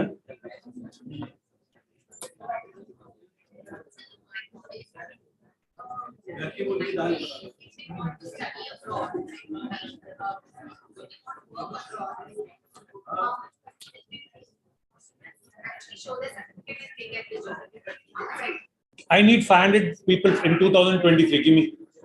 So do you mind asking me for the college which you are talking about? Because I genuinely want to know the students once they get the graduation certificate. Do they really get an offer? How many students are from which college? No. See, I'm just trying to say is all over India. All over India, this is happening. I need people like food processing people. Food processing, food technicians. These are the people I require, and I need just 12 commerce graduates.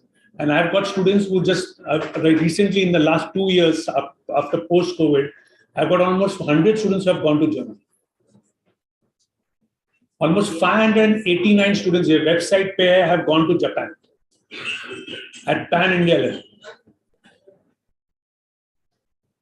So it's the challenge is that Bombay is something different than what is there in other places. So अगर आप बॉम्बे के reason की बात करोगे, मैं अगर Bombay college में बोला मैं मैडम के पास आऊंगा, suppose student have called me for a speech and I have approached the college, they said नहीं हम नहीं कर सकते आप जाओ. Yeah. That's the reason I'm here to give you all the speech to accept it.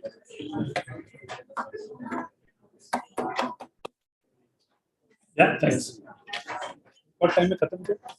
Yes.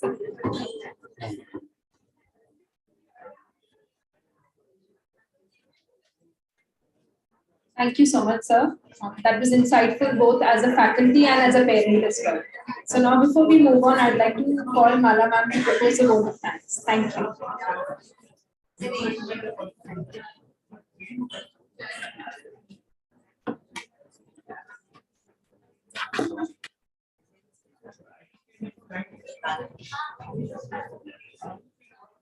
Thank you, sir.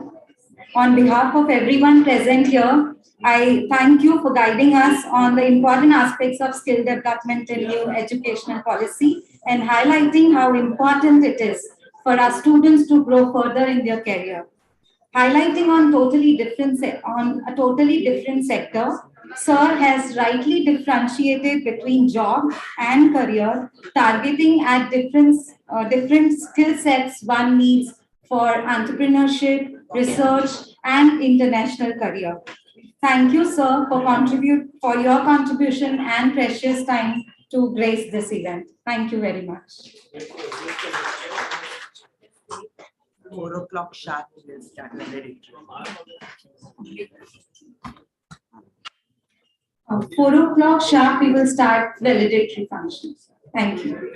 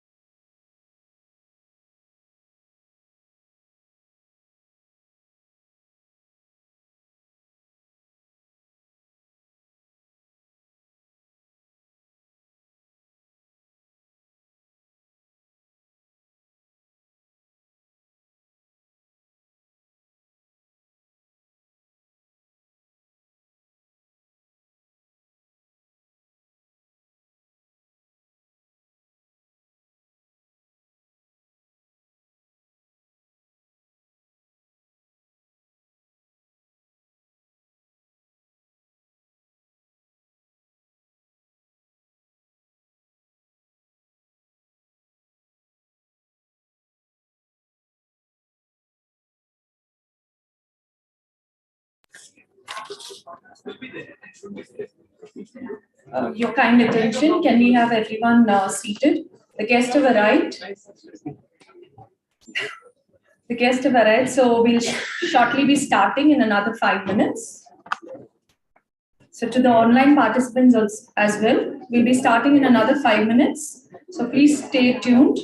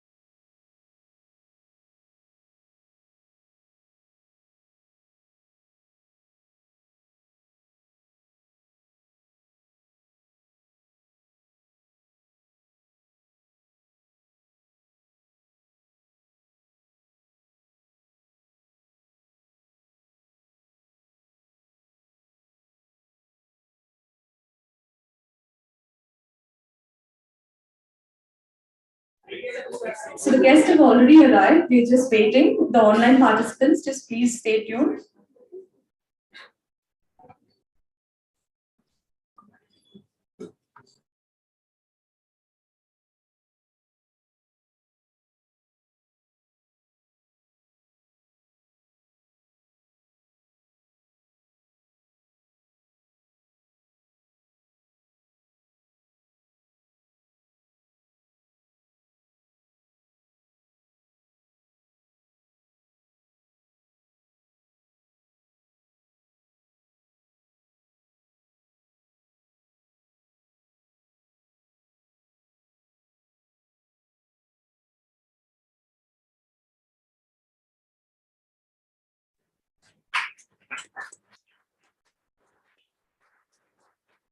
We have our guests who will arrive now. A round of applause once again to our chief guest, Dr. Rajan Velukar, Vice Chancellor, Atlas Skill Tech University, Mumbai.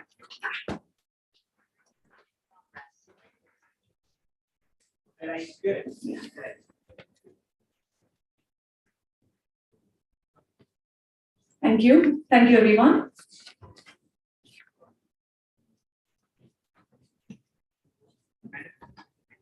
Thank you, sir. Thank you, ma'am. Hey, Sriman!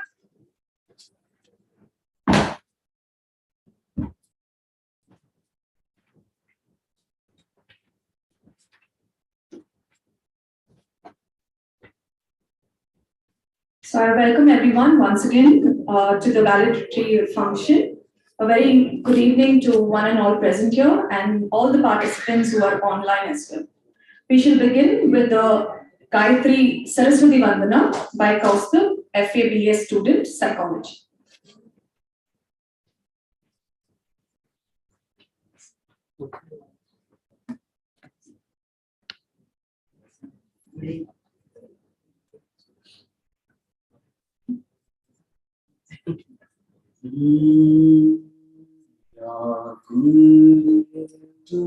Tushar हार धवला या शुभ्रवस्त्रावृता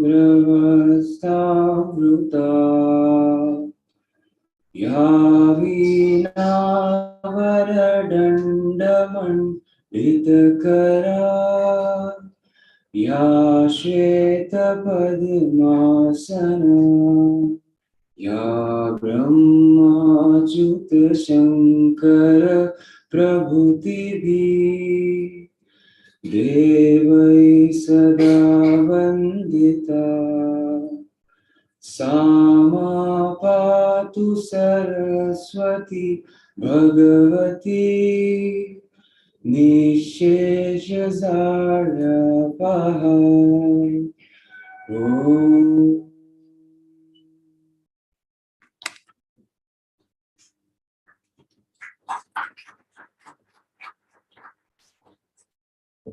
Thank you, Kaustubh. May I request our principal, our director ma'am, to felicitate our chief guest of today, Dr. Rajan Velukar. And we all have a big round of applause to our chief guest, please amongst us.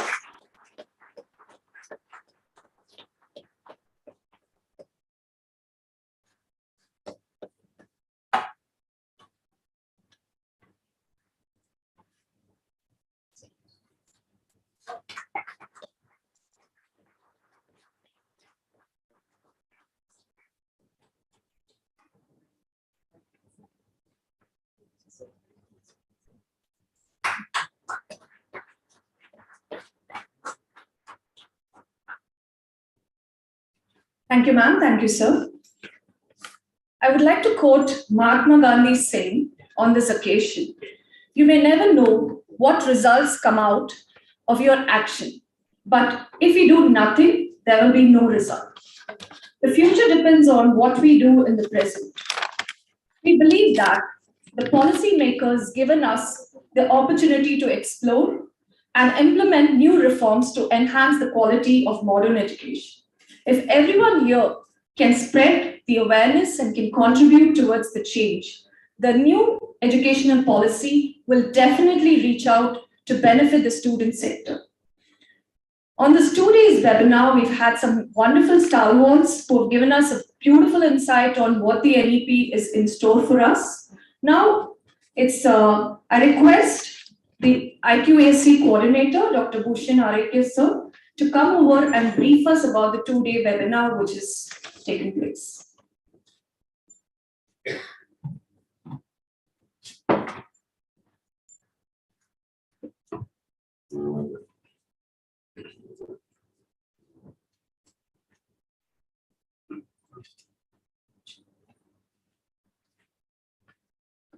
On behalf of IQAC of Ram Niranjan Jindalwala College, sir, I welcome you for the valedictory session. It was a 2 days thought-provoking session. The seminar on transforming higher educational institution aligning with new education policy.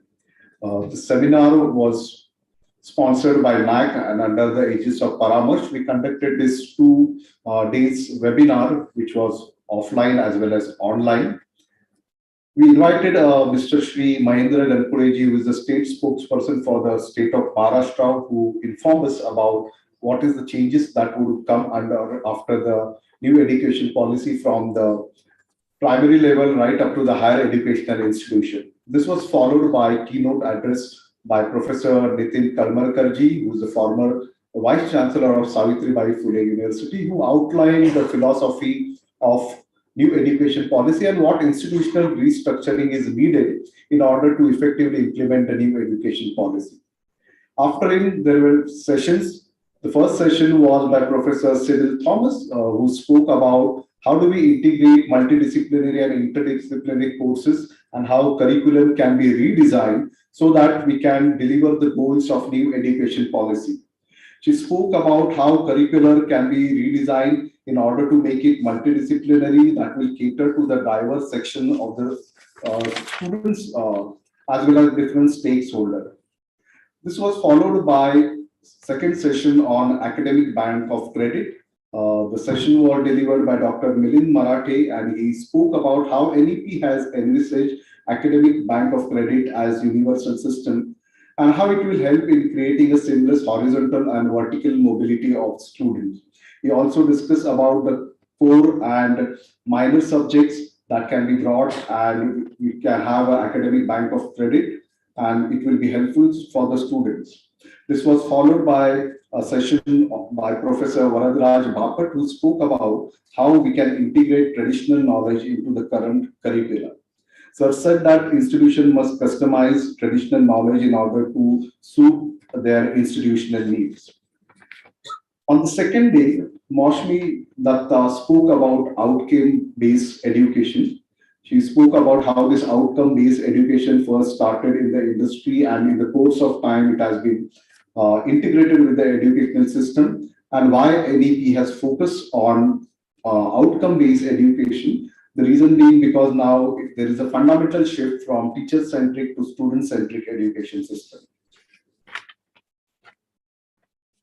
Professor Bhanushe spoke about why NEP has focused on online and distance education, and he's talked in terms of how we can make education accessible, affordable, and how if we integrate online system that will effectively deliver the content to the students who did not be a part of the institution, but from a distance they can take benefit of online education. Kavi Luthra ji spoke about the need of skill-based development, and he talked about the last skills as a last mile of education, and discussed about how educational system needs to develop skill set so that the students are equipped with the necessary skills that will open up new avenues in the industries. And he spoke about how fourth industrial revolution is being a challenge, but how we can convert it into opportunity. In this seminar, large number of teachers from different colleges have attended. There are many teachers who have attended physically, a large number of them have attended in an online mode. So that is how we are trying to move towards. This is a big transition and it will bring about a fundamental shift in the education. And in that context, this 2 days national webinar will play an important role in equipping us both institutionally as well as in terms of ideas and content, how we can design a new syllabus that will be catered to the needs of the NEP. With this, I thank.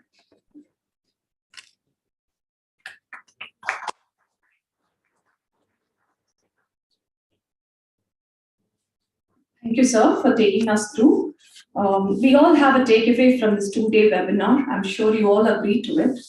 This 2-day webinar wouldn't have been possible without the effort, without the perseverance that ma'am has always had for this college. May I now call upon Dr. Usha ma'am to formally welcome our chief guest of today.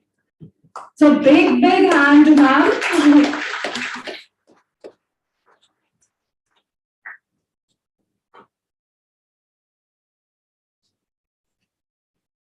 So good evening, everyone. Highly respected Honorable Vice Chancellor of Atlas Skill University and Aple, Mumbai University के former Vice Chancellor, Rajan Velukar sir, a mentor for many of us, a visionary who sees not beyond 10 years, but much more than that. And he also believes in sharing that with each one who comes in contact with him. Sir, on behalf of Hindi Vidya Prachar Samiti, on behalf of Hindi Vidya Prachar Samiti's Ram Niranjan Jhunjhunwala College, I extend a very, very warm welcome to you. And we all learners are looking forward to learn from you, to be very humble, very humane, at the same time, give lot of information, share with each other. And this session, we are all very eagerly waiting. So thank you very much for accepting our invitation and for being with us today morning. Our very own principal, vice principals, all the teacher colleagues, members of the non-teaching staff, technical committee, and dear students who have been part of this webinar, which itself shows that we all are eager to take up the challenge in the right spirit and move ahead. So with this, thank you very much for coming here, and thank you very much for this wonderful audience that you were in this webinar. And sir, we look forward to listening to you. I think there's a formal introduction, right? Thank you so much, ma'am. It's always a pleasure to hear from you. And now moving on to the session's feedback, we'd like to hear from the offline participants, anyone who could just share your insight on what you felt about the 2-day webinar. So I think we have a guest over here. So we'll give you the mic. Oh, she'll come. That's good. You'd like to introduce yourself? Yeah, sure. I'm Dr. Sangeeta Budbole from Jai Hind College, Department of Botany. I have come here for this 2-day seminar. I must say that before I came here, there were a lot of lectures which I had listened to online, and there was always a problem in online teaching, and I could not understand many things, so I came offline specifically to understand NEP. And I must say that after these series of lectures, the lecturers had been too good in explaining, plus we as students were attentive here in this nice ambience that was given to us with full-fledged, nice hosted, also tea in between, fed to us in between.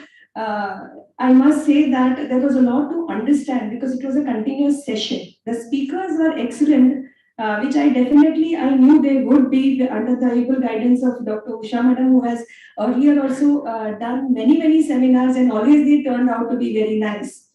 To mention a few, I must say that the lecture given by Mr. Mahendra Danpule, the state perspective on NEP, it was a real eye-opener because we always used to say that why NEP? Why the change is required? But the way in which he said that it is at a particular age that the child is the brain development of the child is what is changed, and they are looking into this fact when they are addressing to this NEP. At a particular age, you have this kind of development.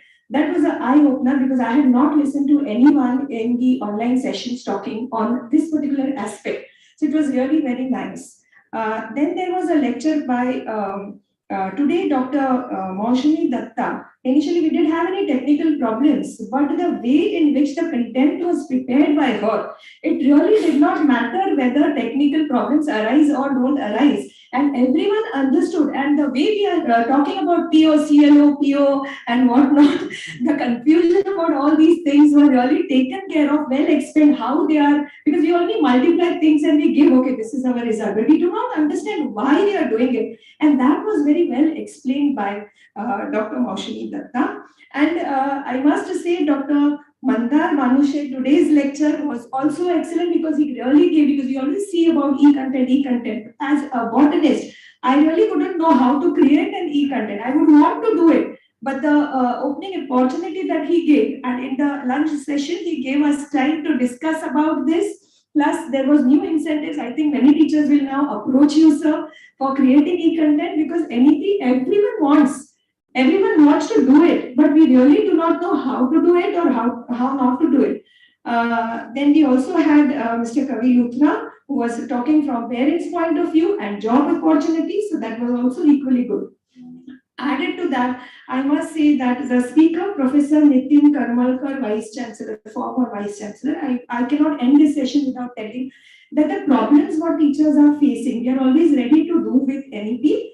And with this, government, yes, we want to help the government, but government also has to take into consideration if there is any message that is going to the government through this session, the vacancies that need to be filled should be taken care of. If it really wants to implement NEP, teachers alone cannot help because the number of teachers need to be increased, and that needs to be taken care of by the government while it is introducing NEP.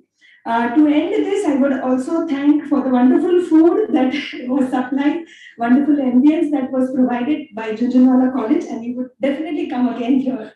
Thank you so much.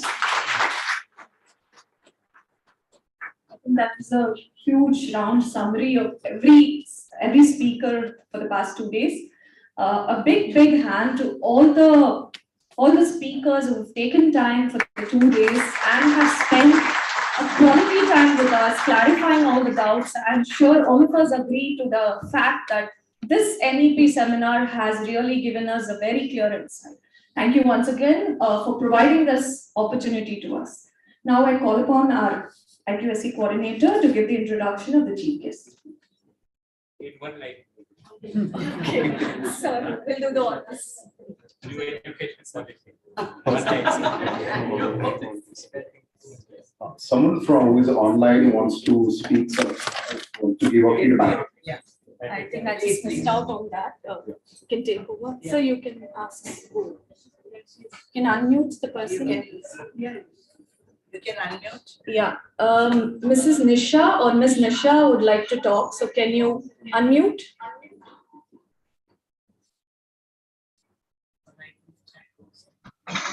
Am I audible? Can you hear me? Ma'am, am I audible? Yes. Okay, so first and foremost, a big thank you to the organizing team as well as to all the great speakers who enlightened us towards transforming the higher education. I guess from yesterday's session and today's session as well, we have some clarity in terms of how we really need to look at our approaches in NEP. I would appreciate, I actually am very thankful to you for calling in Dr. Bapat from IIT Mumbai, because the Indian thought, which we were a little not so clear about how to really incorporate it, he kind of gave us a clear vision on that.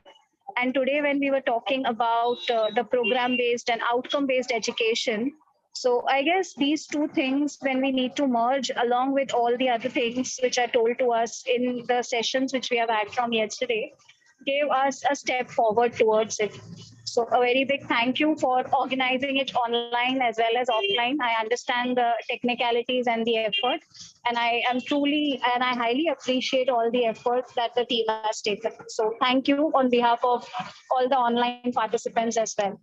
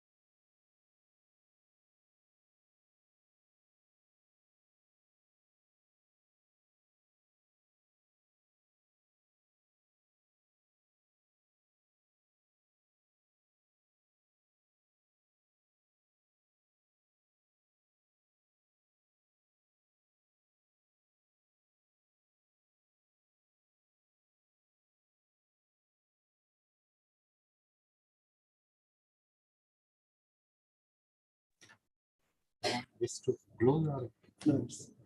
Fine. I don't need that. Okay. Oh, sorry. Good evening, everyone. And I know in Mumbai, evening time is very, very important for all of us, including me. And nothing wrong in that, because every city's context is very, very different. Keeping this in mind, I will try and finish whatever I wanted to and want to say in few minutes.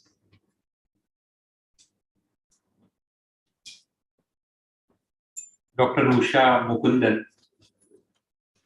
I have always seen her. Now she is the director of Hindu Vidya Prachar Samiti. It seems so long. I think I have seen her since last 24 years working silently, such a dynamic lady working very, very silently, but not losing the focus of achieving whatever she wanted to achieve. I have seen from all the offices wherever I have worked. So compliment, madam, for your work which you have taken. And there is a big, big difference between South Mumbai and this. And I have stayed in both the parts. South Mumbai, they have their pluses.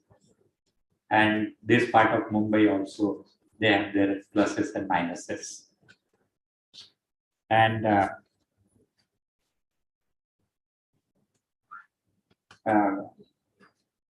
Dr. Himanshu Davda, the principal of this college, Dr. Bhushan Arikar, and all those who sat on the dais, and Mandar, in fact, I missed your lecture. At least I should have attended one lecture, but I had a program, so I got little late. But I came 2 minutes before the time which was given to me in the college. I don't know about this, but in the college at least I came. In fact, the learned people came for this 2-day national webinar. Learned people came to attend this national webinar, and the learned people came before me as a resource person, and you have learned. So after learning, nothing remains. If you feel that you have already learned everything, then nothing remains. And therefore, I don't think I have something to say and tell all of you. That is what I was thinking all the time sitting on the dais. And I jotted down some points. NEP, National Education Policy, the document almost was prepared before COVID. Okay. And lot many opportunities, lot many new thinking, lot many old thinking in new perspective has been brought in the new education policy. Whenever you bring some new, it always takes time to understand. And you all the way learn that we have seen even the earlier policies immediately after the independence, then 1966 policy, then the Mudaliar Committee's report, then 1986 new education policy. Always it took little more time to understand and to implement, and you came to know the difficulties.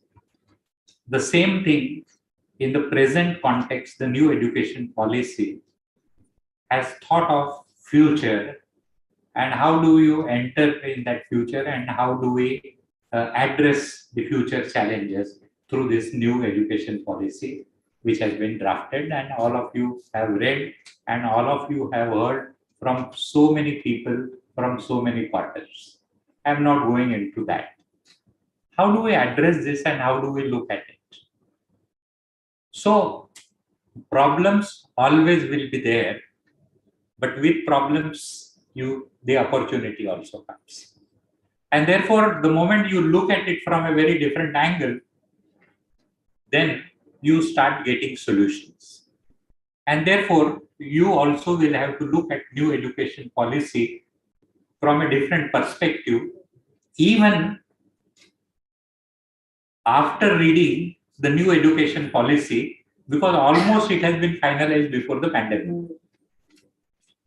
And after pandemic, the world has changed. Now, what are the changes which have taken place? I read a book which came in 2015. The name of the book is,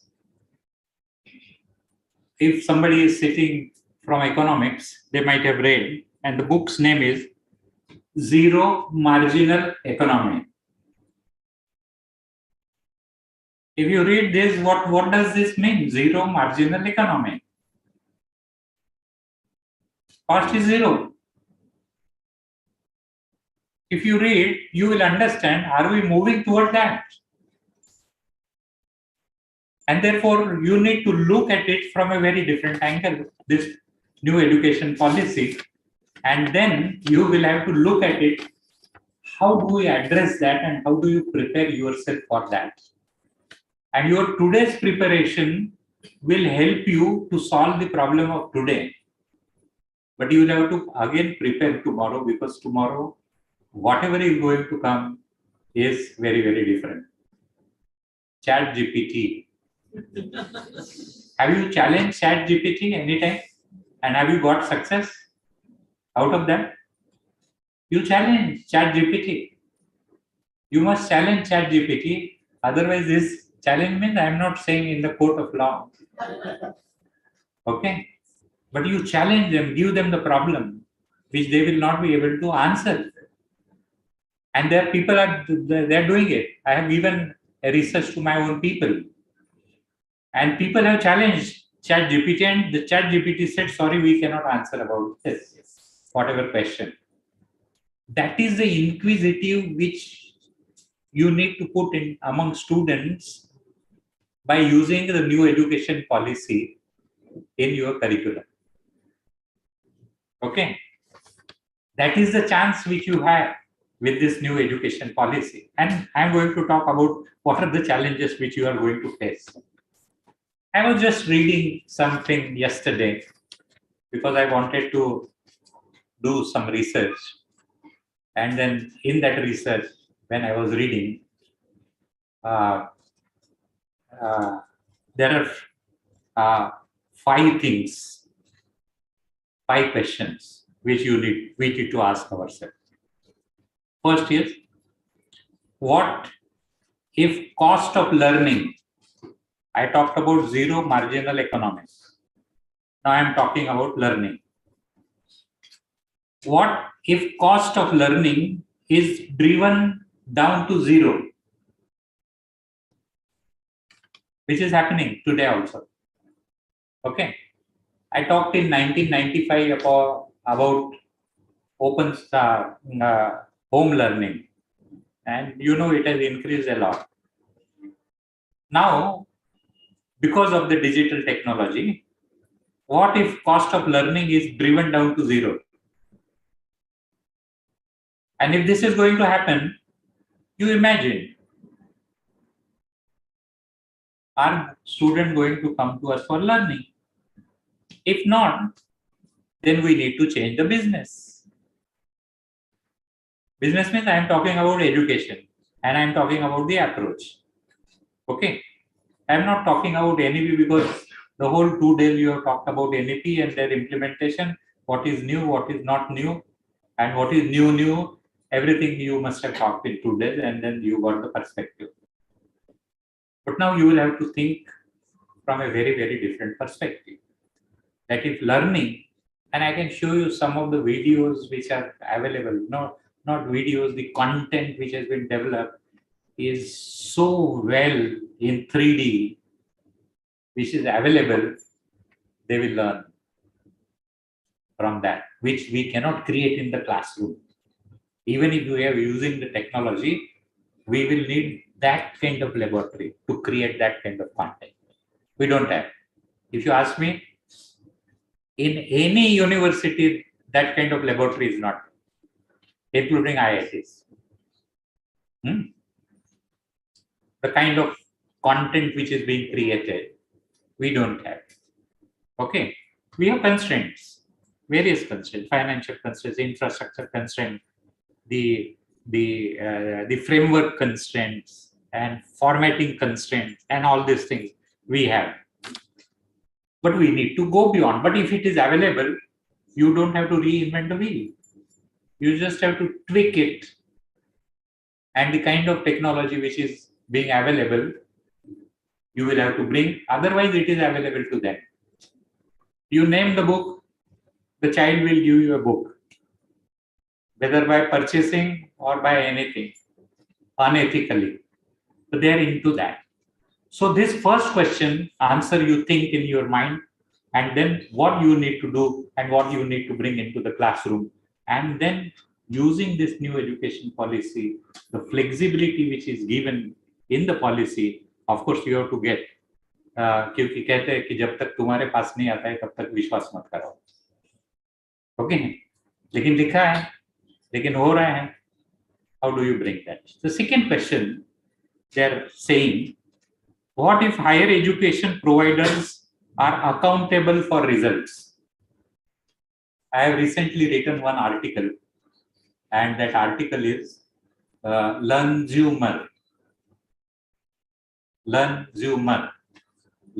and consumer. That is the word I have coined, and recently I have published in the university news AIU comes out with.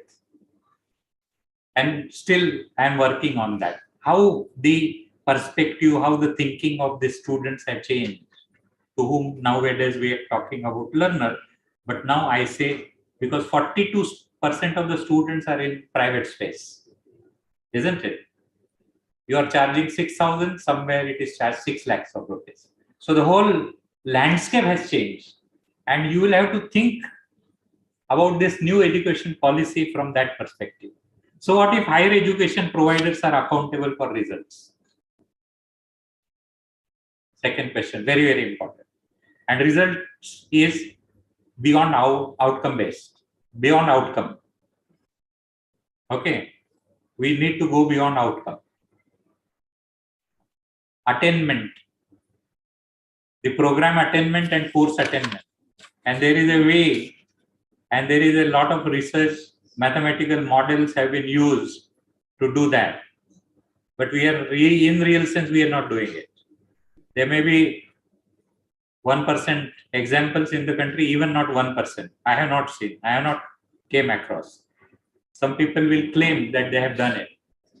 But in real sense, unless and until, and these children are, otherwise they will say, ki, we are spending so much of money and we are not getting. The third thing is, third question is, what if learning journeys are entirely flexible and customizable? I have met several students who came and who said, oh, I am not happy. Even in the institutes, which are very, very innovative. They say, I'm not enjoying what I wanted to learn here. Though this is my passion, but I am not getting, and therefore I am leaving. I am going in the private space, not the formal institutions, but I am going beyond that, and I am going and learning from there. That is going to happen. They need flexibility. So flexibility is there, talked in NEP. But even beyond that, the flexibility which we need to go, if you go and Google Masters Union, which is not affiliated to anybody, but their fees is 35 lakhs of rupees. And the students are getting an employment of 30 lakhs of rupees. What are they doing? What kind of programs they are doing, and what kind of, why students should pay 35 lakhs of rupees? What are they learning which they are not learning with us? You need to think that. And then dive into new education policy framework and then see what you can do. But you will have to go beyond and then see how you can do it. Fourth question is, what if commercialized research pays for itself? We have to do research also, because that research we need to bring it to the classroom. Commercialized research. When the research will be commercialized? When through your research somebody is going to get benefit out of it. And money is not an issue. Government cannot give you the kind of grants which you need for research to transform the whole world. No government, anywhere, in any country. That is the statistic, that is the data. How do we go into that? How do we bring that research into your curriculum from day one? From day one. Don't think that you have a 60-minute lecture and then 60 minutes में हमको सब करना है. नहीं, कुछ नहीं करना है. You have to go beyond. I'll give you an example. Fifth question. What if technology could solve the global supply-demand mismatch? McDonald University. They have a university. Okay. They are teaching their own employees. They are teaching their own employees. 2 million across the globe. That is the scale. That is the scale. They don't have 3 years. They'll say, come, for 6 months, I will give you training for our new business, which we are starting, or the new way of running our business. Come, do here, get the credit, which we talk of academic bank of credit, and then they give credit and then they will certify. So these big players are coming into education. If these big players are coming, then what is going to happen to us? We need to change. And therefore, you need to ask these 5 questions and you need to go. If you ask me, I don't think anybody has used this word which I am going to use, which already you know it. This new education policy, if you decide, then it will take you to a beta mode. And beta mode is not complete anytime. So this new education policy is a vehicle for all of you if you want to go into the beta mode. And the moment you go into the beta mode, these children also will go into the beta mode. And therefore, if you ask me the message of the new education policy, the new education policy's message is try and go into the beta mode. That is where we need to go into. Now, there are 3 things which you should look at new education policy from that perspective. Of course, there are questions, and some of the questions answers nobody has given to me. I have asked at all the levels. Okay, I have some solutions for that. But for that, we have to implement and we have to listen to first the problems, first to the questions, and try and address those questions and find the solution together. The moment we do that, we will be able to get those answers. There are questions, madam, some questions which need to be addressed. And therefore, we have to look at it from that angle. What kind of environment which we should create in our institution, classroom? The first thing is, the better the question, you will be able to find the solutions. But no question is wrong. Okay, no question is less. Because the person asks from his perspective on the basis of his experience and his knowledge, and everybody's experience and everybody's knowledge cannot be same. And therefore, all questions are better. That we should. Second is, the better the answer. The answer also, whatever is given, Pythagoras theorem can be proved 250 different times. Right? 250 different times. For every question, there can be various answers which people might not have thought today. You allow that in the classroom. You allow that in the classroom because that is his perspective and you cannot say that is wrong. And we always give Galileo's example. But there are so many Galileos sitting in our class. But we say, no, ye nahi likha to mark nahi denge. Generally, it happens in the junior college, senior college also to some extent. It happens. Perspective. You don't know what he is talking today may be true after 50 years or 100 years.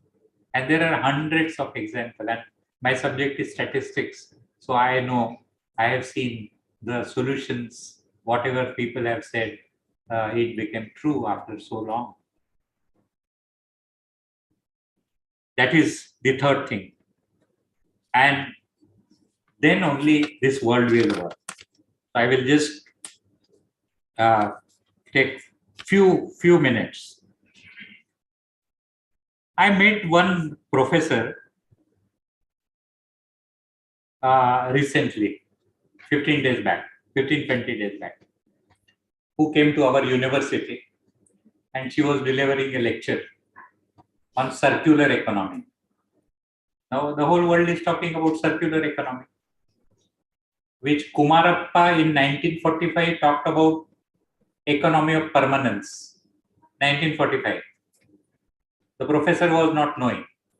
A lot of things have happened in this country also, but we have not marketed them well. Okay, in a right perspective. Right perspective, scientifically. I am not saying we should promote non-scientific way. Scientific way, if we promote, nothing wrong in that.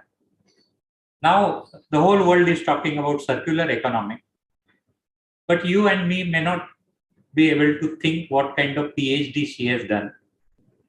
Her PhD was in circular economy. She is not a student of economics, but she has done in circular economy in Imperial College, which is Imperial College of Technology in London. See, economics का कहीं संबंध नहीं है, संबंध है, लेकिन वो Imperial College economics का नहीं है, technology का है. Such a great college. She's now what kind of research she has done, you know? लोग चिकन खाते हैं ना? मैं नहीं खाता हूँ, लेकिन खाते हैं. Then उसको काट के उसके जो फेदर है, क्या होता है हमारे देश में भी फेंक देते हैं, उसका वेस्ट होता है. वेस्ट होता है, कुछ नहीं होता है उसका, वेस्ट फेंक देते हैं. She has done a research on that. She got PhD, and you know 500 million of feather in a year in UK वो फेंकते हैं. She has done a PhD and she has converted those feathers into the thread by creating a machine. She created a machine and the whole thread is converted into the thread, and out of thread they make clothes. Circular economy. Okay. That kind of thinking need to be instilled. This is the inter, multi and transdisciplinary approach. That is what NEP is talking about. But we have not really understood, many. We think that multidisciplinary and transdisciplinary is, चलो commerce को भी डाल दो, ये faculty को social sciences को डाल दो. No, your class has to be multidisciplinary. Your class has to be वो हम नहीं बात करें. वो हम बात करें कि ये भी रखो, वो भी रखो, वो भी रखो, वो भी रखो, हो गया. अलग अलग है नहीं.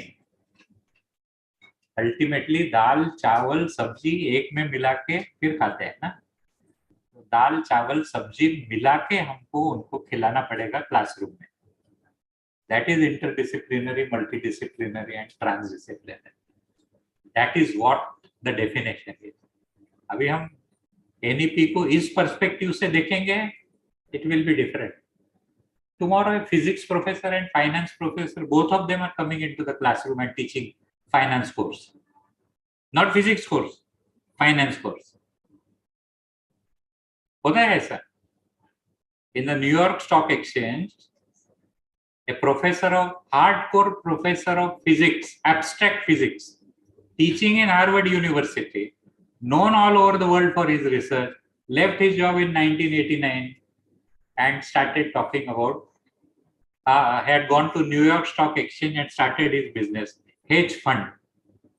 He earned more profit than Warren Buffett from 2001 to 2010, 2,500 times profit, because he said, I have only appointed people, those who know mathematics and those who know physics. I have not appointed people, those who know finance. आप एक किताब पढ़ लीजिए, Physics of Finance, you will understand. That is interdisciplinarity approach to be brought into the commerce, BCom, to be brought into the BBA.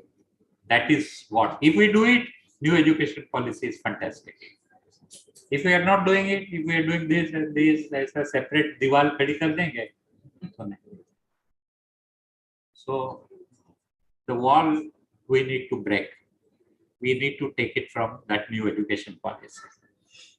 So there are a number of such books I have read and number of people I have met. I met one Nobel laureate who got a Nobel Prize because he has used 6 disciplines into one concept. वो physical education में graduate था. हमारे यहाँ क्या बोलते हैं? जो physical education का प्रोग्राम करता है उसको बोलते हैं अरे इसको कुछ आता नहीं, वहाँ गया है. but he did physical education at his undergraduate level, participated in Olympic, athlete, that level athlete, then did post-graduation in biochemistry and got Nobel Prize in chemistry. He used 6 different disciplines to get the result. That is what interdisciplinary, multidisciplinary approach it is talking. Can this be done? With the present infrastructure, present system, whatever you have. वो problem तो रहेगा आपको. Government institute है, आपको पूरी post भरी नहीं जाएगी. Whether this government or that government or any government which is going to come, I am telling you. नहीं कर सकते because I worked in the government. I know the finance department. I know the finance. नहीं, कोई नहीं कर सकता. नहीं, कितना भी पावरफुल अगर भगवान राम और श्री कृष्ण भी आए तो बोलेंगे कि सॉरी, हम नहीं कर सकते. खाली श्री कृष्ण कुछ इधर उधर ट्विक करके करेगा, इंटरडिसिप्लिनरी, मल्टीडिसिप्लिनरी. राम बोलेंगे मैं नहीं कर सकता. And therefore we need to find the solution for ourselves. Become Krishna. Krishna's approach. Believe in Ram, but have an approach of Krishna. I am telling you, you can't give whichever government can come because difficult. They have their constraints. You and me understand, but their constraints are very, very different. आप हमारे जो है ना वो कुछ नहीं है, इतने constraint है, उनको इतने challenges है, and our country is so diverse, and therefore you need to think big. ये मास्टर्स यूनियन ने एक प्रोग्राम लॉन्च किया, उसका नाम है क्रिएटरप्रेन्योर. You have to have the program. All of you are from autonomous colleges. Who's not from autonomous college? Which college you are from? Huh? Manjunath College. And all others are autonomous colleges? Oh, that is so great. That is so great. Now you have the opportunity to in 40% online तो बच्चे कर सकते हैं ना. तुम्हारे university भी कुछ नहीं बोलेगी, यूजीसी ने बोला है आपको. So search in the world those kind of programs, and then you see. We teach one course in our university. How do we use Bhagavad Gita in design? Bhagavad Gita सबको पता है, लेकिन उसको डिजाइन में कैसे यूज करेंगे आप, वो पढ़ाते हैं. So that is what you need to, and you all are intelligent. And if you all are intelligent, then you can do it. So look at the Creatorpreneur undergraduate, 4-year undergraduate program of Masters Union and several other people. Those who are doing in the a creative space. So one thing which you should remember, disruption always initially disrupts you and disturbs you. But what is the most important word in this? Initially. But if you do that, then it is easy. And अभी तो teaching learning process में teacher कम बोलना पड़ता है. So in 60 hours, you just speak for 15 minutes. Then engage them. If you are able to engage them, then they are going to do your job. Say suppose आपको चाहिए research कर रहे हैं आप किसी इसमें, और आपने बोला कि let us divide this class into 6 groups. Each group is given what is happening in the world in this field, what are the research. Go and search for the content in the research journals, bring, and then how do you think differently. 6 group आपको सब research class में लाके दे देगा. Perspective लाएंगे उसका, and then you can use that perspective बच्चों के साथ में रिसर्च कर सकते हैं, बच्चों के साथ में प्रोजेक्ट कर सकते हैं. This Masters Union is going to give 5 crores of rupees to students to invest in the stock market because one course is that. Okay. हम 100 रुपए दे सकते हैं, 1000 रुपए दे सकते हैं, दे सकते हैं. Purchase one share and see whether you can sell it or not. Understand in the market. कोई दिक्कत नहीं है. This is what practical tweaking which we will have to do in higher education.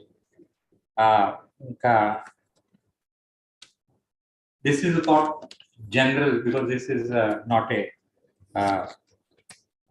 speech. This is just the whatever I thought that I should communicate to you because this is a valedictory program. Otherwise, I can just go on and then speak for a long time. But we need to really think. Whatever you are doing, just do it differently. कोई फर्क नहीं है, आपको वही पढ़ाना है और एक क्रेडिट के चक्कर में मत रहो. सॉरी मानुषे, आई एम टेलिंग यू, ये क्रेडिट जो है ना, this is an arrangement for pension. You may not be knowing, in 1901 this credit system came for giving pension. One Carnegie, very rich person in USA, he wanted to help the lowest paid, highest respected people. Those days, lowest paid teachers, but highest respected. अभी पता नहीं. अभी you ask the question to yourself and you decide. I don't want to say. But then he had sent his team to see कितने teacher को कैसे दे सकते हैं. They had gone. Then they saw कोई जगह 1 दिन ही पढ़ाते हैं, कोई जगह 5 दिन पढ़ाते हैं, कोई जगह 2 दिन पढ़ाते हैं, कोई जगह 4 दिन पढ़ाते हैं, कोई जगह इंफ्रास्ट्रक्चर है या नहीं है. फिर वो आए, फिर उन्होंने बताया ऐसा ऐसा है. बोले ऐसे तो नहीं दे सकते है ना, तो आप एक स्कीम बनाओ. तो उन्होंने स्कीम बनाई. The teacher, those who are teaching for 5 days for this many hours and in a college will be given the pension. तो किससे आया क्रेडिट? क्रेडिट वहां से आया. And they defined the credit. ये 3 क्रेडिट का कोर्स पढ़ा रहा है 1 हफ्ते के लिए, तो उसको पेंशन देंगे, नहीं तो नहीं देंगे. Credit has no bearing. Say suppose something ये 2 दिन आपको पढ़ाया, आप तो फटाफट आप सीख गए. मुझे शायद 1 हफ्ता लगता था पढ़ने के लिए न्यू एजुकेशन पॉलिसी का ये सब उन्होंने समझाने के बाद में, because my speed is less than yours. So why should you wait for that time? So what is the most important is competency. Competency is the important thing, nothing else. So focus on competency. Credit Government of India is asking, Government of Maharashtra is asking, और your university is asking. उनके लिए रहने दो, उस पर ज्यादा ध्यान मत दो. कॉम्पिटेंसी पे ध्यान दो. Competency, how you will, and you have a diverse population in your class. Learning abilities are different, but nobody is bad in the class. पता नहीं 25 साल बाद 30 साल बाद वो लड़का कहाँ होगा, है ना? उसका इंटरेस्ट नहीं होगा, दूसरे इसमें वो बहुत अच्छा होगा. We have examples. Sharad Pawar और नरेंद्र मोदी जी, है ना? वो थोड़ी IIT में गए, लेकिन they understand the whole nation at that scale, what to do, what not to do, and how to do, how not to do. हम नहीं बात कर सकते हैं ना उनके जैसे. तो उसका एक स्किल अलग है, कॉम्पिटेंसी अलग है, that they have. So how do you focus on the competency and skill? And one thing, last thing which you should remember is, ये स्किलिंग को छोटा हमने बनाया है. Do you think that PhD में skills नहीं लगते आपको? लगते हैं ना? Creating chat GPT skills लगते हैं कि नहीं लगते? है ना? So स्किल्स वो वोकेशनल लेवल पे हमने डाल दिया है एमसीडीसी में, we have made that mistake. Skills छोटे लेवल के होते हैं ऐसा नहीं है, skill you need at all levels, you think from that perspective. यानी पीएचडी में भी स्किल लगते हैं, और एमएससी में भी स्किल्स लगते हैं। नई स्किल्स आएंगे तो एमकॉम हो जाएगा, लेकिन वो स्टॉक मार्केट में इन्वेस्ट नहीं कर सकता है, उसको नहीं समझेगा what is the technical analysis, how it is changing. I was reading one paper. I was reading one paper in technical analysis. Such a fantastic work, but a whole lot of mathematics. Some teacher asked me, he wanted to do research. So I just Googled it, and then I found that research journal and research paper for him. But 80% is mathematics. But fantastic. And therefore, I think this new education policy challenges, lot of challenges are there, but you have opportunity. But at the same time, the government will also have to do it. You have a challenge. ये झुंझुनू वाला college में FSI नहीं है ऊपर जाने के लिए, तो 3 साल का प्रोग्राम 4 साल कैसे चलाएंगे? बोलने के लिए आसान है, हाँ ठीक 4 साल, चौथा साल हम उनको बाहर रखेंगे, आसान है, लेकिन तुम्हारे लिए आसान होगा। गढ़चिरौली के लिए क्या होगा? तुम्हारे लिए भी आसान नहीं है, तो उसका सोल्यूशन कैसे निकालना है? Now you have no alternative, तो उसका सोल्यूशन कैसे निकालेंगे? तो सोल्यूशन निकाल के जस्ट ऐसा निकाल दिया, ऐसा नहीं। How are you going to, they are not coming to your college, but at the same time how are you going to make them learn for their life, वो चैलेंज। तो ऐसे बहुत सारे चॅलेंजेस है, अभी वो चॅलेंजेस को address करना चाहिए, आपल्यालाच करायला लागतं नाही पण oh sorry, I shifted to Marathi. Good that I have not shifted to Gujarati, because I recently stayed for 2 years in Gujarati. And it is good that મને ગુજરાતી આવડતું નથી. So yeah, I think this is what I just wanted to communicate to you. And great meeting all of you after a long time. I don't know, at least by some faces are known. May not remember the names, but then I remember the faces of all of you. And good to meet all of you, and good that she has invited me so I could meet you, the principal, and all your staff to see your college again. Thank you for inviting me and giving me an opportunity to meet such a wonderful people again, and for the first time also to some people. So thank you for that, and I must thank all of you for in English there are some different words and they have different meanings, and therefore I say that I must thank all of you for listening to me or hearing to me, whatever you have done. Thank you very much.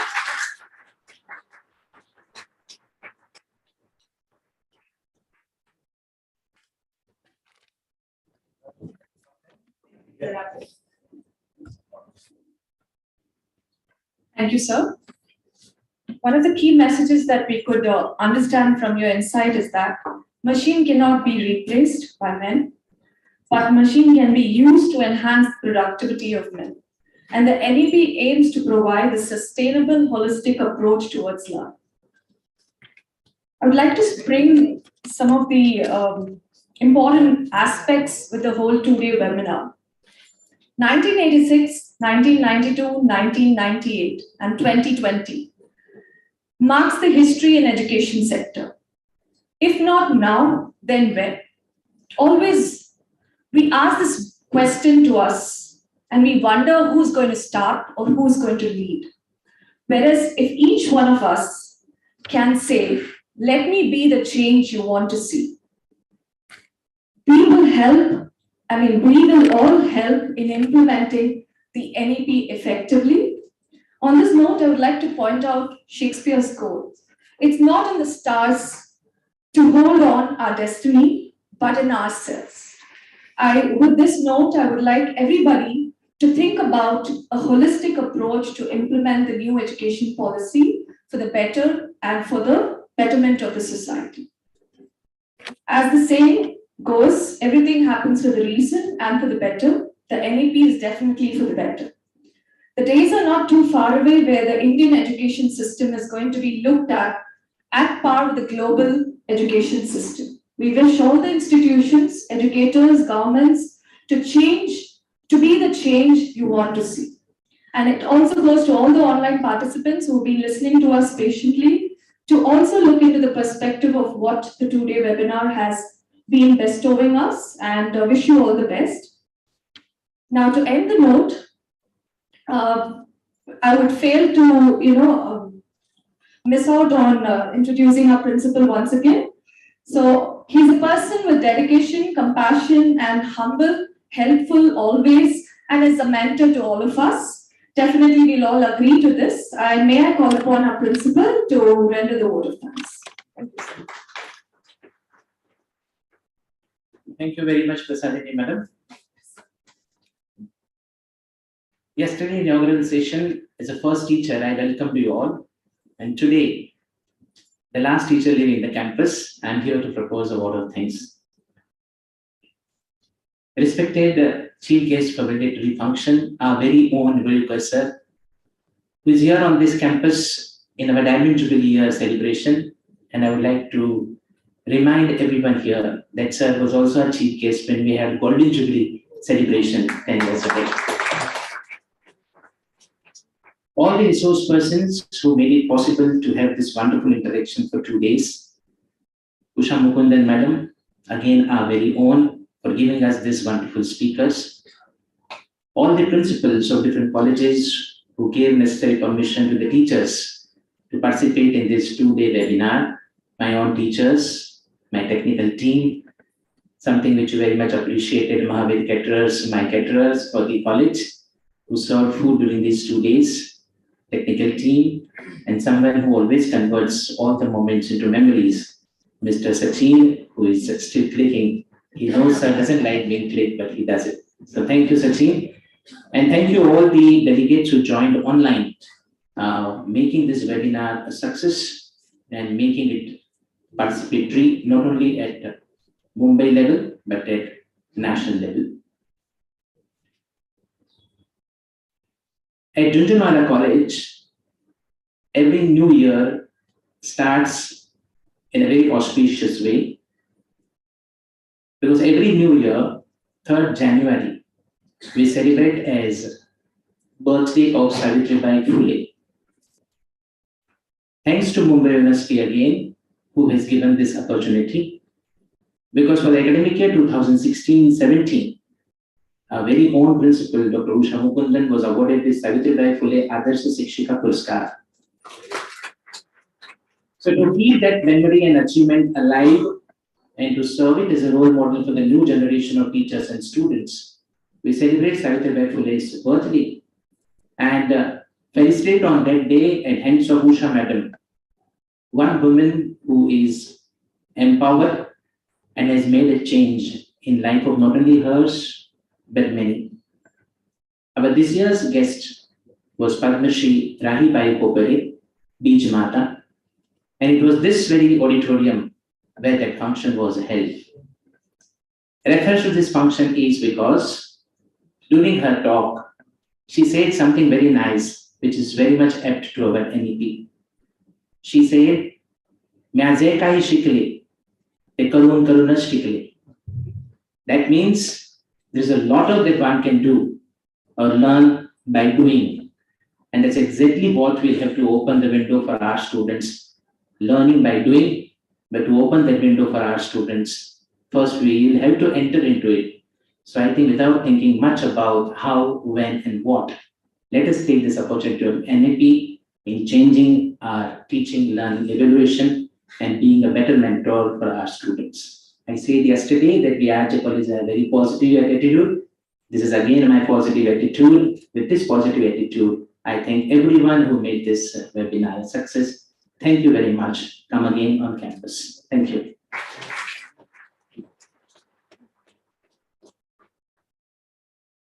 May I call upon Dr. Meghambari ma'am to come over. Let's stand for the national anthem.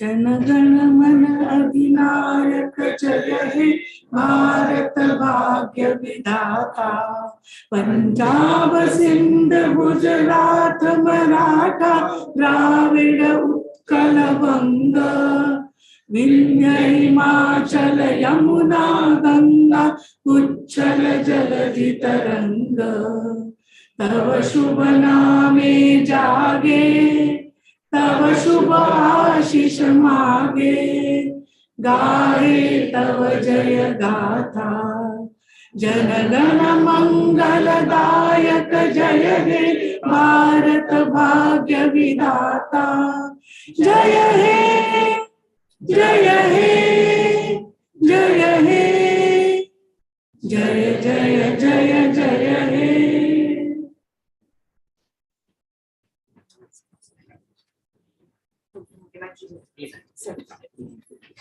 Thank you so much. Thanks a lot, everyone. To all the online participants, we'll be sending the link. We request everybody to fill the link immediately, and the certificates will be generated in all the email accounts that's been shared. So can we have all the participants to fill the form as early as possible? The feedback form is also being given, so kindly do the same.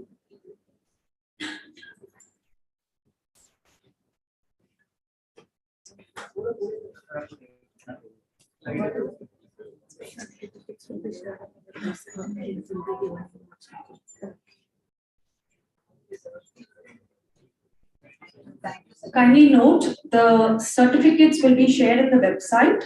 Along with it, the link will be shared to the WhatsApp group created. You can download the e-certificates from there.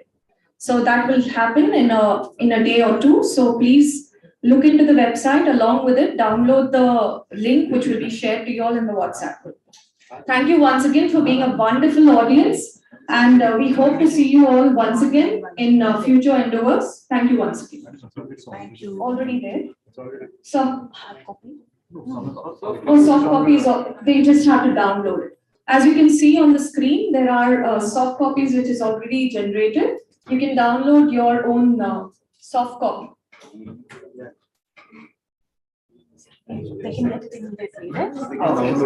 So you can download it as you see it right now. And we'll be stopping the Zoom link. Thank you so much once again.